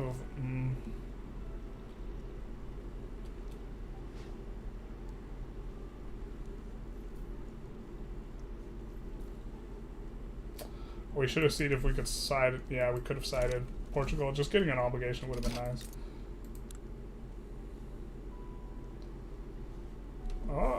Is it 20 is the threshold? 20 might be the threshold. I can't remember if it's 20 or 30. Bro, this war should have been over so long ago. I do think controlled investment pool is better overall. I think it's better in theory. I think you have to play really slow for it to actually be better in practice. But yeah. I personally do not want to play that speed where it's going to be better, because that would mean that it would take me like twice as long to make content. And I don't think the content would really be any better for it, so... I would have better numbers at the end, like significantly better numbers, but I also think it's a better simulation without it, so... Okay, so we could start a war here. That's maybe going to be useful. We're at 10 infamy, so that's actually maybe an amount where we don't need to start a war. I think I like protectorating Nej, kind of.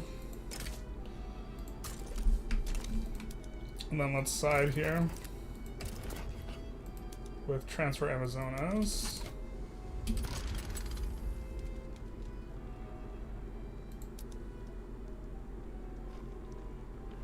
We're gonna switch these guys to be the blue defender guys.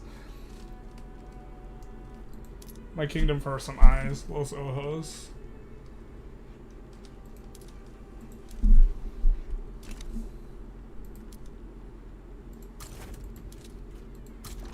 Actually, we probably just want him to push out from the capital here. And then Nej should be kind of nothing for us to enforce.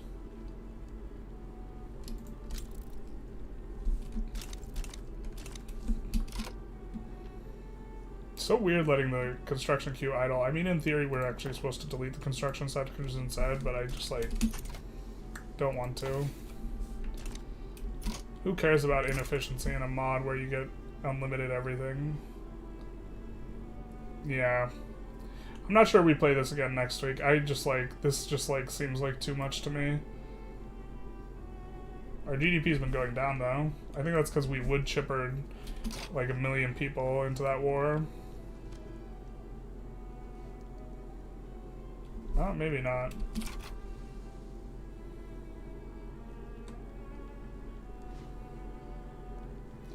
This guy almost certainly has to get split into multiple guys. But we'll let him recruit up. Dedicated police force. Alright. We should have a really, really strong migration attraction, so maybe now's the time to, like, test it. But I think that, like, what ends up happening is you just get a mass migration before you get any intra-market migration.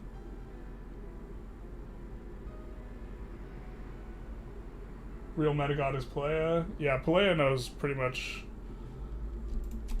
Playa knows an enormous amount about the game. He's super active on my Discord. He's also active on the official Discord. And so, like, I imagine he's significantly more hours. Also, I think Palaya's, like, when I'm making stuff about the game, I'm distracted by the actual talking about the game and, like, communicating stuff and, like, doing content and, like, these types of things, which is, like, I think in theory, if you're trying to get as good as possible at the game and you have like enough free time to do it, that like making content from the game slows you down, or for the game slows you down. It was like with chess, was an interesting phenomenon where here, let's move these guys over here. Like, teaching chess to kids actually probably hurts, which is something I did, actually probably hurt my ability to play chess overall. Although it's probably a little bit dissimilar from that. Alright, so we should be about ready to get the other law just like right away, because now there's no more mallets. Steam Donkey's gonna be super nice for us. Controlled investment is objectively, or in theory, better. But I think it's a better simulation without it. It is more interesting and dynamic because you have to think about manipulating the queue, and then also you just don't want to tear your hair out. Often what you do is you look at the market price for all the items. No, market price is not the way to do it, because the target price is going to depend. The equilibrium price you want to target is going to vary based on some factors. And so like the equilibrium target price for wood is going to be way cheaper than the equilibrium target price for engines. So here it's like implies that we should build engines, but we actually do not want to build engines. If we could build wood, we would actually want to build wood, but we don't want to build engines here because engines have a really expensive input in steel, which will trend to be expensive because it's not very efficient, and then steel trending to be, because the PM's not that efficient, will also trend to be higher in price. And so since its input trends higher, it's going to trend even higher. And so you don't actually target like you would have to do a calculation for price equilibrium for everything if you wanted to play like absolute perfect, which would involve being like and then you have to decide what's important, how good it is per construction or how good it is per laborer. And so wood is really good when you care about how good it is per construction, but then it falls off relative to like the labor, and other stuff tends to be better. But like what this implies to me, like looking at the prices here, like, and knowing about these equilibriums, is that like it would probably, the engines, like we don't want to actually build engines here. We would probably want to build either clothing or let's see, or the furniture, but maybe not. Steel's at -3%. That's pretty cheap for steel. It might be the case that we would want to build coal, and coal probably actually makes the most sense. Like if we're just like doing it based off of prices, but then like understanding how the equilibriums work, and you look at the earnings on coal, it's pretty high. If we look at the earnings on engines, it's not as high as coal, and coal is half of the construction. And so we would actually want to push these instead. And we could even push EOS as well here.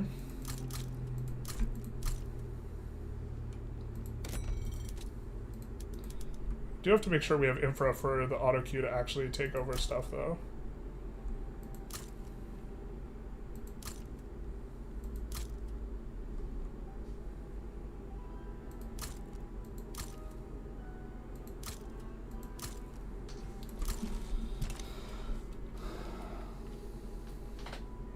Spheres of Influence has barely been pushed out of Q1 according to most recent dev comments, so my guess is Q2 or 3. I hope it's not Q3. From a financial perspective, I was really hoping it was going to be in March. Because I get a big bump when the DLCs drop, and then my viewership slowly falls over time after that. Which, psychologically speaking, is like actually the opposite of how you would want things to go, but it is what it is. Because it's like I'm always doing slightly worse than I was yesterday, and then just like every 3 months I am doing like 4 times better than I was the day before, or whatever. Which means like the feeling of always slipping, it'd be much better to just sometimes have a cataclysmic drop and still have the trajectory upwards, and just feel like you're always doing a little bit better. But with controlled investment pool, you won't have problem with the automatic investment pool lowering prices too much for certain goods. Yeah, but the automatic investment pool already kind of takes into account Like, the automatic investment pool will, to some degree, lead you towards having more expensive engines, but with the portion that you're controlling, you can direct things in a certain direction while the auto queue fills the gaps, so to speak, based on some factors. We're talking like Econ 101 professor. Yeah. Multivariate analysis, you mean?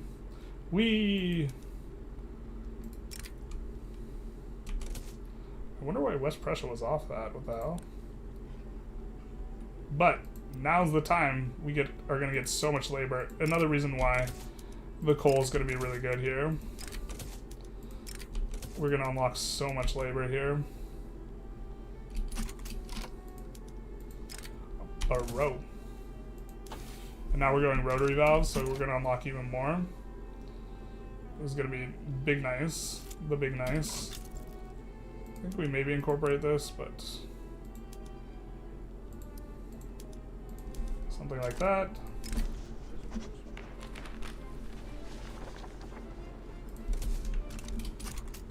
I think this is our first election on census suffrage. The program that calculates the equilibrium for all goods is still linked in the Discord. Sheet doesn't contain all the PMs though. Yeah, I still have to take a closer look at that. I was a little bit daunted by like the process of unpacking it and like running the program.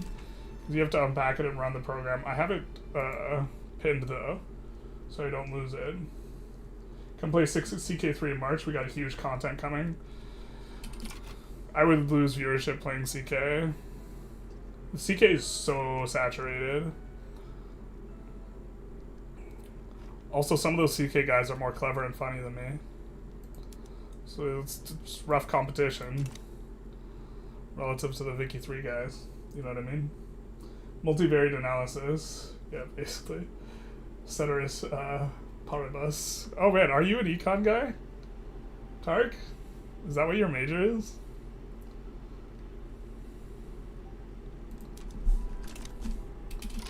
That's fun if that's the case. I also would expect econ people to be overrepresented in Victoria 3, so I guess that checks out. Yeah, so we have to be a bit aggressive about expanding railroads, I think. I think we're going to... Yeah, we had railroads auto-expanding, I think, in a couple of these spots. What are you running a shortage of? Engines? Okay, well now we actually do want the engines. Did they change the PM? Wait, I thought it just took coal. Does it take coal and engines? Oh, okay. Well, now we want to build engines.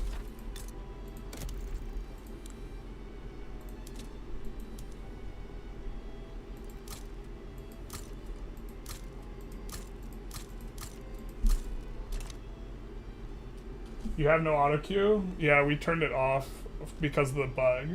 But it's only off because of the bug. You know what I mean? The bug where it would gain immediately gain max control of the queue instead of proportion amount. Alright, well, I guess we'll absolve if it's gonna go away anyways.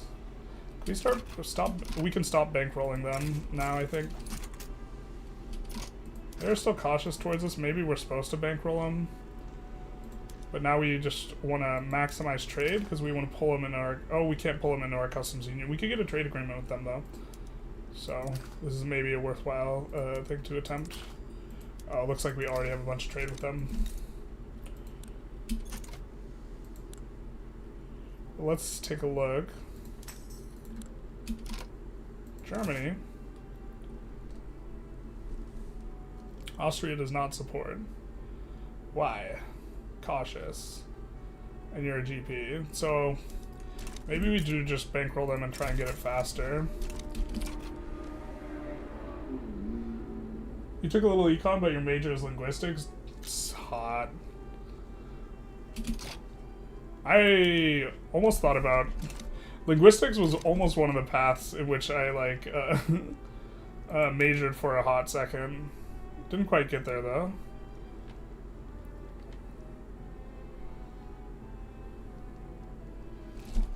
I guess if we want this to be exactly 75, what would we need? Or we'd 76. We would need 38 skirmish infantry. Bro, I'm not gonna do this math.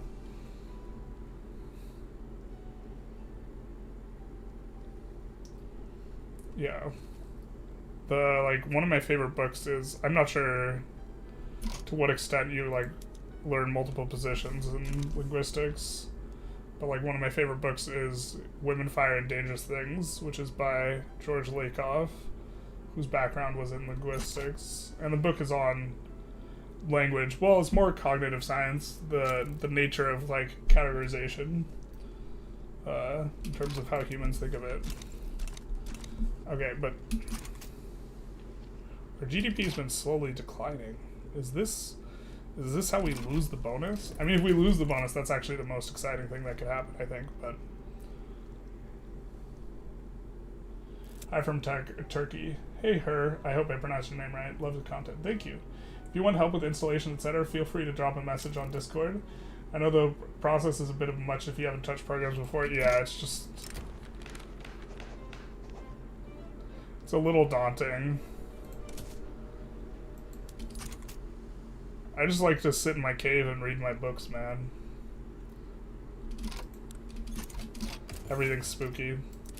Okay, so it looks like we can get a subject of Los Altos. Question is it even worth the trouble?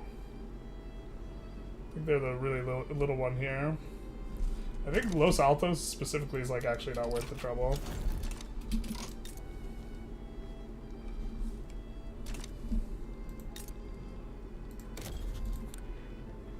We're probably going to wrap up the stream in a little bit here, though.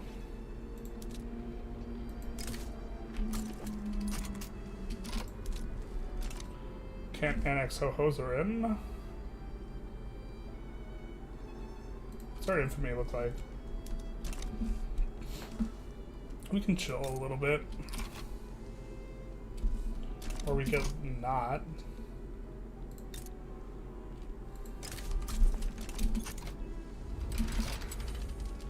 So the problem here is now we need a small army.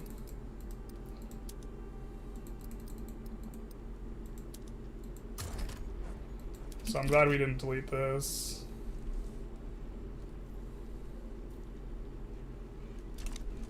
I think actually we could do this with the South American army though. But we do want to have the small army. You're one of the psychotic arts majors that took econ as an elective. Ah, that's how they get you. That's how a lot of people get got for philosophy. And then there's people who've read philosophy since high school or whatever. Playing E&F again? Do you enjoy this mod, Generalist? I am not. Well, I think trying to figure out the mod is interesting. And to be fair, maybe we play it one more time and I try and spend more time looking into the mod than I do progressing the run, which is kind of what I focused on this episode, and maybe this is a bit of a miss. But these modifiers just seem so nutso. 300% investment pool, contribution efficiency, which is generating free money out of nothing, and 20% is a really strong value. We're getting 320%. This is just changes so much. Lakoff is based, yeah, and alive, by the way. He must be in his 90s. Haven't read his book, but many of his papers. Yeah, his wife wrote a paper on or his ex-wife at this point, wrote a paper on why girl as a word infantilizes women and makes the argument that you shouldn't use girl because there's not an equivalent for guys, right? That is infantilizing. People don't refer to other men as boy, and so I've been trying to do it, but then there's a problem is a lot of phrases as well have girl in it, and so do you want to drop every colloquialism that has girl in it? Sometimes I'm ayo girl, let me holla at you, and I'm referring to a country when playing, right? I can't say ayo woman, let me holla at you. I guess I could, but the point is humor is based on certain beats and timing, and by introducing a swap from the normal way you say it, it makes it so the timing doesn't work anymore. So it makes there's a lot of a lot of times when you use like girl in a joke, it like doesn't work anymore, or it doesn't. It's just not as funny because the person is taking, instead of having the beat for the humor, the person's taking the beat to reflect on why you said woman instead of girl or something like this. But I liked her paper a lot. Not to dump too much linguistics lore in here, you feel free. But he and Chomsky are kind of opponents in the linguistic field, I know. In regards to syntax, you totally like off-pilled, yeah. Recently I read a book on the war in Ukraine that actually has an endorsement from Chomsky on the front, careful, informed, judicious, an invaluable guide. I didn't like the book very much, so now I kind of think less of Chomsky. But I thought it was wild to have a Chomsky endorsement on the front of your book when Chomsky's like in his mid-90s at this point. Like, bro, like, Chomsky endorsing something, like, even if I liked Chomsky, I don't really have a strong opinion on Chomsky because I haven't read enough of his stuff and, like, this type of thing. Like, even if I like Chomsky, bro, I'm, like, if someone in their 90s endorses something, that's, like, and that's the best endorsement you got. You put that endorsement on the cover of your book, that's, like, not gonna move the needle for me too much. Alright, we have to devalue our currency again to avoid getting into the range where we're having a problem. But we do have to be careful about the things.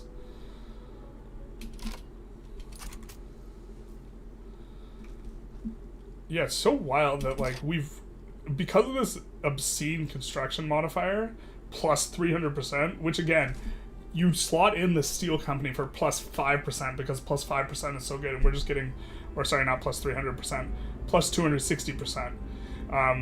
You know, it's just such an obscene modifier, man. Because of that, we've actually just, like, completed construction. We just need pops really badly, more than anything else. I guess we have to try and figure out a way to fight the Heavenly Kingdom then, huh? To that end, maybe we want to fight Portugal just for the purpose of stealing their treaty port. Because from their treaty port, we might actually be able to fight. Yeah. Yeah, I don't know, man. That's a thing. On Sphere's release date, my hope is Q2, but I have a sneaky feeling that they might set their sights on a too ambitious task with the scope right after 1.5. Yeah, the fact that they have this 1.6 coming out, for me, is really seeming to indicate that Spheres is far away. Which is, I'm bummed out about. Especially because, like, yeah. The financially, like, the trajectory I was hoping for in regards to, like, the money I make from this is, like, not going to, it's not going to work. Or it's not gonna, yeah. I might have to be a little bit more aggressive about, like, pushing Patreon and, like, coffee or whatever. Or Ko-fi or something like this. I'll have to think that through, though. But yeah, that's becoming apparent. Big numbers. Calling guys boy, it has a lot of sus in it, yeah. Especially, like, so that can be, like, a racial thing, too, in the United States, right? Because, like, it's considered extremely offensive if, like, a white person calls an African-American guy boy. I had a black woman call me boy before, and that was, like, a freaking weird headspace, but she was also, like, 30 or 40 years older than me, and, like, we were friendly, so it's, like, I didn't care, but it just, like, was a weird headspace. I guess maybe we're supposed to invest in other people's currency with our money, because now we're making hand over fist, and we're on minimum taxes, I think. I guess we also just, bro, do we just eliminate...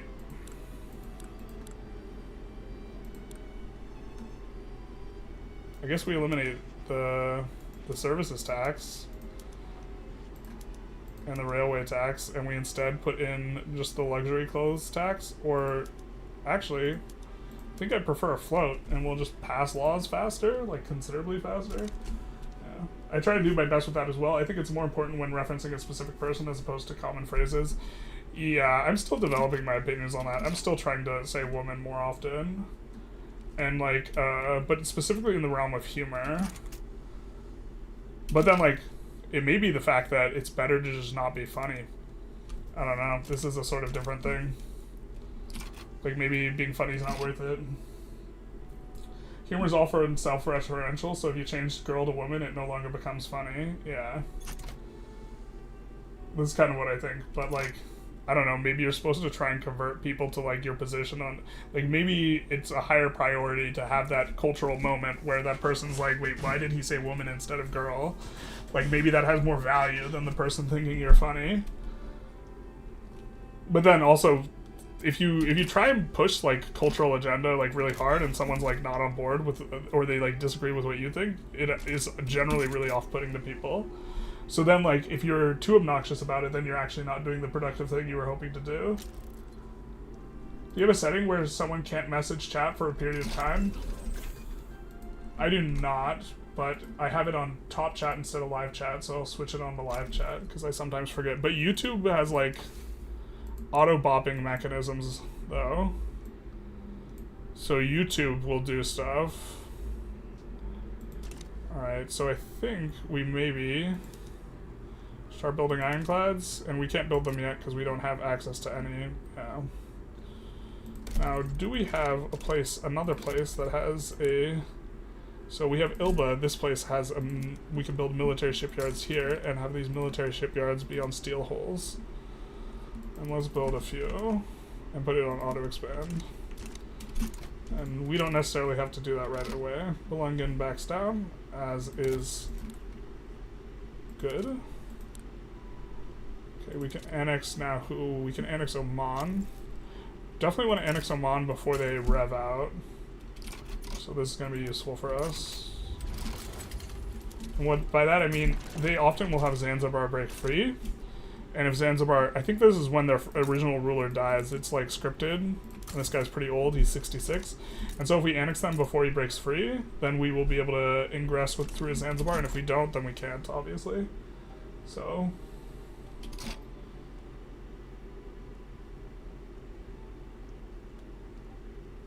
The modifier is definitely overtuned, yeah. If North Germany's out of peasants by 1857. We're so out of peasants. We're idling construction because we're so out of peasants. On the pop question, maybe a good situation to slot in the groceries company. The problem is that groceries as a PM really sucks hard. And it's really hard to actually get that company going. And this 5%, ooh, that's a little intriguing though. The 5% is not, it's not increasing growth by a flat 5% population growth. It's increasing the current pop growth you have by 5%.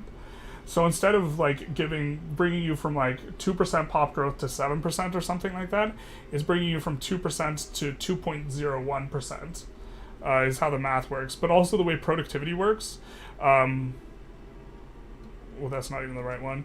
The way productivity works is it's compared against all companies, or all industries, not just the ones you have. So when we're not even in the right tab, I think. Yeah, we're not in attainable. It compares it to all companies. And so this food company, it looks like we would hit the productivity bonus, but it's this food industries is going to be compared to all other industries, not just all other food industries. And so it can be really hard to maintain the prosperity bonus. I think this should get buffed, but also the birth rate is like, it's plus 5% to whatever our current rate is. Or sorry, it times whatever our current rate is by 1.05%, not adds 5%. If it added 5%, it would be very strong, is my understanding of how this works. You need 50 relation or more with Austria for them to accept unification?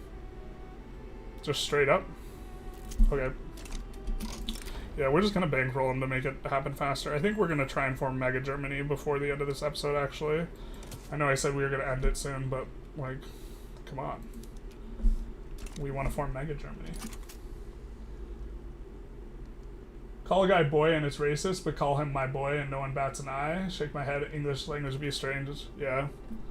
To be fair, like, on the, like, note of, like, racial element, I get uncomfortable with when an African-American guy calls me boss. Like, I do not like that at all. But, like, I don't want to, yeah, I definitely don't want to also make an issue of it where I tell them not to call me boss. And I don't like it because I have, like, mixed feelings about it. Because, like, being called boss, like, feels good on one hand, but, like, the fact that, like, just the entire, all the background stuff, like, in regards to that, just, like, makes me feel weird. And then, like, now I'm taken out of whatever social element I was in, and now I'm thrust into my own introspection about, like, being called boss, and I'm like, bro, I'm not about it. If you're trying to create content, you should be as edgy as possible. Should be more edgy. Just use more young person colloquialisms. I kind of just, like, keep to myself for the most part and, like, read stuff on the internet. So, like, I have a vocabulary that's very strange, I think. My vocabulary is, like, a mix between, like, super young person and then philosopher that's been dead for 200 years.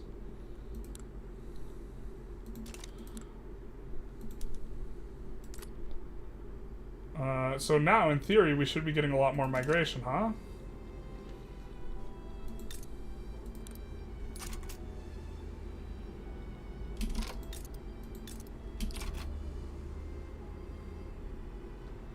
Because we have open borders. Doesn't move it one bit, though. Right? We have really high attraction, we have open borders. The problem is the discrimination. So let's get rid of some of that. So we're gonna go racial segregation, I think, because pops are truly the issue for us. Edgelord Supreme.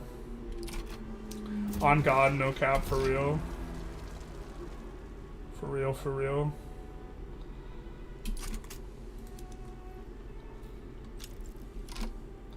Oh, there's the meme where, like, the I am the danger meme, but it's, like, with the, like, the guy with the curly hair instead. I freaking love that meme.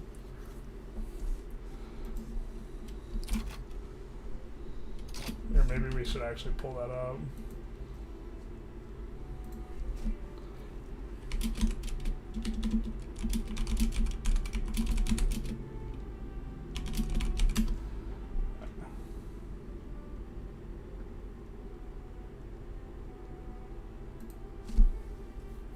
If I can't find it, I'll be so sad.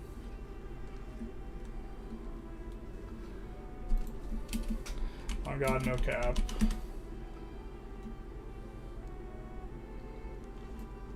Oh my God, I can't find it. No. The one where he's like, you catch me lacking and you think that of me? I am the... Oh my God. I need to find it. But the one where he just uses all the young person colloquialisms instead, and he has curly hair instead of, like, the full shave. I can't find it, though.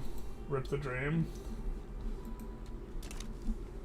Do you also stream on Twitch? I was looking into streaming on both, but I need to either pay for a service that's expensive, or, which maybe it pays for itself, or I need to pay for more upload speed. I don't have enough upload speed to stream simultaneously through OBS in a way that's free.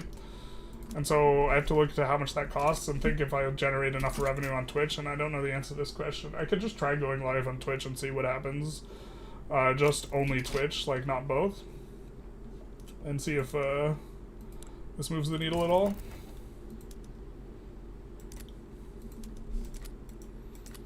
Looks like USA is going for it. Man, kind of want to help Mexico out, but they kind of don't want to give us anything, so. Also don't want to be stuck in a war forever with the USA. That's just not straight bussin', yo. On God. But HR be like, excuse me, this is an African American calling me boss. I'd like him fired. Basically. No, but it's like, it's also a thing, like, I don't think I should correct the person. Because the person's just trying to be friendly, right? Or they're whatever it is, you know? Like, it's not like their intention is bad in calling me boss. So, like, I'm really not interested in behavior correcting. So, like, it's a situation where I don't really have much agency in regards to, like, being able to change things. But then I'm, like, very aware of it. And maybe the solution is just to not care. But, or I think that is the solution, but, like, I still... Yep. Can you spout some Marcus Aurelius quote randomly but pogged up voice that gets the chat hyped? Think not what you can do for yourself, but what yourself can do for you.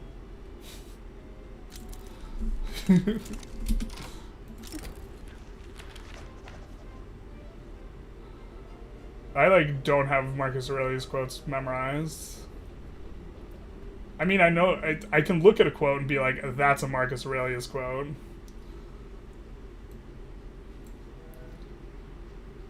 Hey.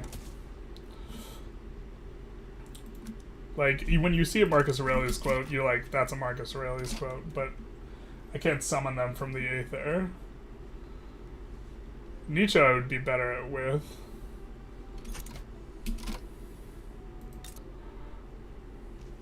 What was it like? One should take care when fighting monsters, lest one becomes a monster themselves. And as you gaze long into the abyss gazes back into you. That's the really edgy, like, Nietzsche quote that a bunch of people like, and they don't have any of the like, context, because it's at the...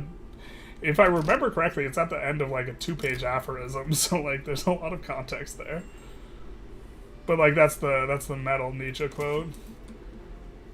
Also, like, God is dead is one people like to quote a lot, but, like, that's... The God is dead one is the one that's really abused by the lack of context. In UK, boss man is anyone who works in a takeaway or a taxi driver, no one bats an eye. Yep. Rare Generalist stream, rare Tark appearance in chat. The stars are aligning, Palea. Tark was talking shit earlier, though. He was saying how bad a player you were. Real talk on God. No cap, for real, for real. He said the Zoomer stuff, Pog, basically. Maybe that's how I have to look it up. Zoomer, I am the danger. Oh, there it is. Alright, we're gonna pull this. We're gonna pull this up. Let's see, I don't think the browser's gonna pull up my browser. Yeah, I need to...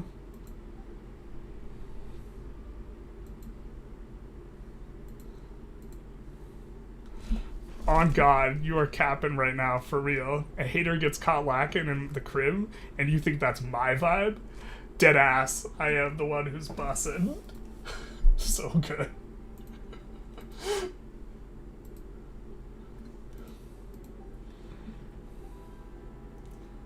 Deadass, I am the one that's bussin'.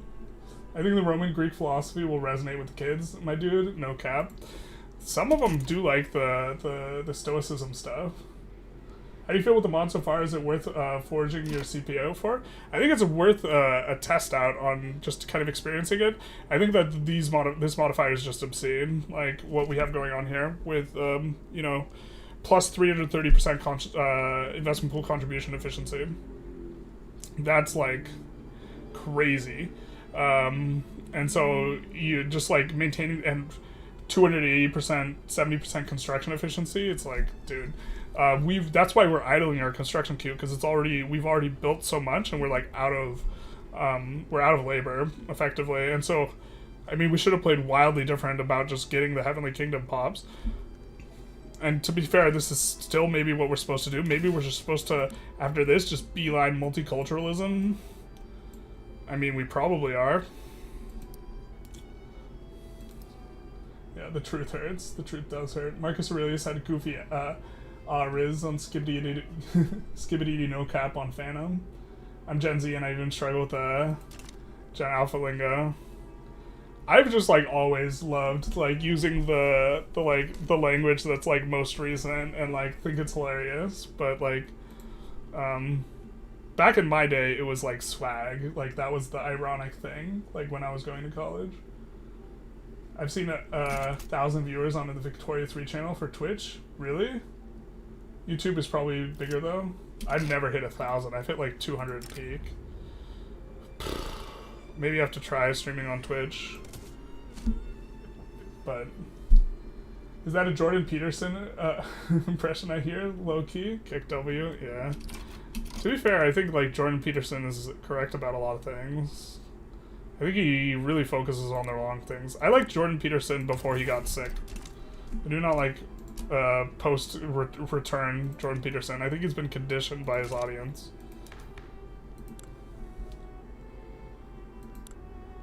I also don't like the way he handles, like, the atheism religion argument, which is to say that he, like, dodges it.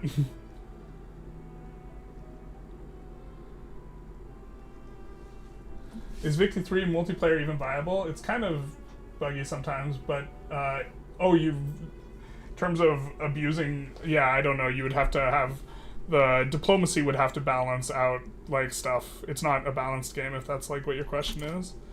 Diplomacy is the balancing act. You got any Kierkegaard quotes you can say out with a pogged up voice? No, I don't have, I have not delved into Kierkegaard. Let's talk about Nietzsche a lot, however this name is spelt on his YouTube interviews. Lots of Nietzsche quotes are completely misrepresented. Yeah, like, Nietzsche's hard to understand in context, because he's often, like, sarcastic and stuff like this. Ever listen to, Lex Friedman? I've seen, like, clips of Lex Friedman. I'm familiar with who he is. I kind of like the way he interviews, but small sample, I don't really know. It's the perfect meme, yeah, basically. Also, by the way, Tark was not talking shit. And you lost me. I saw a comedian reading a version of the Bible that was translated to Gen Z. That was hilarious. Yeah, I mean, like, that's one of my favorite things to do with, like, ChatGPT, is just ask them to, like, translate stuff into a completely different style. Jordan Peterson has some pretty pogged up philosophy and lectures and ideas, and then he got into politics and falls off intellectually. IMO. I think some things he's just always been missing on in terms of, like, I think his ability to evaluate arguments is, like, I think he rarely is, he has some really good points, but I think very often he's not operating in good faith. Like, he's not actually trying to understand what the other person's saying. He's, like, almost intentionally trying to misunderstand them, so. But, like, I also think that, like, if you watch the Jordan Peterson thing where he is, talking against the C-16 bill, it looks like, in that context at the time, he didn't know he was going to pop off. It looks like career unalive aside. Like, it just looks like a bad idea. He seems extraordinarily nervous, and he's doing it because he thinks it's right? And so, like, I think that, like, he's not doing it because he knows that it's, like, going to play to his audience. He doesn't have an audience at this point. And so, like, I think that Jordan Peterson, or at least old Jordan Peterson, had a lot of integrity and was willing to shoot himself in the foot, you know, as a result of it. And I have a lot of, like, respect for that.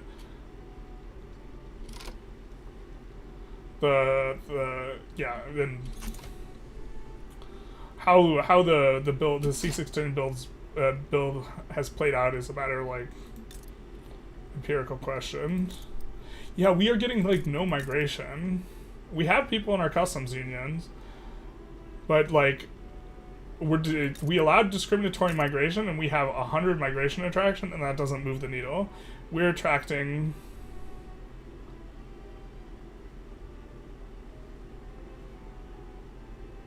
from Franconia. Doesn't tell us what the nationality of the migrants is.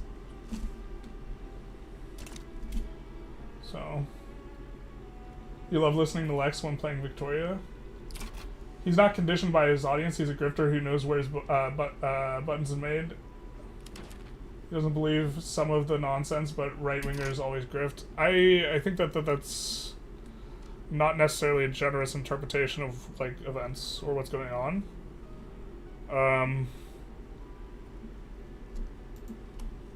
I think, there's, not that the paradigm fits perfectly, but, like, the never attribute to maliciousness what you could attribute to stupidity.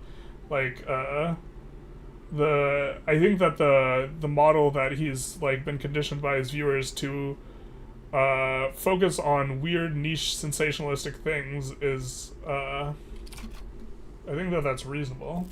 I mean, of course you can disagree, but, like,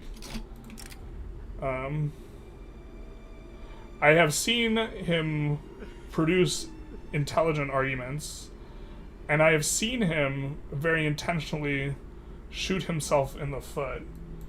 Jordan Peterson in regards to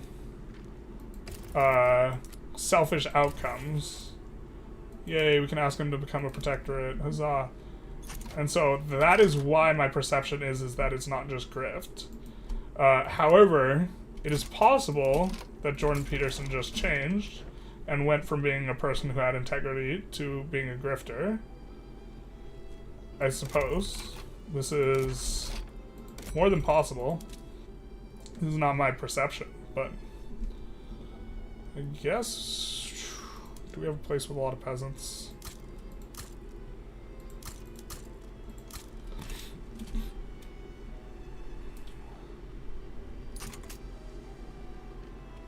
Not play it, don't listen to Mr. Gaming, I was shit talking you. Yeah, the truth there, so I was just trying to soften it. When he talked about C16, he got so much wrong about the bill. Yeah, I'm empirically, I don't know specifically about the bill.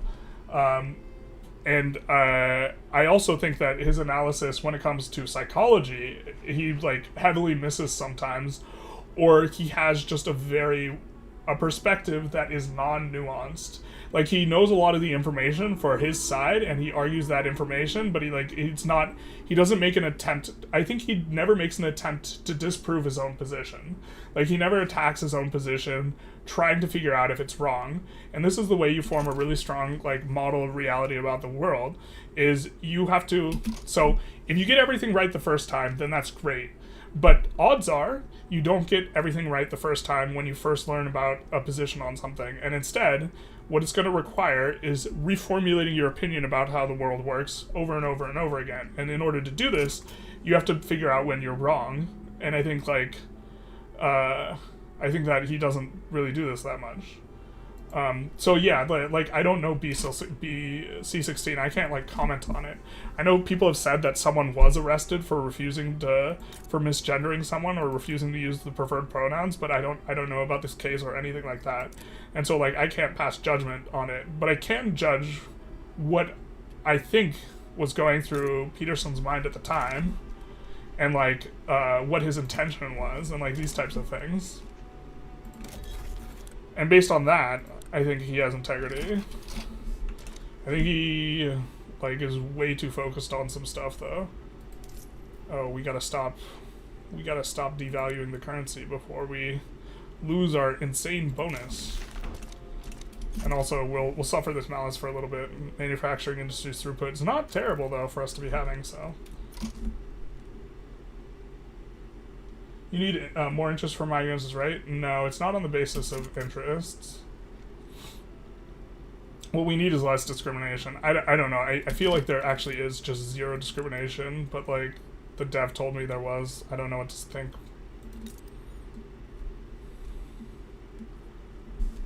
I don't know. If we pass racial segregation, I know the migration's going to start popping off, so... I'm not saying it's malicious. You're saying they're doing it to make money. I think that doing something... I think misleading or misinforming someone to make money is malicious. I mean, it's not... Well, I guess your intention isn't entirely to hurt, but I think that that's, like, sufficiently bad, like, in uninforming people.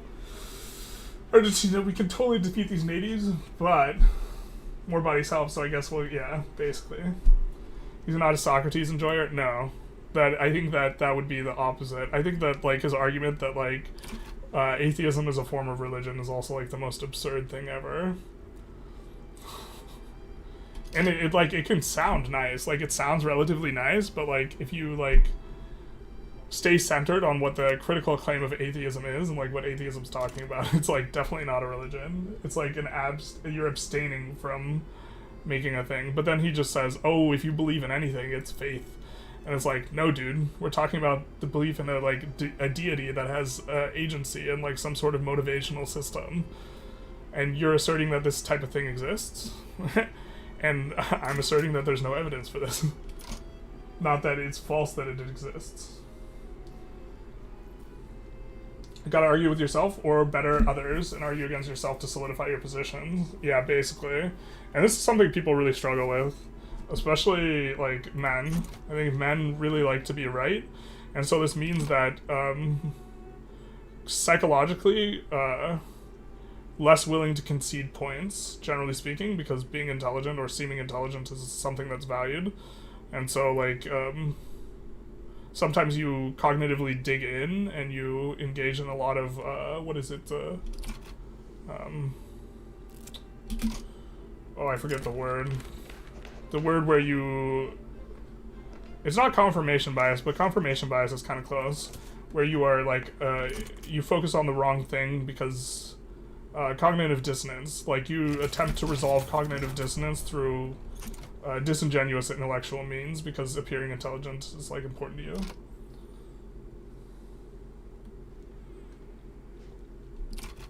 I'd agree that he's someone who can learn and thinks things, which help reinforce his ideas, but he lacks critical thinking skills that would help him with what you're talking about.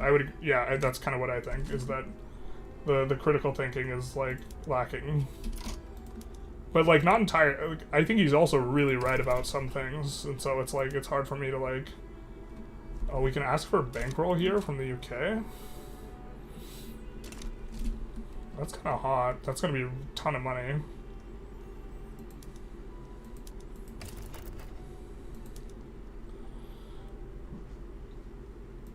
Yeah, I guess. We don't have to help them out a lot, although maybe we will. Because if we do help them out a lot, then...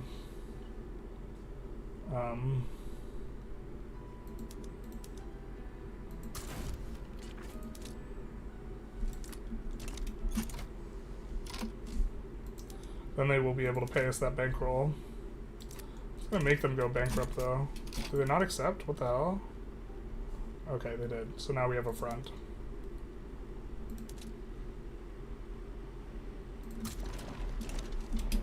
We'll do something like this. Hugh Dennis. I have faith in atheism. Oh man. So it begins. Hi Dennis. Hugh Dennis. Catherine. If you're gonna spam, I'm gonna ban you. Put on... Well, you see, Mr. Gaming, the deity with agency in the Church of Atheism is the individual, which is hedonistic treadmill of self-serving indignation. Yeah. Yeah. To be clear, there's a lot of atheists that I think, like, are of the position that, like, religion, like, ruins everything, and I think that's just, like, also super incorrect. I think it's pretty neutral. There's, like, shitty people who are atheists and shitty people who are religious. And people are almost always, like, hyper selective or opportunistic about examples for each of these things. Timothy Spall. Catherine, you're getting bopped. For 30 minutes.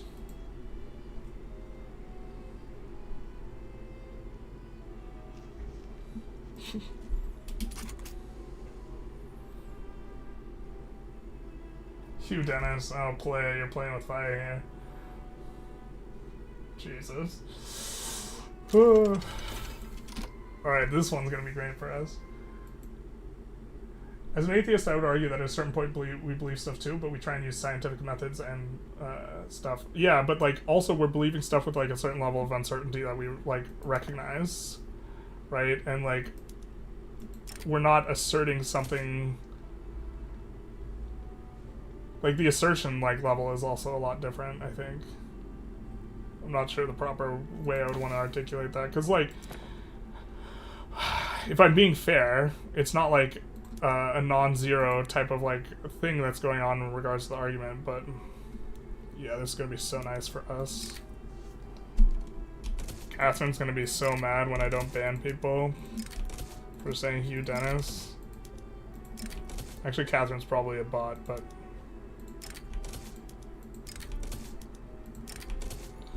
We're, of course, just overriding all that, so that stuff actually happens. Wow, the USA lands over here. I hope we're not talking about Andrew Tate. You just joined? Oh man, that's... If your goal is to not talk about Andrew Tate, like, just messaging the first thing you're in that I hope we're not talking about him is probably a poor strategy, not gonna lie. The existence of a deity through Occam's razor is very low probability. Yeah, basically. It's like, it's quite the conclusion to jump to, is my opinion. But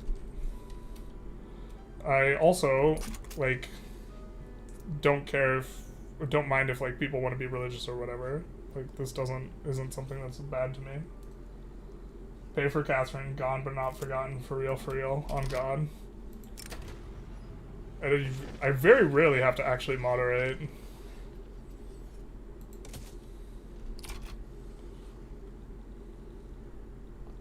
If God isn't real, how come the banana fits in my hand so nicely? Checkmate, atheist. Oh my god, I love that video. Checkmate. We got him.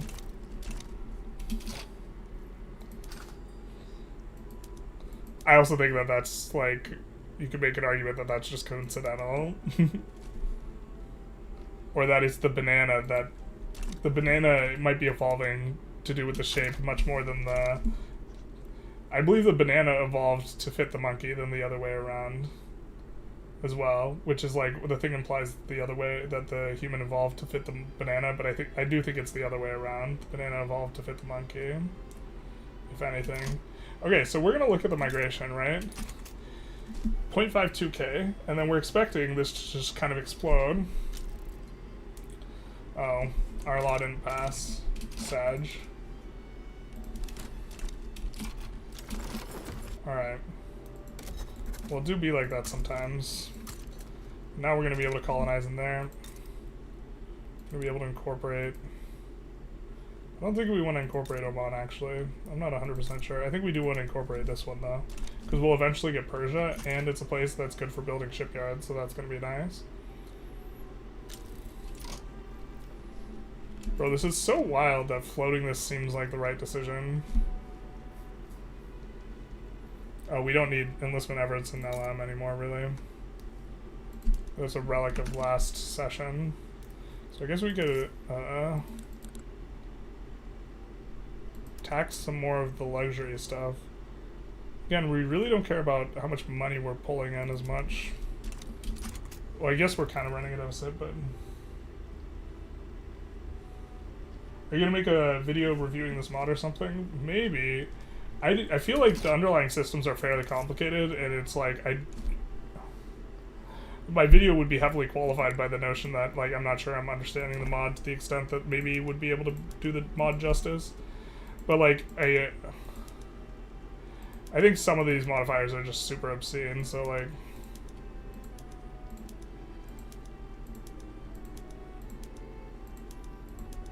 Which has just kind of been my impression overall. That we definitely wanted separated intentionally.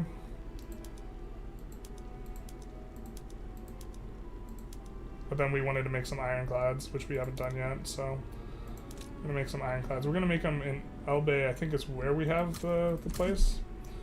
So we're gonna do it there. And then we will have 100 stacks, so that'll be nice.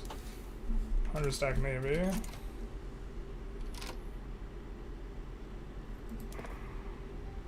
Probably should have just reset PMs. But the thing is it's going to reset to using railroads in all these places that don't have railroads. Which is kind of an obnoxious thing.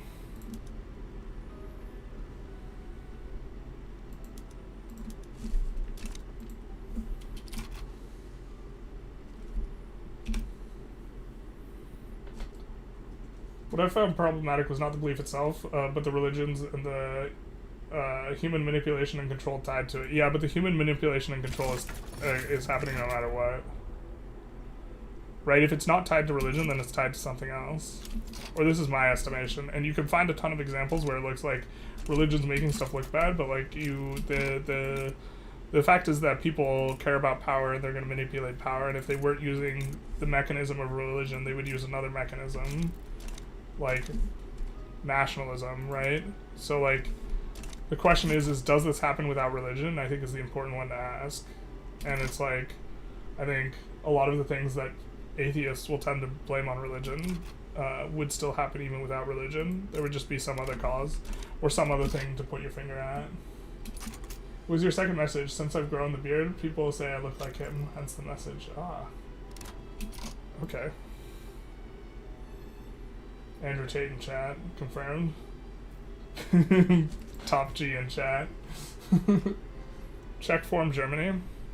Oh, you think Austria is happy enough with this? Oh, okay, so they're over 51. So I think that they won't do it as long as they're cautious. They won't be about it, but let's take a look. Yeah, they don't support. It's in -20 now. They have to switch off of cautious.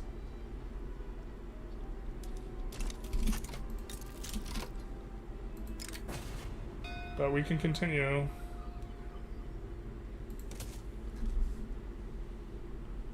I actually graduate of Hustlers University cum laude, and I am a tenured professor of the Romania campus.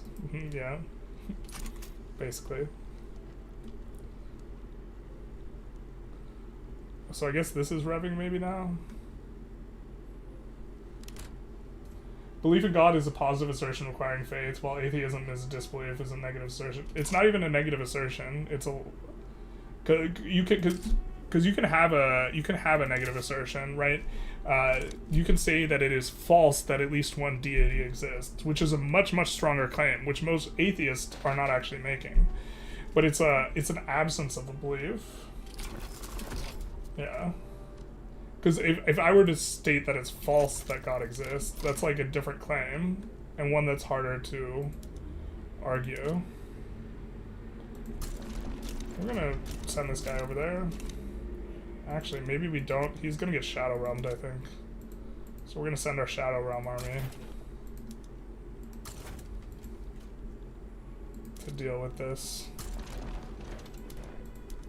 But like it's a very important distinction. Is like I don't believe in a lot of things because there's a lack of evidence for it.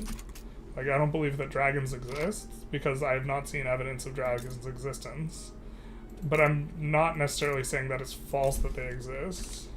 That's probably actually something that's like a little too deep in the philosophy streets. Like the distinction between those two, like most people don't make like colloquially, and so maybe it's inappropriate for me to even talk about it. Oh, 0.04. We're gonna have to start a war here. So if we actually wanted to help them out, maybe they're winning anyways, even without us. We're getting so much from the bankroll. The bankroll's gonna absolutely blast through their currency, though. Maybe this is just collapse. Them having a bankroll as just collapses them, maybe.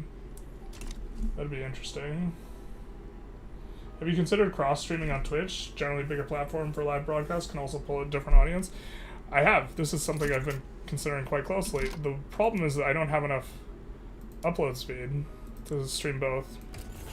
My audience on YouTube would prefer I stream on YouTube, but I think there's a self-selection bias there. I don't know. I could try a Twitch stream and see how it goes, and just post it on the Discord and see what happens. But like, I would also have to manually, well, so I would like to cross stream. I'll actually look in the software and see how expensive the software is to cross stream, because there's software that allows you to upload to like a third party thing, and then that third party will upload to your two destinations. And so if you have that, you only have to upload one version of the stream.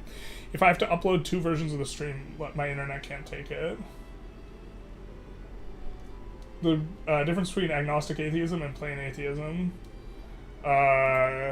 Yes, but like most people who are atheists are actually agnostic atheists.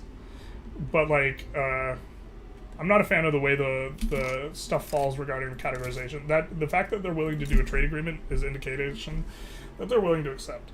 But like, the problem is when you say atheism in general.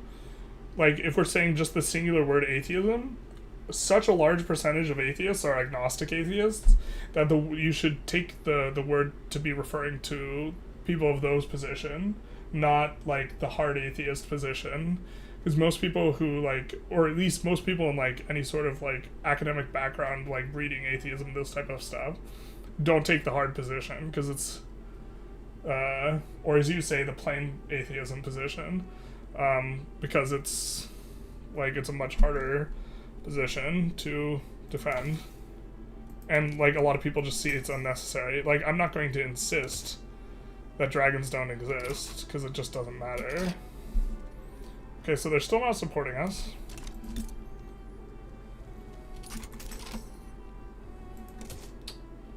How close are you now, my guy?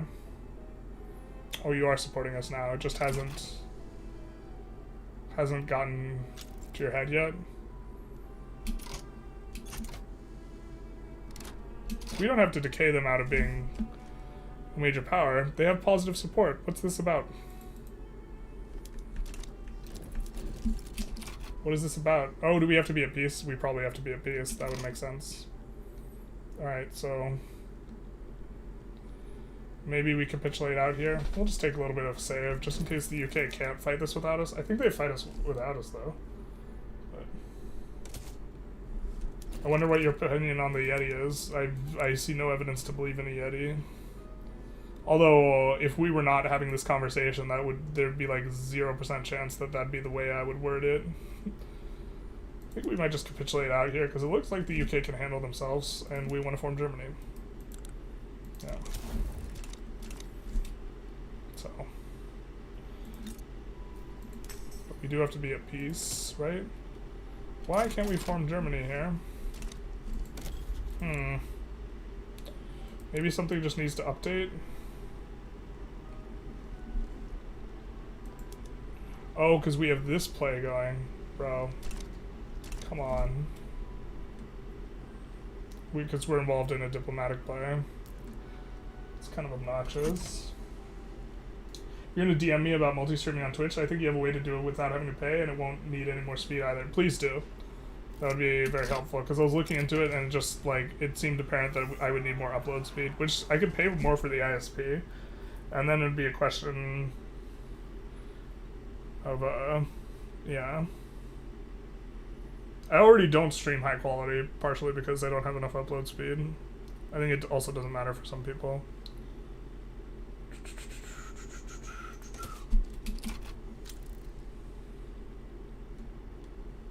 Almost want to just give this up, but we don't.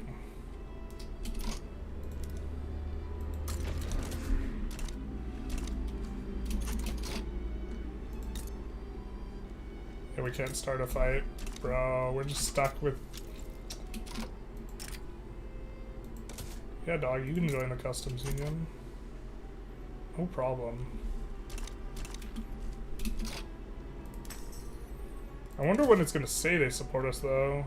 Because they support us, but they don't. I've never seen Twitch, and we already have a video platform on YouTube, so Occam's Razor suggests that Twitch doesn't exist.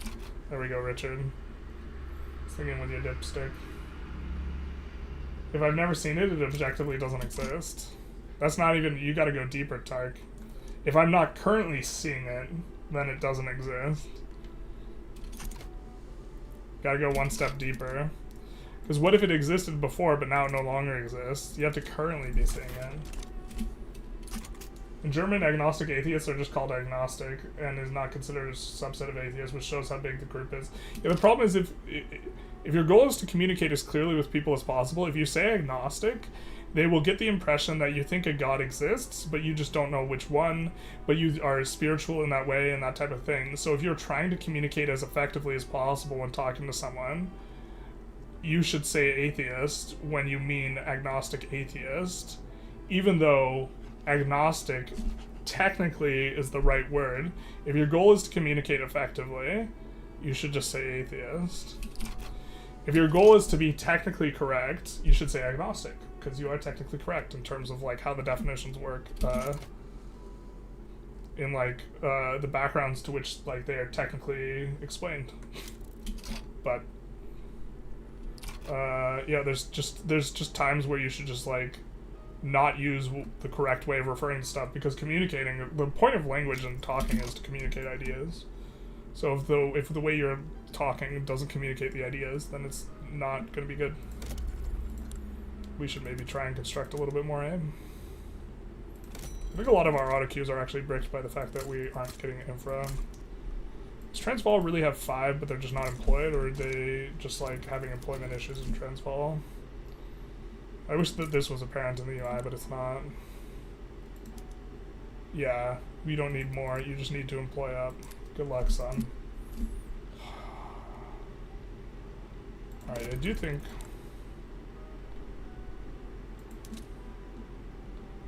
we will take a look at earnings.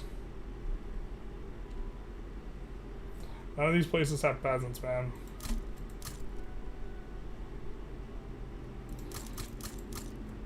Also, the fact that you run out of peasants so ungodly fast in here is like, I maybe don't like in this mod specifically.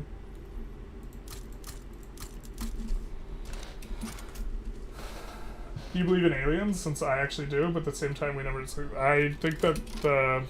So there's a second like meta level consideration, which is how much should I actually think about this?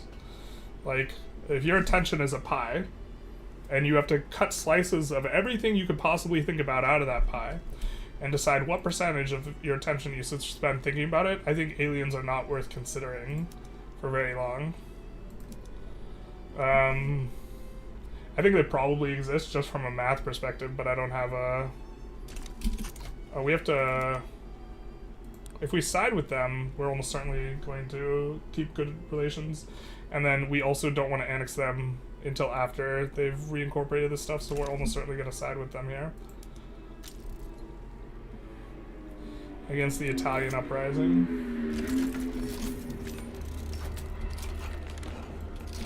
Okay, so we just got racial segregation, right? So now we're going to see a massive influx here. 0.52. We should see a massive influx. Alright, that wasn't as big as I had hoped. That was not as big as I had hoped. Still no mass migration movements, despite having 100 migration interaction. So, the truth, it hurts, as always.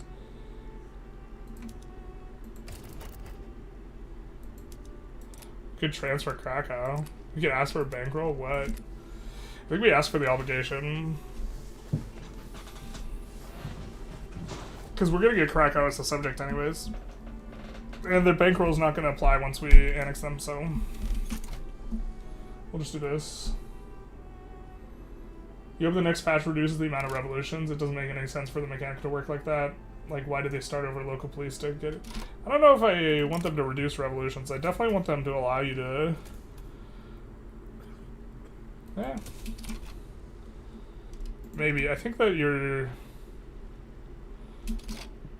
There's a macro issue going on here, too.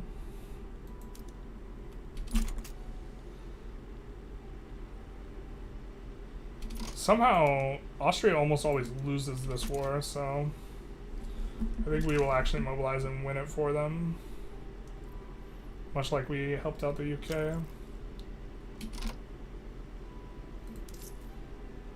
Okay, so we might actually need to evaluate our currency instead of devalue it, because I think we're at no monetary... Well, so we can move it in the right direction. And also, we don't want it to drop below 10, otherwise we lose the bonuses, the magic bonuses. Why is this just absolutely hyperventilating? Holy shit. I guess with some of our money, we'll start buying stockpiles too, because having a larger and larger stockpile is going to matter for this stuff, so... Let's maybe buy some silk.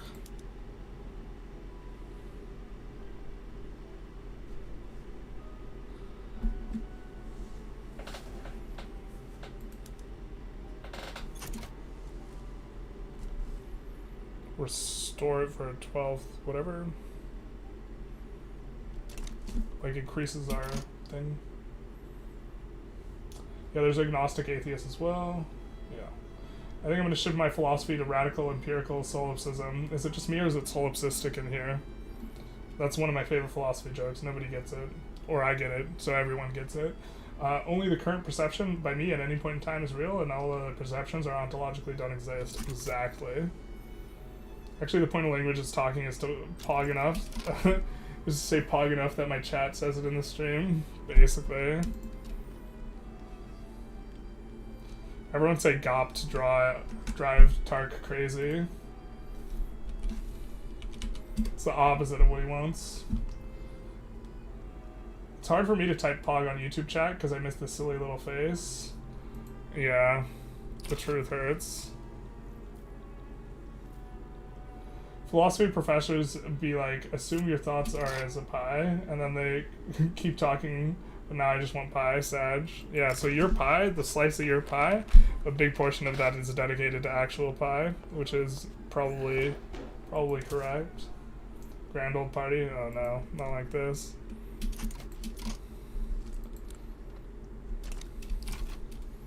Alright, they've actually assigned people. In theory, we could actually also join people and then sabotage their war, just by having a bunch of 1-stacks that are set to push. That's so wild, I've never thought of that before, but yeah, we could join someone on their side and sabotage their war by pushing with 1-stacks. Bro, that's so cheese. That's a funny one, though. Revolutions are an expression of accumulated radicalism, yes, in the game, and they just go to the nearest revolution no matter what reason. Yeah, that's the problem. That's the thing I have a problem with, is they're not in any way, shape, or form like consistent about the thing. We are losing a lot of money. Did we lose our bonus here? No. We didn't lose the bonus. I mean, I guess maybe we just lose the bonus. Is it because we're stockpiling silk? I mean, we are stockpiling silk. Is it because we're not building enough? Maybe we're not building enough? Bro, I don't know.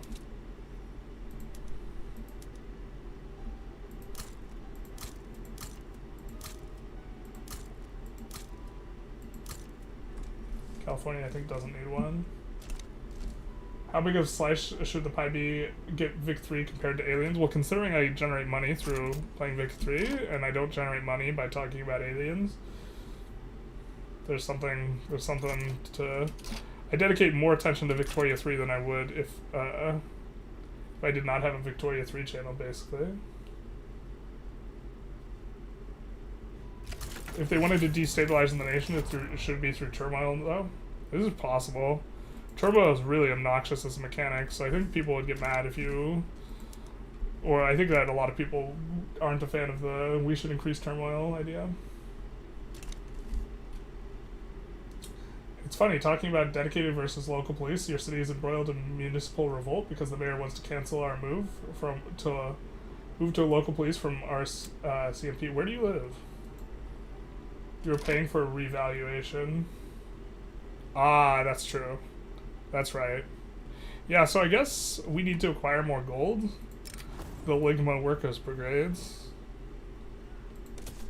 That's right, we're paying for the revaluation of values. Nietzsche would be proud. Okay. So we need to like export more, huh?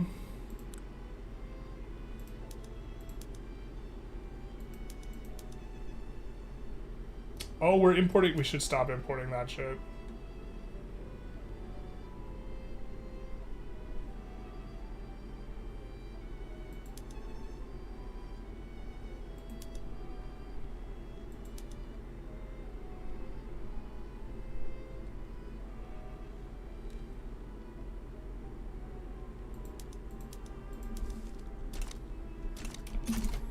Because that's causing us to... I think that might have been one of the big movers of us having a negative thing. No, maybe not. Alright, let's try and export stuff, I guess.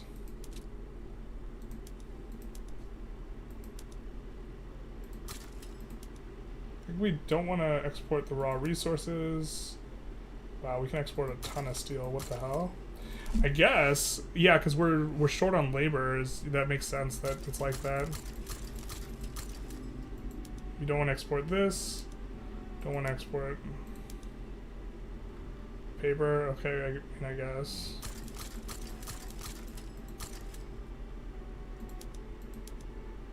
We could export some mining stock. Okay.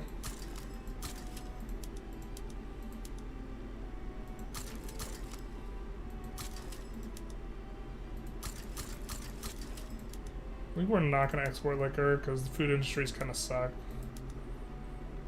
We're not going to export that because that stockpiles. That stockpiles. Oh, we can export gold? I think we don't want to do that. Not sure exactly how that mechanic works.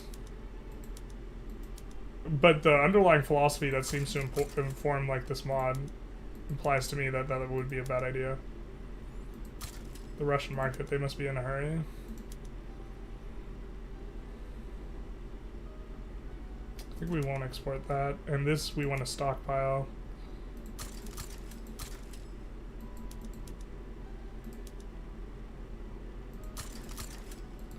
Austrian's probably not going to be profitable, like, over super long term, but maybe that'll help to increase the value of our currency. We have really high SOL though.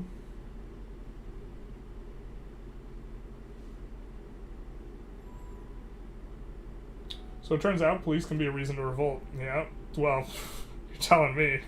In the United States, we had that big thing with George Floyd, which was exactly the police being the reason to revolt. So this pie theory came to life where philosophers were not paid and were constantly hungry. Yes, this is where it came from. No, it's this is actually one of my criticisms of philosophy writ large, is that they often spend too much time focusing on the wrong thing in a way that's not particularly useful.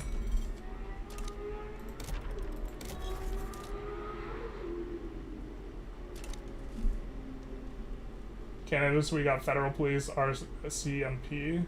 Got it. That's causing tensions. Why did you puppet Orania instead of conquer? I forget. Oh, it's because they already started colonizing, so we would have had to conquer 2 states. And that, like, there's like a floor, the minimum cost of, like, conquering, so it, like, would have been a lot of infamy. And they hadn't already, Golden hadn't already appeared here as well. If it did, they probably would have just taken it anyways. Dining philosopher's problem, where every philosopher has a plate of spaghetti and needs 2 forks to eat it, but only has 1 fork. It's used to explain multi-threading. Interesting. Which came first, the spaghetti or the fork? Obviously the fork, but...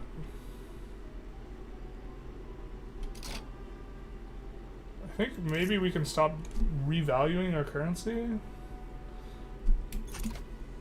Let's try and get it over 11. So I guess we are having trouble maintaining this bonus, but to be honest, oh, our economy will collapse because this investment will transfer. Oh wait, why has it gotten why did it tank? That's such a huge tank. What happened here?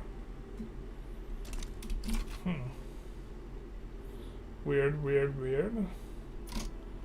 Not sure what's going on with that.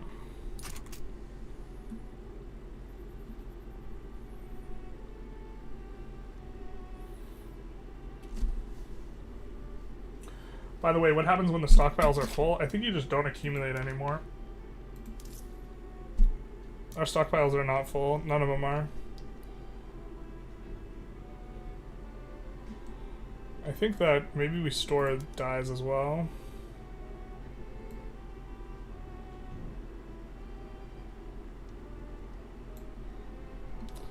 The thing is, we really would want to just get this stuff really cheap. And to be fair, we can actually produce dyes.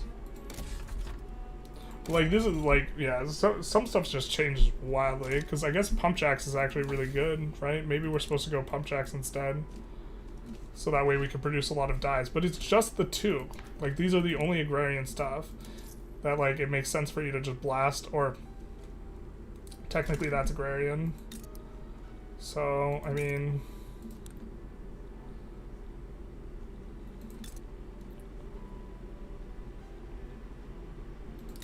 I think that we had this auto-expanding. Oh, we got shut off because we swapped the thing. I guess we'll add some there. Yeah, that's only big enough for 1 level. I guess let's take a look here. What can we do? I guess we just want to blast dyes. And then we'll put a university for the qualifications. Alright, so now we're getting a mass migration, now that we don't discriminate. Which is going to be quite large. From the United States, no less. I just think that there straight up isn't... I've not been able to observe the phenomena that the devs told me was in-game, so this leaves me feeling a kind of way. which is that you still get intermarket migration, even when there's discrimination. Did I see the cops that recently shot up their car with a cuffed suspect in it because they thought they were shot at when it was just an acorn? No charges. I mean, they could have thought it was an acorn. But, or sorry, they could have thought it was, they were being shot at. That, I'm generally more forgiving than the cop that is cool as a cucumber and just being cruel, or is like looking for excuses to brutalize people. Right, because another thing you have to consider is that the job is actually incredible. If you've ever been in a situation where you think that you can potentially die, your brain just works so much different in that type of situation.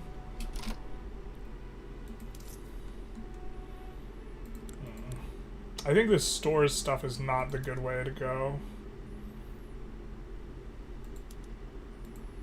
Let's try and rake back some money by taxing the rich stuff. Again, return to that. Because we are... I think you don't want to go into the negative in particular. And this war is pretty much over here. And we could actually capitulate out, right? So...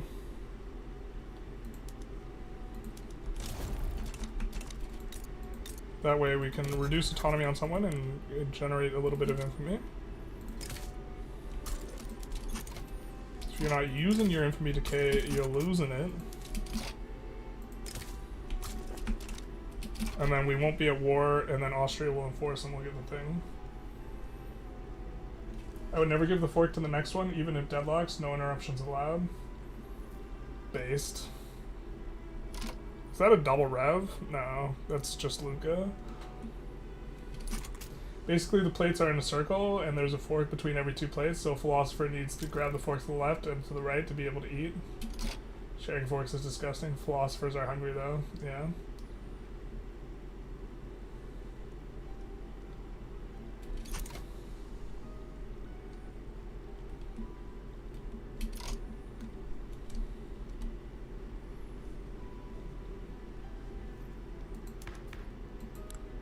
Enact protectionism. We actually don't even hate protectionism. We could enact this. Low key. This would allow us to tariff to protect our stockpile goods.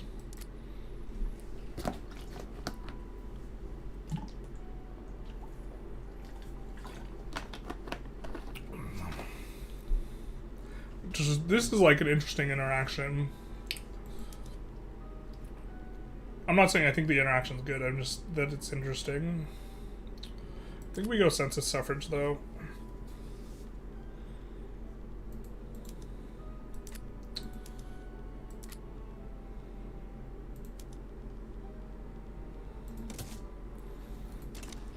Should be able to work through these guys. And we already have a rev bring for this, so they can't join the other rev. My understanding is correct. Philosophers are hungry, basically.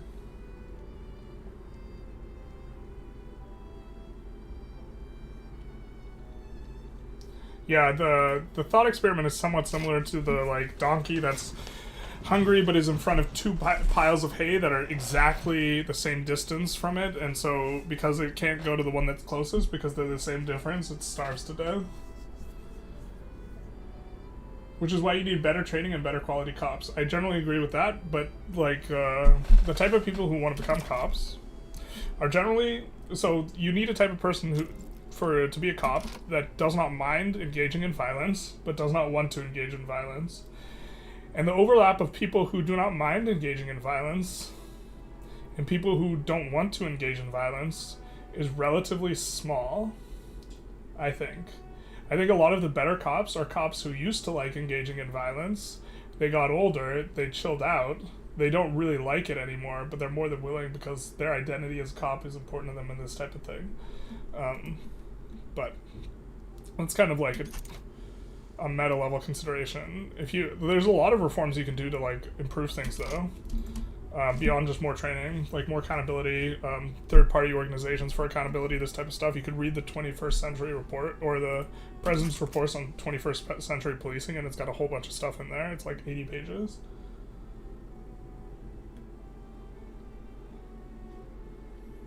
It's a way to imagine how to solve a problem in which critical resources are shared, one processor for many processes. It's hard to explain in short chats. Yep, this too.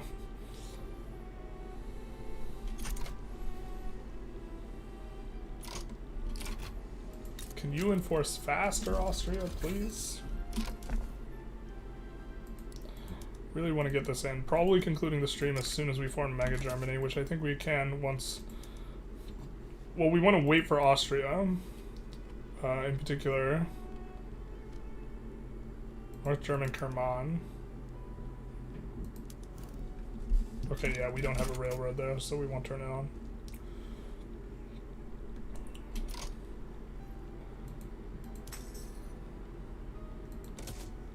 So, okay, now, yay, we'll take a save. Pre-formation.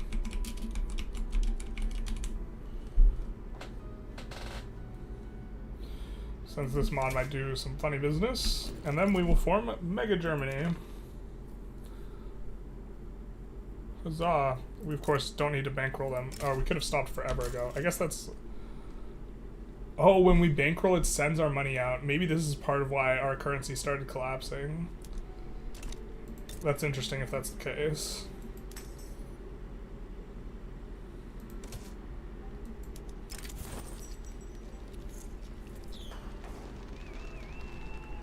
We'll get the loyalists. Victory for the German people. Huzzah. I think we can just... Can we form Central Europe immediately after? No, we can't. We need some more dirt. Do be feeling good, though. Now we... It's gonna be a lot of stuff to do. A lot of PMs to reset. Immediately we're like running a huge bureaucratic deficit. Alright. I think we are just gonna go through the rest of the chat and then wrap it up though, because we're kind of like a couple hours past when we were planning to play, because I thought we were gonna get this a lot faster, but we didn't. So it's the same problem with the military. Since it's not mandatory anymore, most people in there are the insane ones. I don't know if I'd go as far as saying insane, but they are, I think the type of role, so here's the thing, is like the type of role that, and the President's Report on 21st Century Policing makes this argument, you want these people to be seeing themselves as guardians, specifically with police, rather than warriors, and a lot of people have formulated the identity for themselves as warrior, and then they go in, and when you are a warrior, then you need a type of enemy. With the like military specifically, like at least it is, well, at least it's projected out, whereas maybe it's not directed at citizens of the state, at the very least. But yeah, I'm not a fan of mandatory service though. But I think you were correct that there's a parallel thing going on. Cops are bad in most countries, but the problem is an absolute multiple in America by the multiplied by America by the existence of guns.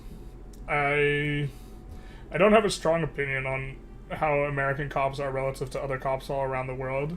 I imagine in terms of the overall number, like, so there's like 15 to 20 like first world countries. I imagine relative to the first world countries, America performs poor. But like if you're comparing it to like all 170 or 180, however many there are, I forget how many countries there are. Like I think America is definitely in the upper 50% of like the cops being better, but like America can perform better as well. They have the resources to perform better on that metric if they want to, so like they should be held to a higher standard. But it's always weird when people like drag America, and that's like, well, America relative to what? It's like, okay, other first world countries, like, but then like I don't have to bribe cops in order to take a road trip in the United States. You have to do this in other countries. Like they'll pull you over and ask for a bribe basically. So yeah, we got a chunky Germany though, big chunk. I've heard in the US, some states, they specifically hire people below a certain IQ threshold. That would explain a lot. I don't think they intentionally go for that, but I would want to see a sauce on that. That sounds like something that someone would make up.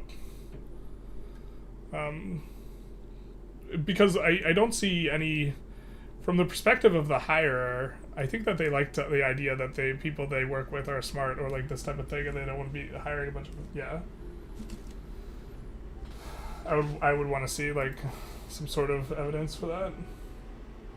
You actually can't be a good cop for long because the institution itself punishes going against the status quo, and your coworkers would likely turn against you. Yeah, but this is an equilibrium thing. If all the cops are already really gnarly about self-enforcing on other cops, then the culture will shift towards that paradigm, and if they're really gnarly about protecting other cops, then it'll shift towards that paradigm. So it's a double equilibrium in that if the vast majority of cops are one way, trying to switch it to being the other way is really, really hard. But also, like, I don't know, if you've ever engaged in... I was a bouncer for a little over a year, and I could tell you that psychologically speaking, if you are engaged in violence with other people who are helping you out to engage in that violence, that the level of camaraderie you feel for them is like not... It's like hard to... It's like different than having someone being like a normal coworker. Right, it's like psychologically the bonding is like much stronger because you are in situations where you feel like you're really in trouble and you could like conceivably be really hurt or like killed, and then someone helps you out, and so like it creates like a type of bond that's like not like I think that's to say that cops protect other cops, or like good cops if you have 12 bad cops and 150 good cops who protect the bad cops, then you have 162 bad cops, like this type of thing. I think that this stuff is like both simultaneously true, but also a gross oversimplification of the thing. Like you have to deal with the like psychological realities of what you're trying to do, which is that you need someone to enforce the laws, and the people you have enforcing the laws, you don't want them to be violent, but then you need to have them being okay engaging in violence, so you're looking for a unicorn type of person, and they are going to overprotect their own, just by the nature of, like, the thing. And so, like, you have to have ways of dealing with that reality. And so, like, one of the ways you deal with it is by having them not self-police, but you have third-party organizations to police the police, right? Where they don't have any of those sorts of like attachments to other people in that particular unit or this type of thing. So this is one mechanism. Another one is like body cams, so that it's like the onus is no longer on the other cops to report as much as it's going to get out anyways, and because of the body cam footage and this type of thing.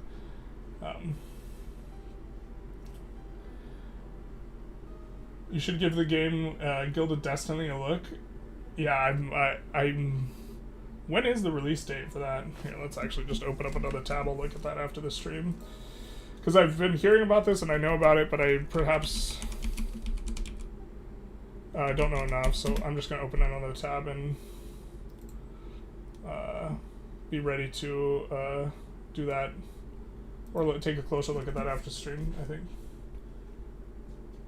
At Pumpernickel, that's completely untrue. Can I link something here? Sure, but I think so. YouTube might auto-bop you. If YouTube auto-bops you, then you can't, I guess. Mr. Gaming is a bouncer. If you want to get in, you gotta tell me how you dedicate the mental pipe, basically. I mean, like, it definitely gives you perspective.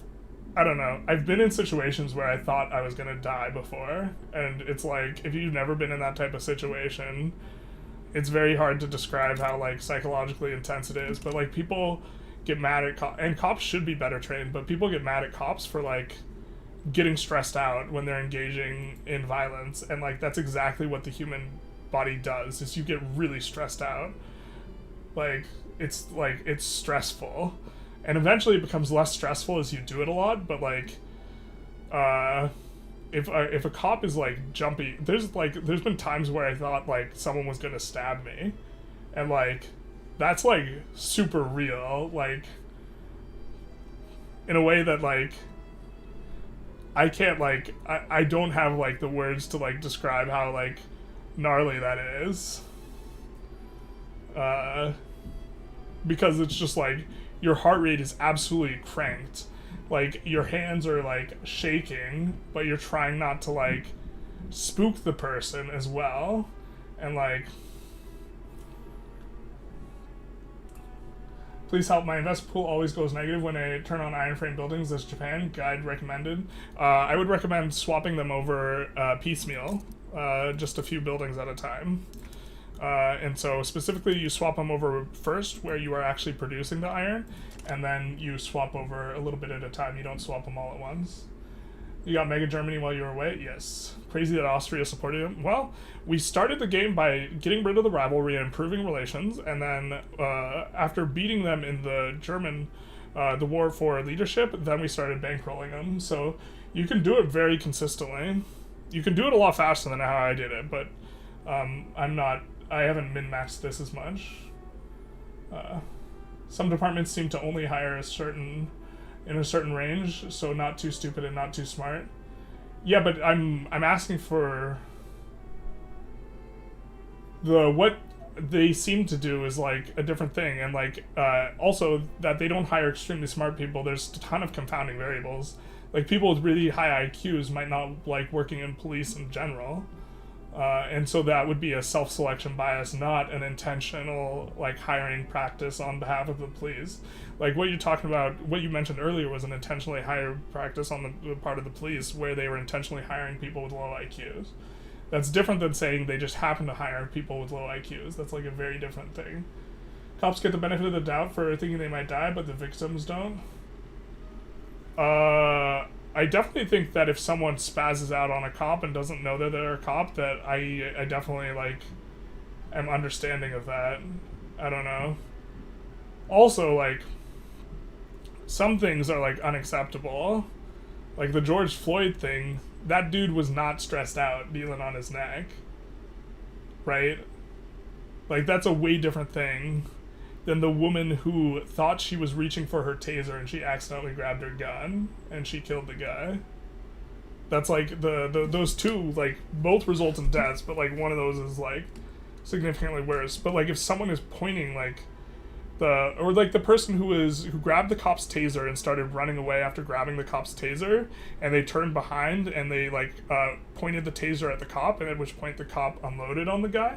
So he shot the guy in the back because the guy was running away, but the guy pointed the taser at the cop. Like, if the cop gets tased, what happens next is now the cop has no control over anything that happens, and if the guy wants to, like, unholster the dude's gun and go off on him, then, like, the cop can't do anything because he's been tased. So, like, if you need to calculate how your mental pie is divided, then most of your mental pie would be about mental pie. The truth hurts. This is the problem. This is the conundrum. This is my problem. Should be negative. An empty investment pool is a good investment pool. A lot of cops are former military. Yeah, because, I mean, I think that makes sense as a trajectory a lot. And I think that the ones who are former military are probably generally better cops. I would have to guess. I guess I don't really know. I haven't seen anything empirical to this. Seen in this game where you increase SOL. Yeah, our SOL is super cracked out right now. And it will be in all these other places. Like, once we actually... We're about to get a new wave of, like, actually being able to, like, reasonably do stuff here. And so maybe we continue this episode, because it'll be fun to pop off, like, super hard. Because, look, the AI hasn't built anything. We've completely exhausted our population, but now the population's gone from... I guess we should just let the game think.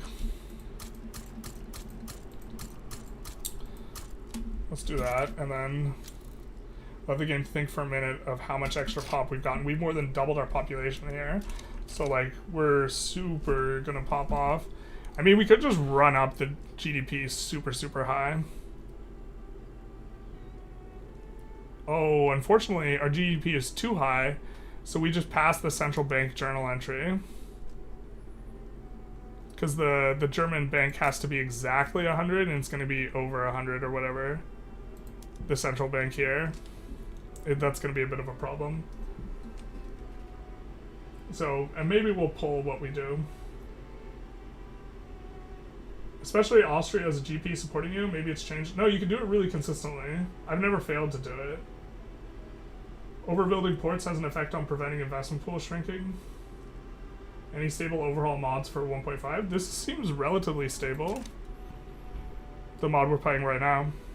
We haven't crashed on it yet. What did I just come into? Well, yeah, basically political Santas is like, why are we talking about police?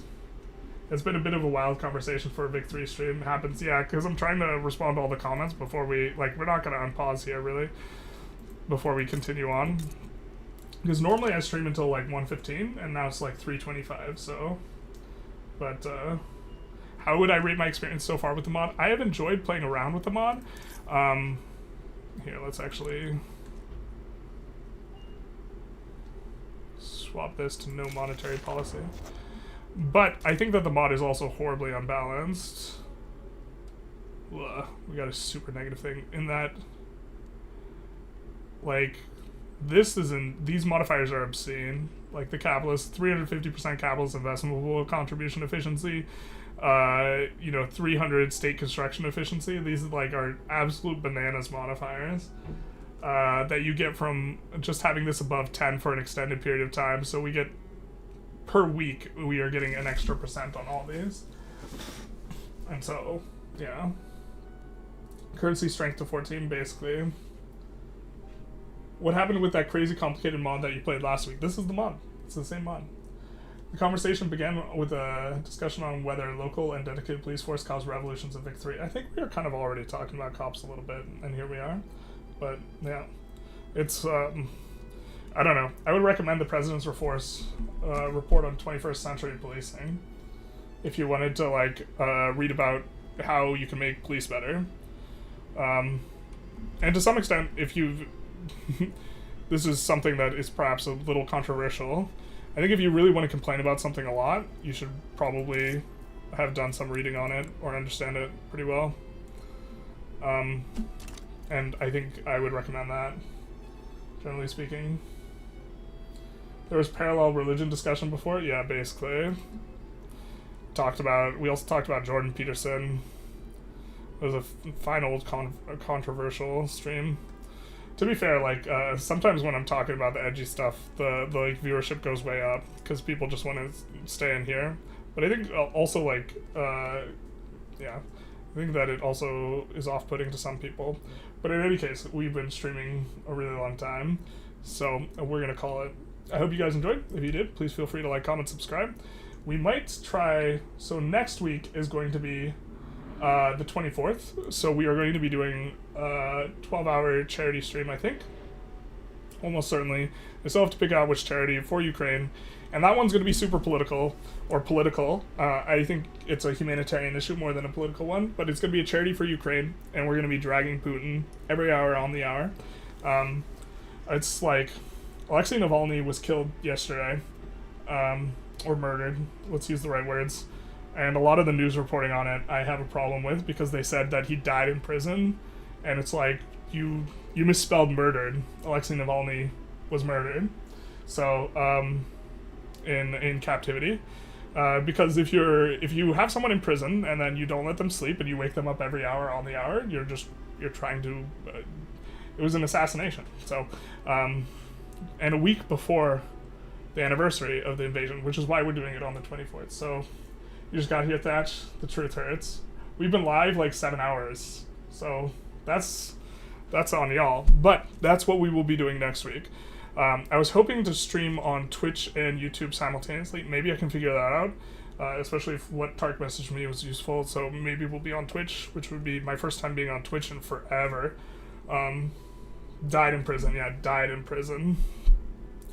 To be fair, I understand why the journalist doesn't want to say murdered, but like...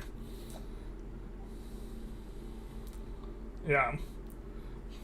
Died in prison, not murdered. Yeah. Yeah, a lot of people fall out windows, or trip and fall on bullets. Anyways, so that's what we will be doing next week, at the very least. And we're going to be playing as Ukraine and trying to conquer all of Russia, because memes. There's some services that multicast for you. Yeah, so maybe I just pay for one of these, this type of thing. I would rather stream on both simultaneously because for reason of the charity. So yeah, I don't have any idea either. The famous defenestration incident. Yeah, basically. Anyways, bye bye now. See y'all later. Hopefully you come by next week, unless you're don't want to be part of that discussion, in which case you don't have to come by. But it's going to be more political than normal. Anyways, toodaloo.